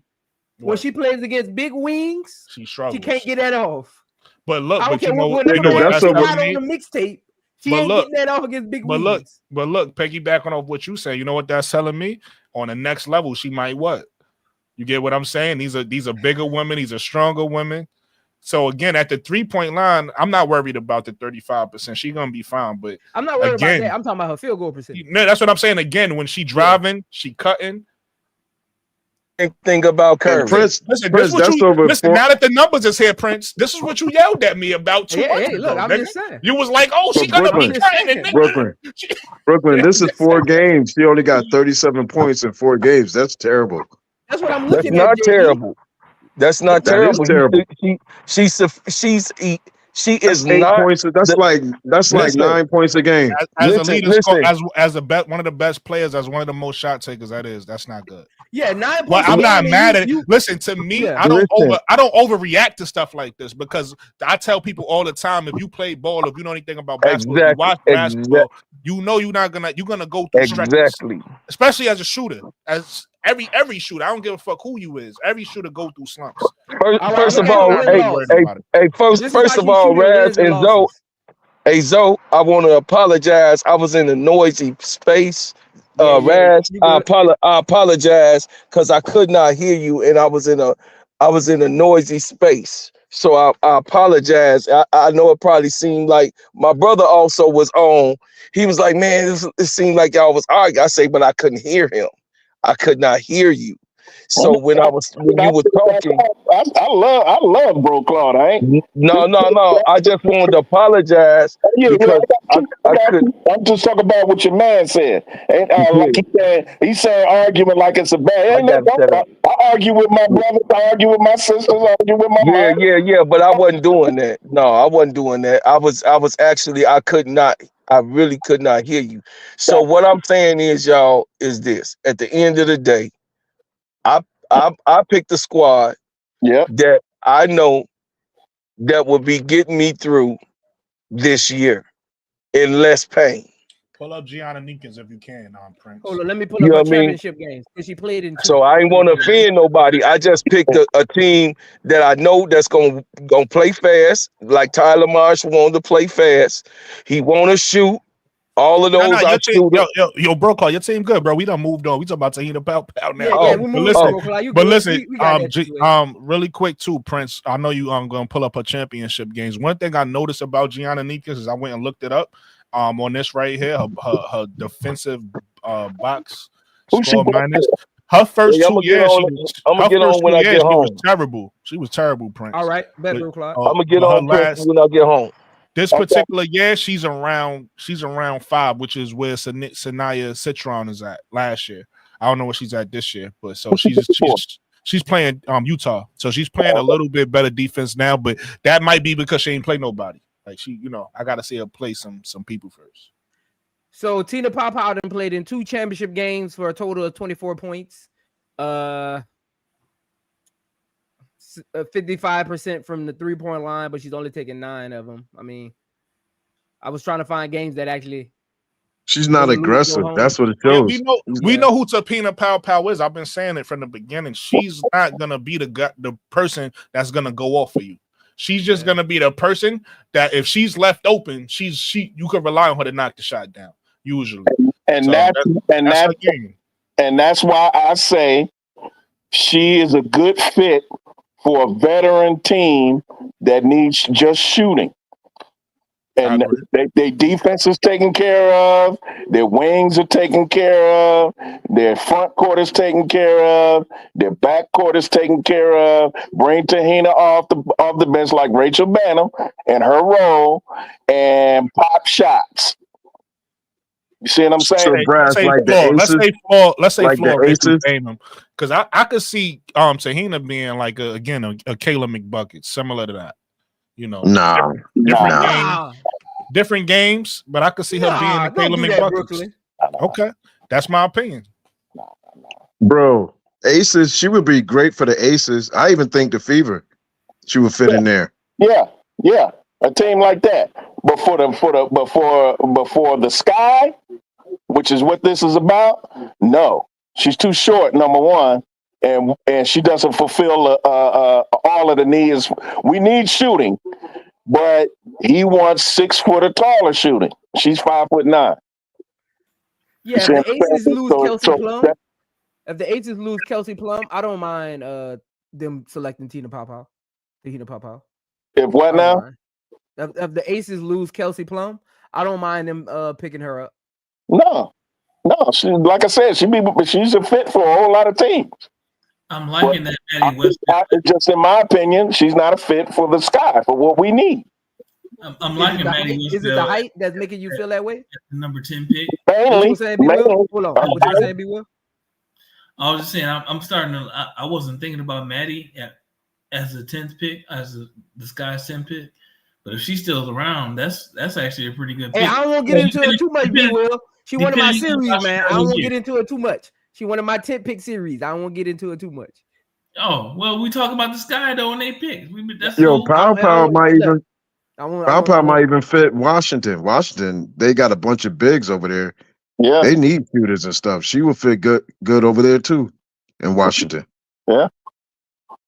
But like I was telling Bro Claude, I was like, I it's good in theory. On paper, it may look good, but for the Chicago Sky, we need big wings. We need a stretch four. We really need a stretch four for real. But again, are you? I know you say you want big wings, so this whole roster wouldn't fit for you then. Not at the key positions. Like I said, that starting five of Bro Claude is lethal. I like the starting five. Obviously, when you talk about Olivia Miles, Angel Reese, Camila Cardoso, Kennedy Carter, and Alicia Clark, I'm not mad at that. You starting Alicia Clark over Michaela? Yes. I'm not high on Michaela like that. I like her coming off the bench. I think it's either or. I mean, because they give you different things. Alicia Clark. Again, I gotta see her. I feel like she might be a little quicker than Michaela, but I might be wrong. Yeah, that's my thinking. She's a little quicker, and she moves her feet. She has better feet. That's the only thing I didn't like about Michaela last year. Again, there was a lot of things I like about Michaela, but one thing I didn't like about her is when she tried to take on to stop the best player or the quickest player. She get in foul trouble because she not that quick. Right. I'm not mad at her. She just that's her body. I like her better on like playing bigger than playing smaller because she's so strong. I don't know if I think she's not as fast. I don't know if I think Alicia Clark is faster than her. That's why I said I'm not sure about that. I think Alicia Clark. There's a difference between fast and quick. Let me finish, man. I think Alicia Clark moves better defensively. I think she understands defensive positioning and how to move her feet better. But I don't know that she's quicker than Michaela. Yeah, I'm not sure. I got to see. That doesn't make sense. If you move better on defense, part of playing better on defense and moving better on defense is quickness.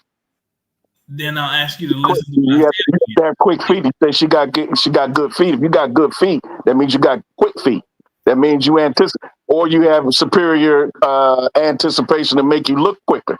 And I don't see that in Michaela. I don't see quickness in Michaela as far as against faster play. She's big and strong, but as far as quickness and dealing with quicker players, Michaela struggles. So remember when I said Alicia Clark does better against quicker players. Again, she's more quick than fast. To me, fast is like in football. Fast is when you can run a 4-3, 4-2.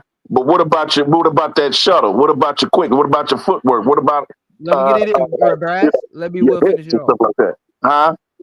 B. Will was trying to finish it all. Let him finish it all.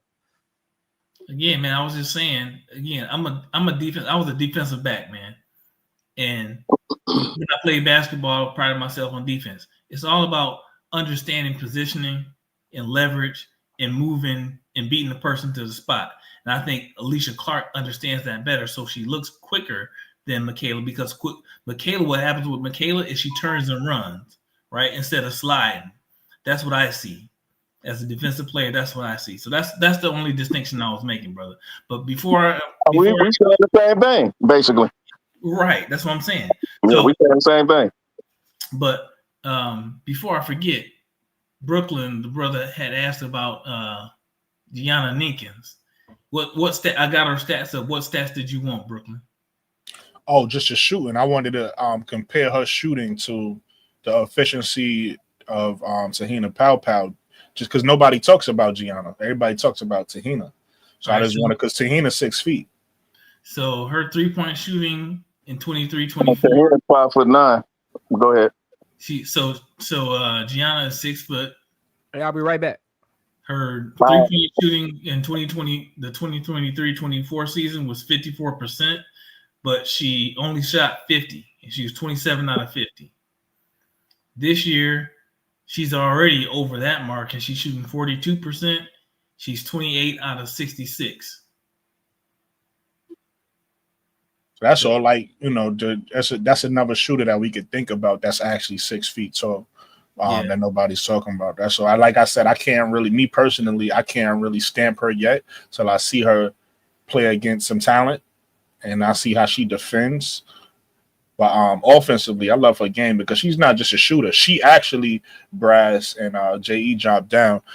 Brass and JE, she's actually good at putting the ball on the floor and scoring too. She's not just a catch and shoot shooter. If you look up her highlights, you'll see like she score on all three levels. Like she hit the three, she gets to the rim, she dribbles and pull up in the mid range. So, and then she also makes for her team. So offensively, I love her game because she does everything that could help a team. Defensively, I still got to see her. I got to see if she can move her feet and slide like we were just talking about. I got to see if she can do that. She don't got to be a lockdown defender for me. Like, I'm not looking for that from her. I'm looking for, can you keep somebody in front of you? Or are you a liability? Yeah. That's what I'm looking for.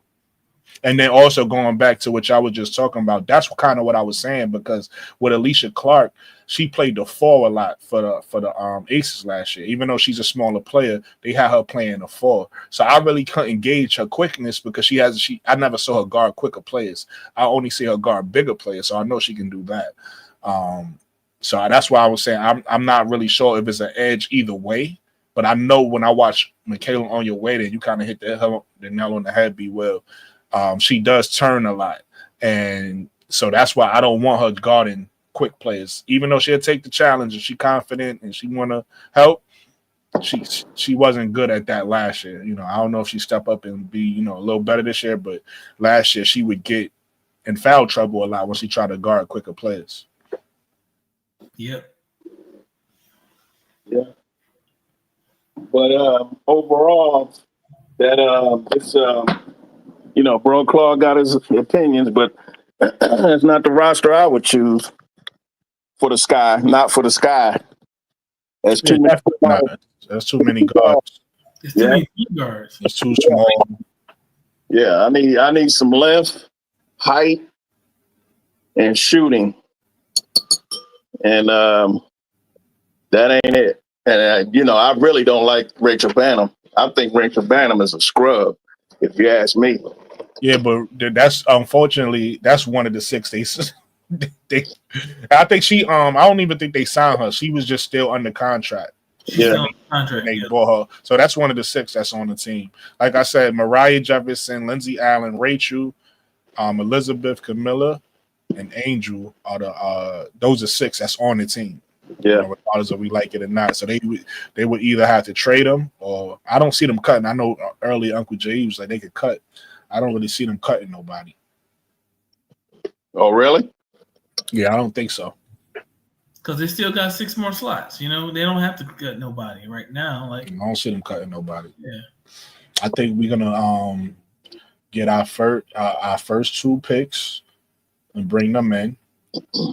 Hopefully we get the 3rd pick we want. Who knows what 10th pick we're gonna get, depending on who's available. And then after that, just making the right picks in free agency. That's it. And but some people gonna get picked because cut because you're not a WNBA. They're gonna bring 17 players in the training camp. Right. They're gonna bring 17 motherfuckers in the training camp. And then Prince, you back? No, I thought Prince was back. Yeah, I'm back. Oh, you are? Okay. Now, what about overseas players? We got to also factor that in when we're talking about the roster too. We don't know what scouting the Sky is doing over in Europe. And how does overseas work? Does anybody know that? Huh? Does any one of y'all know how overseas signing work as far as do they have to be drafted or can they sign them after? How does that work? You talking about overseas draft picks? So like let's say because I think he just means sign. I think he means free agents. Yeah, that's what I'm talking about. Either or for me, because like in the NBA, you gotta draft them. Like I'm trying to figure out if you gotta draft them or can they be signed? Because in the NBA, it's like the NBA. I think you got to draft some and draft them because that's what they do in the NBA. They draft them. No, but you could sign. You could sign them like how you'll have like when you watch Summer League in the NBA, how they have like players from overseas that be on teams. Yeah. Like, does the WNBA do the same thing as far as like let's say just throw it out there. Let's say girl that we were talking about the other day, that's possibly going to the Valkyrie. Let's say she wasn't a high sought after draft. Leite. Huh? Leahy? Yeah, Leahy. Let's say she was in a highly sought after draft pick. Could they sign her once the season starts? Or if just because she's labeled it's very weird. It's like they can sign certain players who weren't drafted. I feel like they can, but I don't know. That's why I'm not saying nothing. But I feel like they can. I feel like once the draft is over, you undrafted.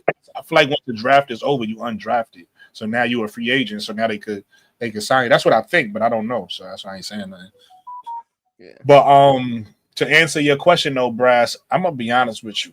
I don't know if the Sky is really I don't know if they have people that's really well versed in overseas, because I laughed at the girl that they let go. I forget her name.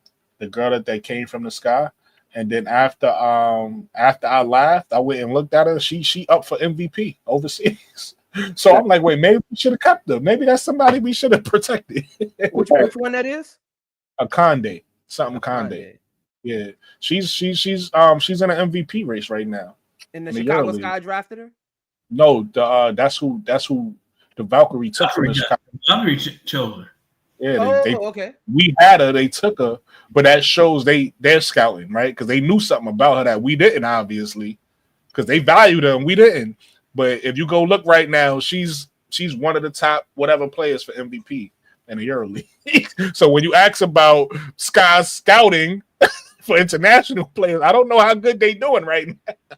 Unless they got somebody else in their mind, they like let her go because we want this one. But how you let go an MVP candidate? Like that's crazy. That front office, man. And guess what position she plays? Small forward. Now I don't know how good she is, offense, defense. I don't know her game, but she plays like that that shooting guard small forward position. So I don't know. She might have been a good player for us to keep. Yeah. And she was Maria Conde, I think. Oh, Maria Conde. Let me see, because I had her think of let me see how big she is. I had got a notification on my phone that's saying that she's in the MVP race. That's about right. Let me see how tall she is. She's 6'1". See, and she played 2-3, and she's a shooter. Yeah. I don't know what the Sky. The funny thing, you gotta really check yourself. I laughed. I was like, oh yeah, they taking her. I'm happy. And then I went and looked. I was like, maybe I shouldn't have been so happy about that. Oh, hey, you should have been here for the drive, Brooklyn. I was up here heated, man. I was like, this is y'all selected. I heard. I thought they did a good job though. Why was you so mad? I like the pieces for a first team. You know what I mean? Like this is an expansion draft. They're not gonna get no superstars. I mean, I like the pieces. I'm okay with it. I ain't mad at it. I think this is a good team to for a foundation, because now they got free agency and they got the draft to add to this. And I think, in my opinion, if this person falls to them, which I think it will, my draft pick for this team is Dominique Malanga. Right. That's my. So let me pull up that. While you talking, my bad, cut y'all. But while you talking, let me pull up what we had selected. Yeah. So my draft pick is Dominique Malanga, and then with their second round pick, maybe they go get a point guard or something like that. I mean, even though I like the guards, I like Veronica Burton and Van Loo, so I like I like their team. I like Stephanie Talbot. Obviously, we know Monique Billings is a dog, so. Everybody telling me don't sleep on Xander Lelinsky, so she must be pretty good. Man, we already know Kayla Thornton and Timmy Van Fag Benley gonna bring. So the superstar of that group is Kate Martin. Kate Martin. Mm-hmm. We know her jersey's gonna sell. Nothing else. She's gonna sell some jerseys. Man, people look. Hold up, real quick, people. Go ahead. I was driving so quick, crazy the other day. When I said, "Hey, bro, they're not going to cut Kate Martin. She's not playing in China." No, you're right. Not this year. And she better learn. She gonna learn China in a little bit. Don't worry. Kate Martin is gonna have opportunity to finish her rookie contract. I mean, as long as Unrivaled got her, she don't gotta go overseas. True. Kate Martin gonna be right in San Francisco selling jerseys. She's gonna be right there on that bench, and she's gonna be in the game. This is one of the mock drafts they had for Tahina Paopao. They even mentioned her in the broadcast because of her background. She's I think Polynesian or something like that, and they had like a big community over there. Yeah, so they were saying that this would be a good team for her. Yep. So Brooklyn, this is the draft we had put together. Like we went in, put our GM hat on according to who they had selected. And I bet it looked nothing like this. No, nothing like this. Nothing like this. That's what I was thinking when I seen them draft. I was like, yo, this don't look nothing like I thought it was gonna look. So this is who we put together. I think Dominique Malaga. You talking about who they think they're gonna get in the draft? So this is what we did. We did draft picks. We did free agents, and of course you got your training camp spots at the bottom. Basically everybody who's not up top, all the people that they select, they're gonna go to training camp. I just put a few because I ain't have space for everybody. Well, you was right about two of them. Yeah, I got two of them right. Yeah, we decided sign Kelsey Plum and Natasha Howard to solidify your starting lineup. Draft Sonya Rivers and Dominique Malonga. That's their draft picks. Like I said, Dominique Malonga is a no-brainer because she's 19 years old. So this is going to be one of those, as long as you take care of her, she could be a 20-year vet for that franchise. You know what I'm saying? Yep. And and for her skill set, for a big, she do everything you want her to do, right? She could dunk the ball, she shoots the ball, she could put the ball on the floor.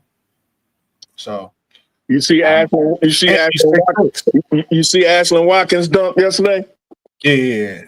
I was actually gonna go live today or tomorrow about that because a lot of people that ironically, my chief at work, he was ironically said he never saw a girl dunk in a game. So I was sending him, girls that dunked in games before, and she did that. And that was like a dunk that you gotta respect because one, that was in transition. Right? It wasn't in practice, or it wasn't just an under the rim, vertical dunk. It was in transition. And two, you gotta count that as a body. It's not her. That girl ran under there. She ran under. I don't give a fuck if it wasn't a lot of contact. That girl ran under there. That's a body. Yeah, that's your fault. You shouldn't have ran under there. Right. He was posterized. Right. So gotta give it some respect on that. And more do that. Like, just if you could dunk, because a few of them can dunk, but they just won't in the game. Right. If you could dunk, just go dunk. It's gonna make the game more exciting. People are gonna respect the game a lot more. If they see girls doing that, but if they see girls only doing layups, it's going to give it the impression that, it's not as good. So, yeah. But yeah, that was a good dunk by Ashlyn. Yeah. She has to realize her upside. You talking about somebody with an upside. Shoot. This might be a good team. Once her skill sets catches up with her athleticism, it's a wrap. That's a fact. Braz, this might be a good team for the person that you mentioned the other day, Cheyenne Sellers. This might be a good team for the Valkyrie. Yeah, the Run PG. Yeah. Listen, I'm glad you brought Cheyenne Sellers up, Brooklyn, because when we were talking earlier, when it was my turn to go about my 3rd and 10th pick, I said I agree. I said I would probably not pick Citron as my number 3 pick if I don't get Olivia Miles, because we need a point guard. I think I said Sanaya Rivers, but I meant Cheyenne Sellers. Because she's a really good point guard. We can work you and HD both believe in her at the 10th pick. But I watched her play. She's pretty good. She's a poor woman's Olivia Miles. She's not. Right. I agree with you, Bress. That's what I see. The thing I don't like about Cheyenne Sellers is she's a good PG at 6'2", but at the same time, she don't give you. It's something missing, right? Yeah, Like you don't just. It's something that she don't give you at 6'2" that I'm like, I need that. Yeah, nothing jumps off the screen when you watch her play. She's just steady and she's slightly above average. I like slightly above average for everything you want in a point guard. You know what I'm saying? Right. It's nothing that wows you. You don't look at her and go, "Oh my god!" Like you do Olivia Miles. Like, damn, look at that pass. Exactly. Olivia Miles generation. Second best generation. passer in the draft. Huh? Who, Cheyenne Sellers? I think she's the second best passer. I'm not taking that away from her. I'm talking about overall game, but passing, she might be, the second best. But you on that's Tankathon, right? Yeah. The thing I love about Tankathon is, so which play jumps out at anybody up there? Ozzie Fudd. Ozzie Fudd. Now click Ozzie Fudd name. No, this is just screenshots. Oh, okay. So if you was actually on, if you could pull up the actual thing, the reason why I like Tankathon gives you the per game stats and advanced stats. If you click on a name, and it's something called 3-point rate that only Tankathon gives you. So that shows you like a player, let's just say a player shooting 40 to 50% from three, right? They'll tell you how many shots they take from three. So for instance, it might be a player that's shooting 50% from three, but they only shoot it. They only shoot 20% of their shots from three. And it might be another player shooting, let's say 38 to 40% from three, but they shoot 7 of these shots from three. Right. And they'll tell you that they shoot the rate of their 3-point shots is 70%.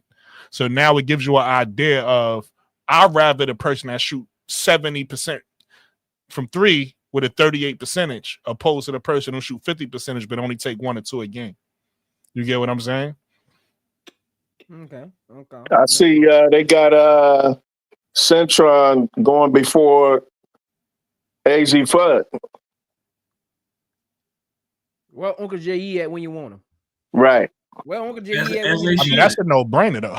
As they should. Look. There you go, Uncle J.E. right there. Look. Look at him. There you go. Look at him. She's not falling though. That's where she always was. She's not falling though. Because when I looked at this draft, Miles isn't there. When I looked at this, not to cut you off, Prince. When I looked at this draft early in the season, Olivia Miles was 5 and Sonia Cintron was 6. So they both went up. Yeah. But like Zoe just said, we only said that if we don't get Olivia Miles. Now, if Los Angeles takes Kiki Area Finn, by the way, Kiki's playing a whole lot better now than she was this season. If they take her second, then that's who we take. We're taking Olivia Miles. We're not taking Cintron over Olivia Miles. We're not taking anybody over Olivia Miles. Nobody. The only person we would take over Olivia Miles would be Paige Beckers, and she ain't dropping to no 3. She ain't even dropping away from 1. But yeah. What you got, What you got, man? My phone dying. That's why I got down before. But Cintron is falling, man. I mean, y'all had a number 3 and all that. She's falling.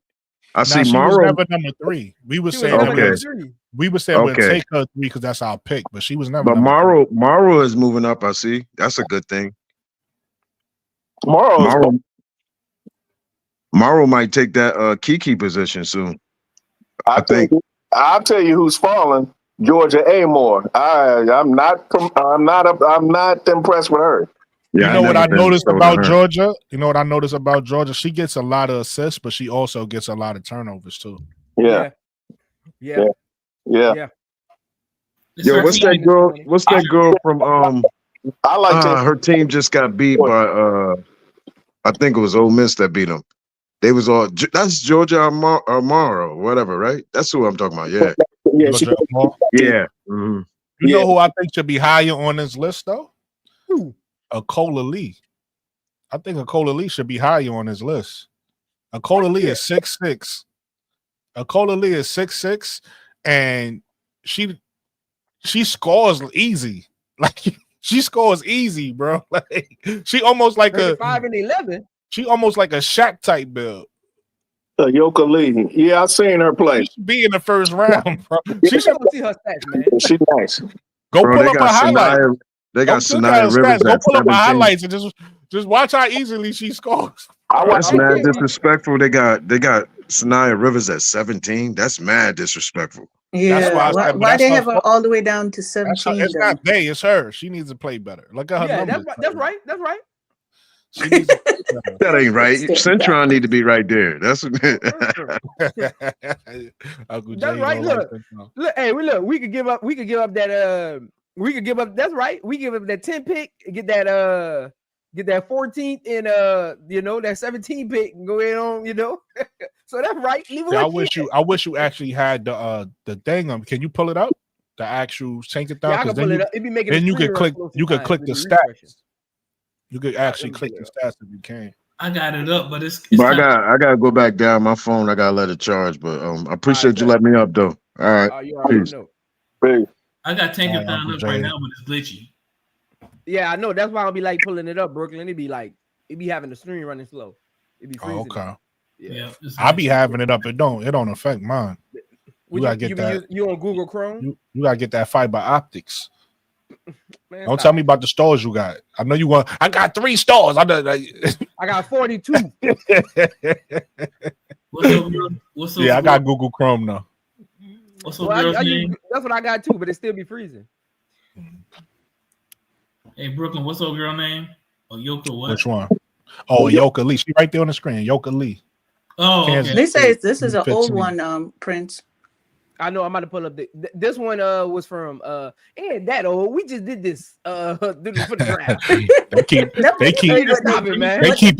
keep you honest. The chat keep you honest. From last week. they murdered. No, but that's another thing I actually like about draft. No, but look, that's another thing I actually like about Tankathon. Tankathon adjusts. So that's why those players. Remember I was like, yo, this player was there. That play, I like that. The player's not gonna stay in the same spot depending on how they play. And this can't be too old. It's the same picks. Look, I'm about to share it. People, they need to get it on, man. That was Uncle J that said that. Oh god. No, T. Carmelo, man, this ain't no old draft. Hold on. That Prince cheating. Hold on, man. I ain't cheating though. I was actually showing Brooklyn the thing, and we just happened to get to that slide. This was from the Valkyrie draft. Ain't update. Hold on. They tripping. It's good, Miss Benzino. They on 9. Not much. See, it's the same. Nothing changed. No, but look, the good thing is if you click any name you want, it's going to actually break down their numbers. Let me go to a girl you was talking about. Yeah. So you see, they give you the per game stats, the per 36, and then they give you 2 advanced stats. So with on the top one, I usually look at the 3-point rate, and then on the bottom one, gives you a little defense.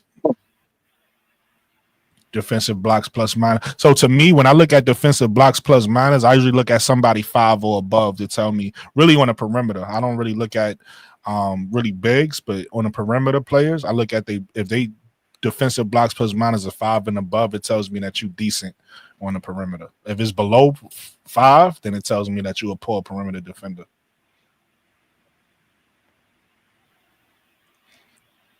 But if you go to a shooter, Prince, you'll see the 3-point rate. I'm about to go to Ozzy.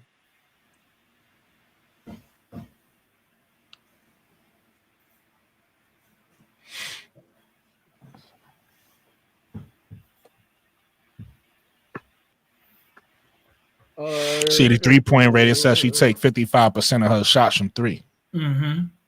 Yeah. Right, and then what she's shooting 33%. So that's not the greatest. She just coming back though from injury. So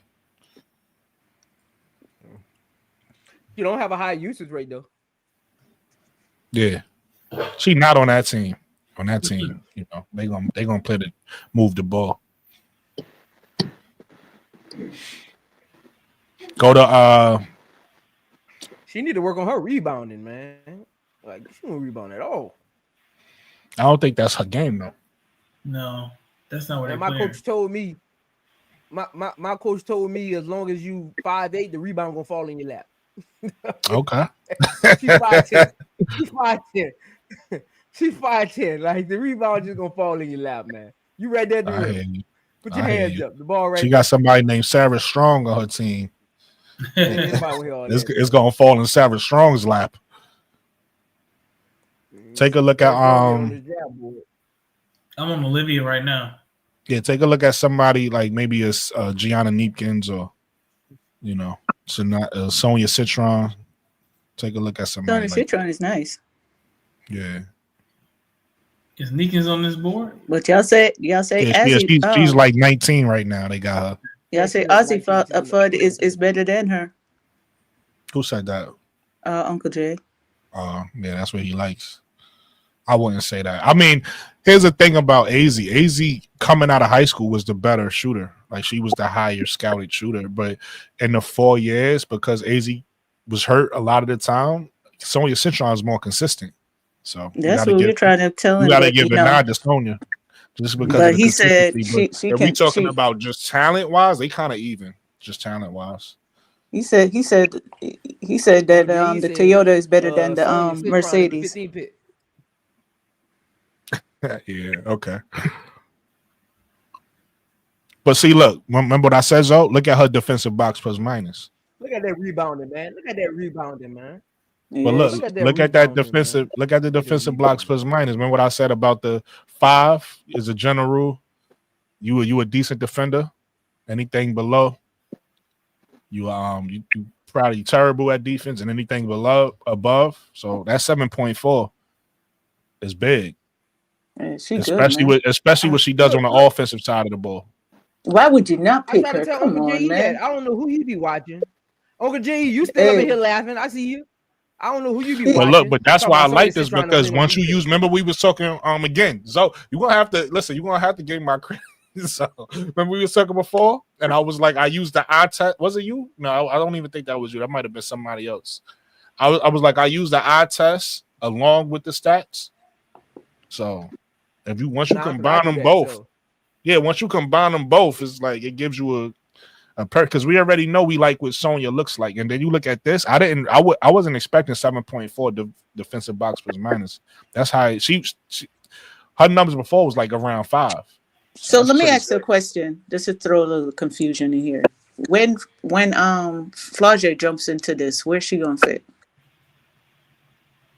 Oh, Flau'jae top 3. She's probably going number 2.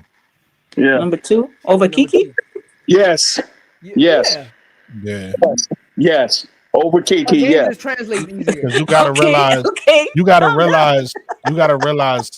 Not only us, the country thinks that Paige and Flau'jae is the 2 best guards in college. Mm-hmm. So if she come out, Vanderbilt is at 25. 1 and 2. Flau'jae is a generational talent. I'm letting y'all. I'm saying it right now. Flau'jae is a generational talent, both on the microphone. I can't hear you, sir. Huh? He got caught up in the Matrix or something. Who? You. One thing I notice about these girls too, they be lying about their heights. So Flau'jae, listen, once they hit the WNBA, Flau'jae, Paige, AZ, they all gonna be 6 feet tall. If you look at them, they all the same height, but they'll put one at 5'11", the other one at 6 feet, this one 5. They all gonna be 6 foot. All I know is if you 5'10" and below, you're not gonna be 6 foot. But if you 5'11" and taller, if you 5'11", you 6 foot. They gonna make you 6 foot. Because I done seen heights. I done seen heights with Paige. The way you tilt your head when you get measured is the difference. Right. No, like if you 5'11", no, exactly. I don't. Right, exactly. Yeah. I don't see heights with Paige Beckers, and they listed at 5'11", and then I see her listed at 6 foot. I'm like, and then I see AZ. Then I see Paige listed at 6 foot, and I see AZ listed at 5'11". But they stand next to each other. They're the same height. I'm like, yo, dog. Hey, T. Carmilla, mind your business. Mind your business, T. Carmilla. I'm a point guard. I'm 6'1". Mind your business. Mind your Nah, that's business. where they listen. Mind Don't let. He Listen, said the guys lying about their don't let height. Prince cause no confusion. The men started the line on the height. That's where it started at. Mind your business. Mind your business. I'm a point guard height. Mind your business. Wait on. I wish y'all would play too. I wish y'all would play shooting guard. I wish y'all would. Yeah, but what I was saying earlier. What I was saying. About this Laura, what's her name? Laura Betts.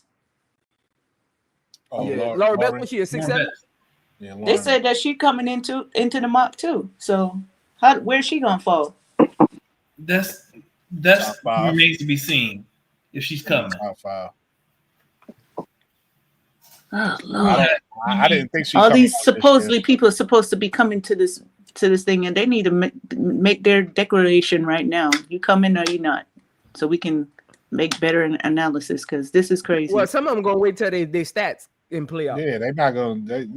Tony just being selfish. She want them to say it's better for them to wait till the end of the season. Tony, like, y'all better tell us now. We want it now. I want it now. I want all the smoke now. So I can. Yeah, they gonna wait till it's convenient for them, like right at the end of the tournament, and then they gonna decide. So right now, who did say we just who gonna was speculate. on here? Oh, I think it was Uncle J.E. Didn't he say Haley Van Lute was better than who he said she was better than? Citron. Oh, was it Mike? Better It was better than Citron, and she had number 25. Yeah, Uncle J.E. Yeah, she just got in there. She just got in there. Yeah, listen, I already told Zoe, to me, she a 3rd round pick, but I'm gonna give her credit for the way she's been playing at TCU, so she's raising her stock. So I give her credit for that. But the problem is she only 5'7". That's the biggest. That's problem. part of it. That's part because you gotta, again, people only look at the offensive side of the ball. You gotta equate defense in there. Let me see what she's talking about. She couldn't do anything with Fort Wiley, and she couldn't do anything with Pow. A 3-point ratio, you only shoot it 36% of the time, and she's shooting 27% from 3. That's terrible. She got a 5 in the defensive box plus minus. That's not bad. That's not bad. That's anything, telling me she at least keep people in front of her. I know people say 5, but 4.5 is good. Yeah, that means you at least keep people in front of you. So that's good. I give her credit for that at 5'7". Haley Van Lith. She cooked Sonya Citron the other day, so Haley Van Lith couldn't do it. Man, stop saying that. She did, so she did. I watched the game a couple of times. She cooked her. I'm not saying that. I mean, everybody has their flaws, though, right? Like Sonya Citron is 6 feet, and she does a pretty good job at moving her feet, but she's not the quickest guard. So if somebody like Haley Van Lith is in front of you, you can't keep it in front of you. Like, you know what I mean? You're gonna do your best, but yeah. You gotta stop saying that, man. Again, so I was doing some research. Notre Dame plays 2-3 baseline zone, 3 minutes per quarter. So it depends on when Haley Van Lith was getting off, if they was in zone or not. Well, somebody go look at the footage. Look, the game. I'm gonna go look at it. Somebody go see what minutes. Somebody go see what minutes. Yo, I just got the taste of some 10 o'clock. Okay, I just got to taste of some. I know I'm about to end it in about 30 minutes too. I gotta go eat. I'm about to end it in about 30 minutes. Some French fries from Five Guys. Hey, B, what your mic went out? I got you. No, but it depends on when Haley Van Lith went off. What kind of zone or whatever they was in. Yeah, I'm gonna try. I got my Ozzy Fudd. Brooklyn, you can pull up for that one tomorrow. I got my Ozzy Fudd breakdown tomorrow. I got some clips and stuff. Her full court, I got some full court clips of her. She I just hope she's good. Man. She need to get in shape. She just dinged her knee up in the last game again. Yeah, so I hope I want to see. I'm looking forward to December 12th. So hopefully she's good. They said she was good. Okay, she came back in the game. So it might have been a precaution because there really wasn't no knee-to-knee contact. It was just a leg contact type of thing. And she came back, so she playing well. The last couple games she's been playing well, so I want to see her continue that. Yeah, she playing what? 10 for 16, 5 for 14, 18, 8 for 24. Her first game they put her in the starting lineup, she only had like 8 or something like that. But then after that, she started to get comfortable. So she just gotta get. she just got to get her mind comfortable now. You know, that's probably why she left the game, because she probably got scared. You need to work on that 3-point percentage. I did not. It wasn't. It was 37%. You 5'7". Man, no, look at me. Oh, you talking about Haley? Yeah, it's 27%. Yeah, look, 2 for 5, 2 for 7, 1 for 7, 1 for 7, 2 for 6, 4 for 9, 0 for 3, 2 for 5, 1 for 5, 1 for 5. And I'm gonna be honest with you, at 5'7", I don't even like the rate she taking it. I want that to be higher, right? I want most of your shots to come from 3 and get into the rim. So the fact that you got to be able to shoot at that height. Yeah, you got to shoot at that height. You got to be able to shoot, man. Yeah. Like, because WNBA, you ain't going up in there. Yeah. Especially not. First of all, you're gonna have somebody like a Dejanay on your hip, and then you got somebody at the rim waiting for you. Like, what you gonna do? You gonna look like Caitlin Clark out there. But she a finesse player though. She don't even play physical. She a finesse player. She don't play. Yeah. She got that dog in her. Sometimes it comes. You know, she a rah, but she ain't seen it. She gonna get a shot off here and there, but yeah. I just don't like that 3-point percentage at that height going into the W. I'm not high on players. Up to at least 38. I'm not high on players that small that have like that type of game. Like, again, somebody like Hannah Hidalgo is different, right?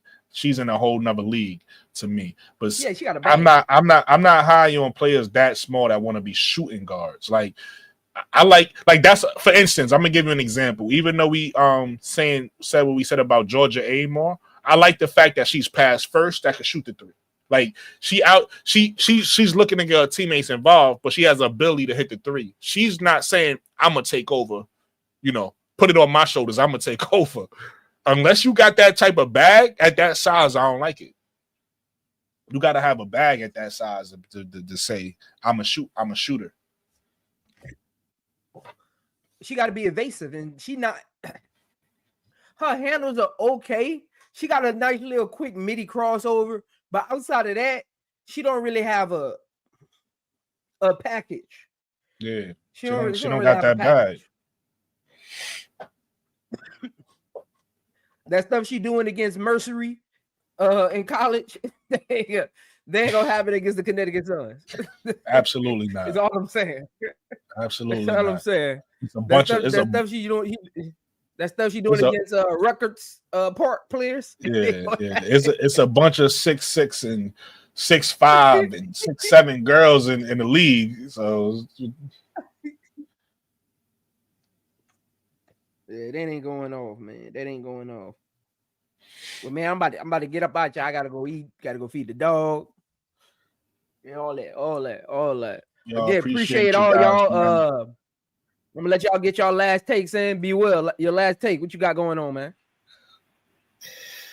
Man, y'all get some sleep. Big day tomorrow. Can't wait to break down Azifa because we've been talking about her. Oh man, it's a big day.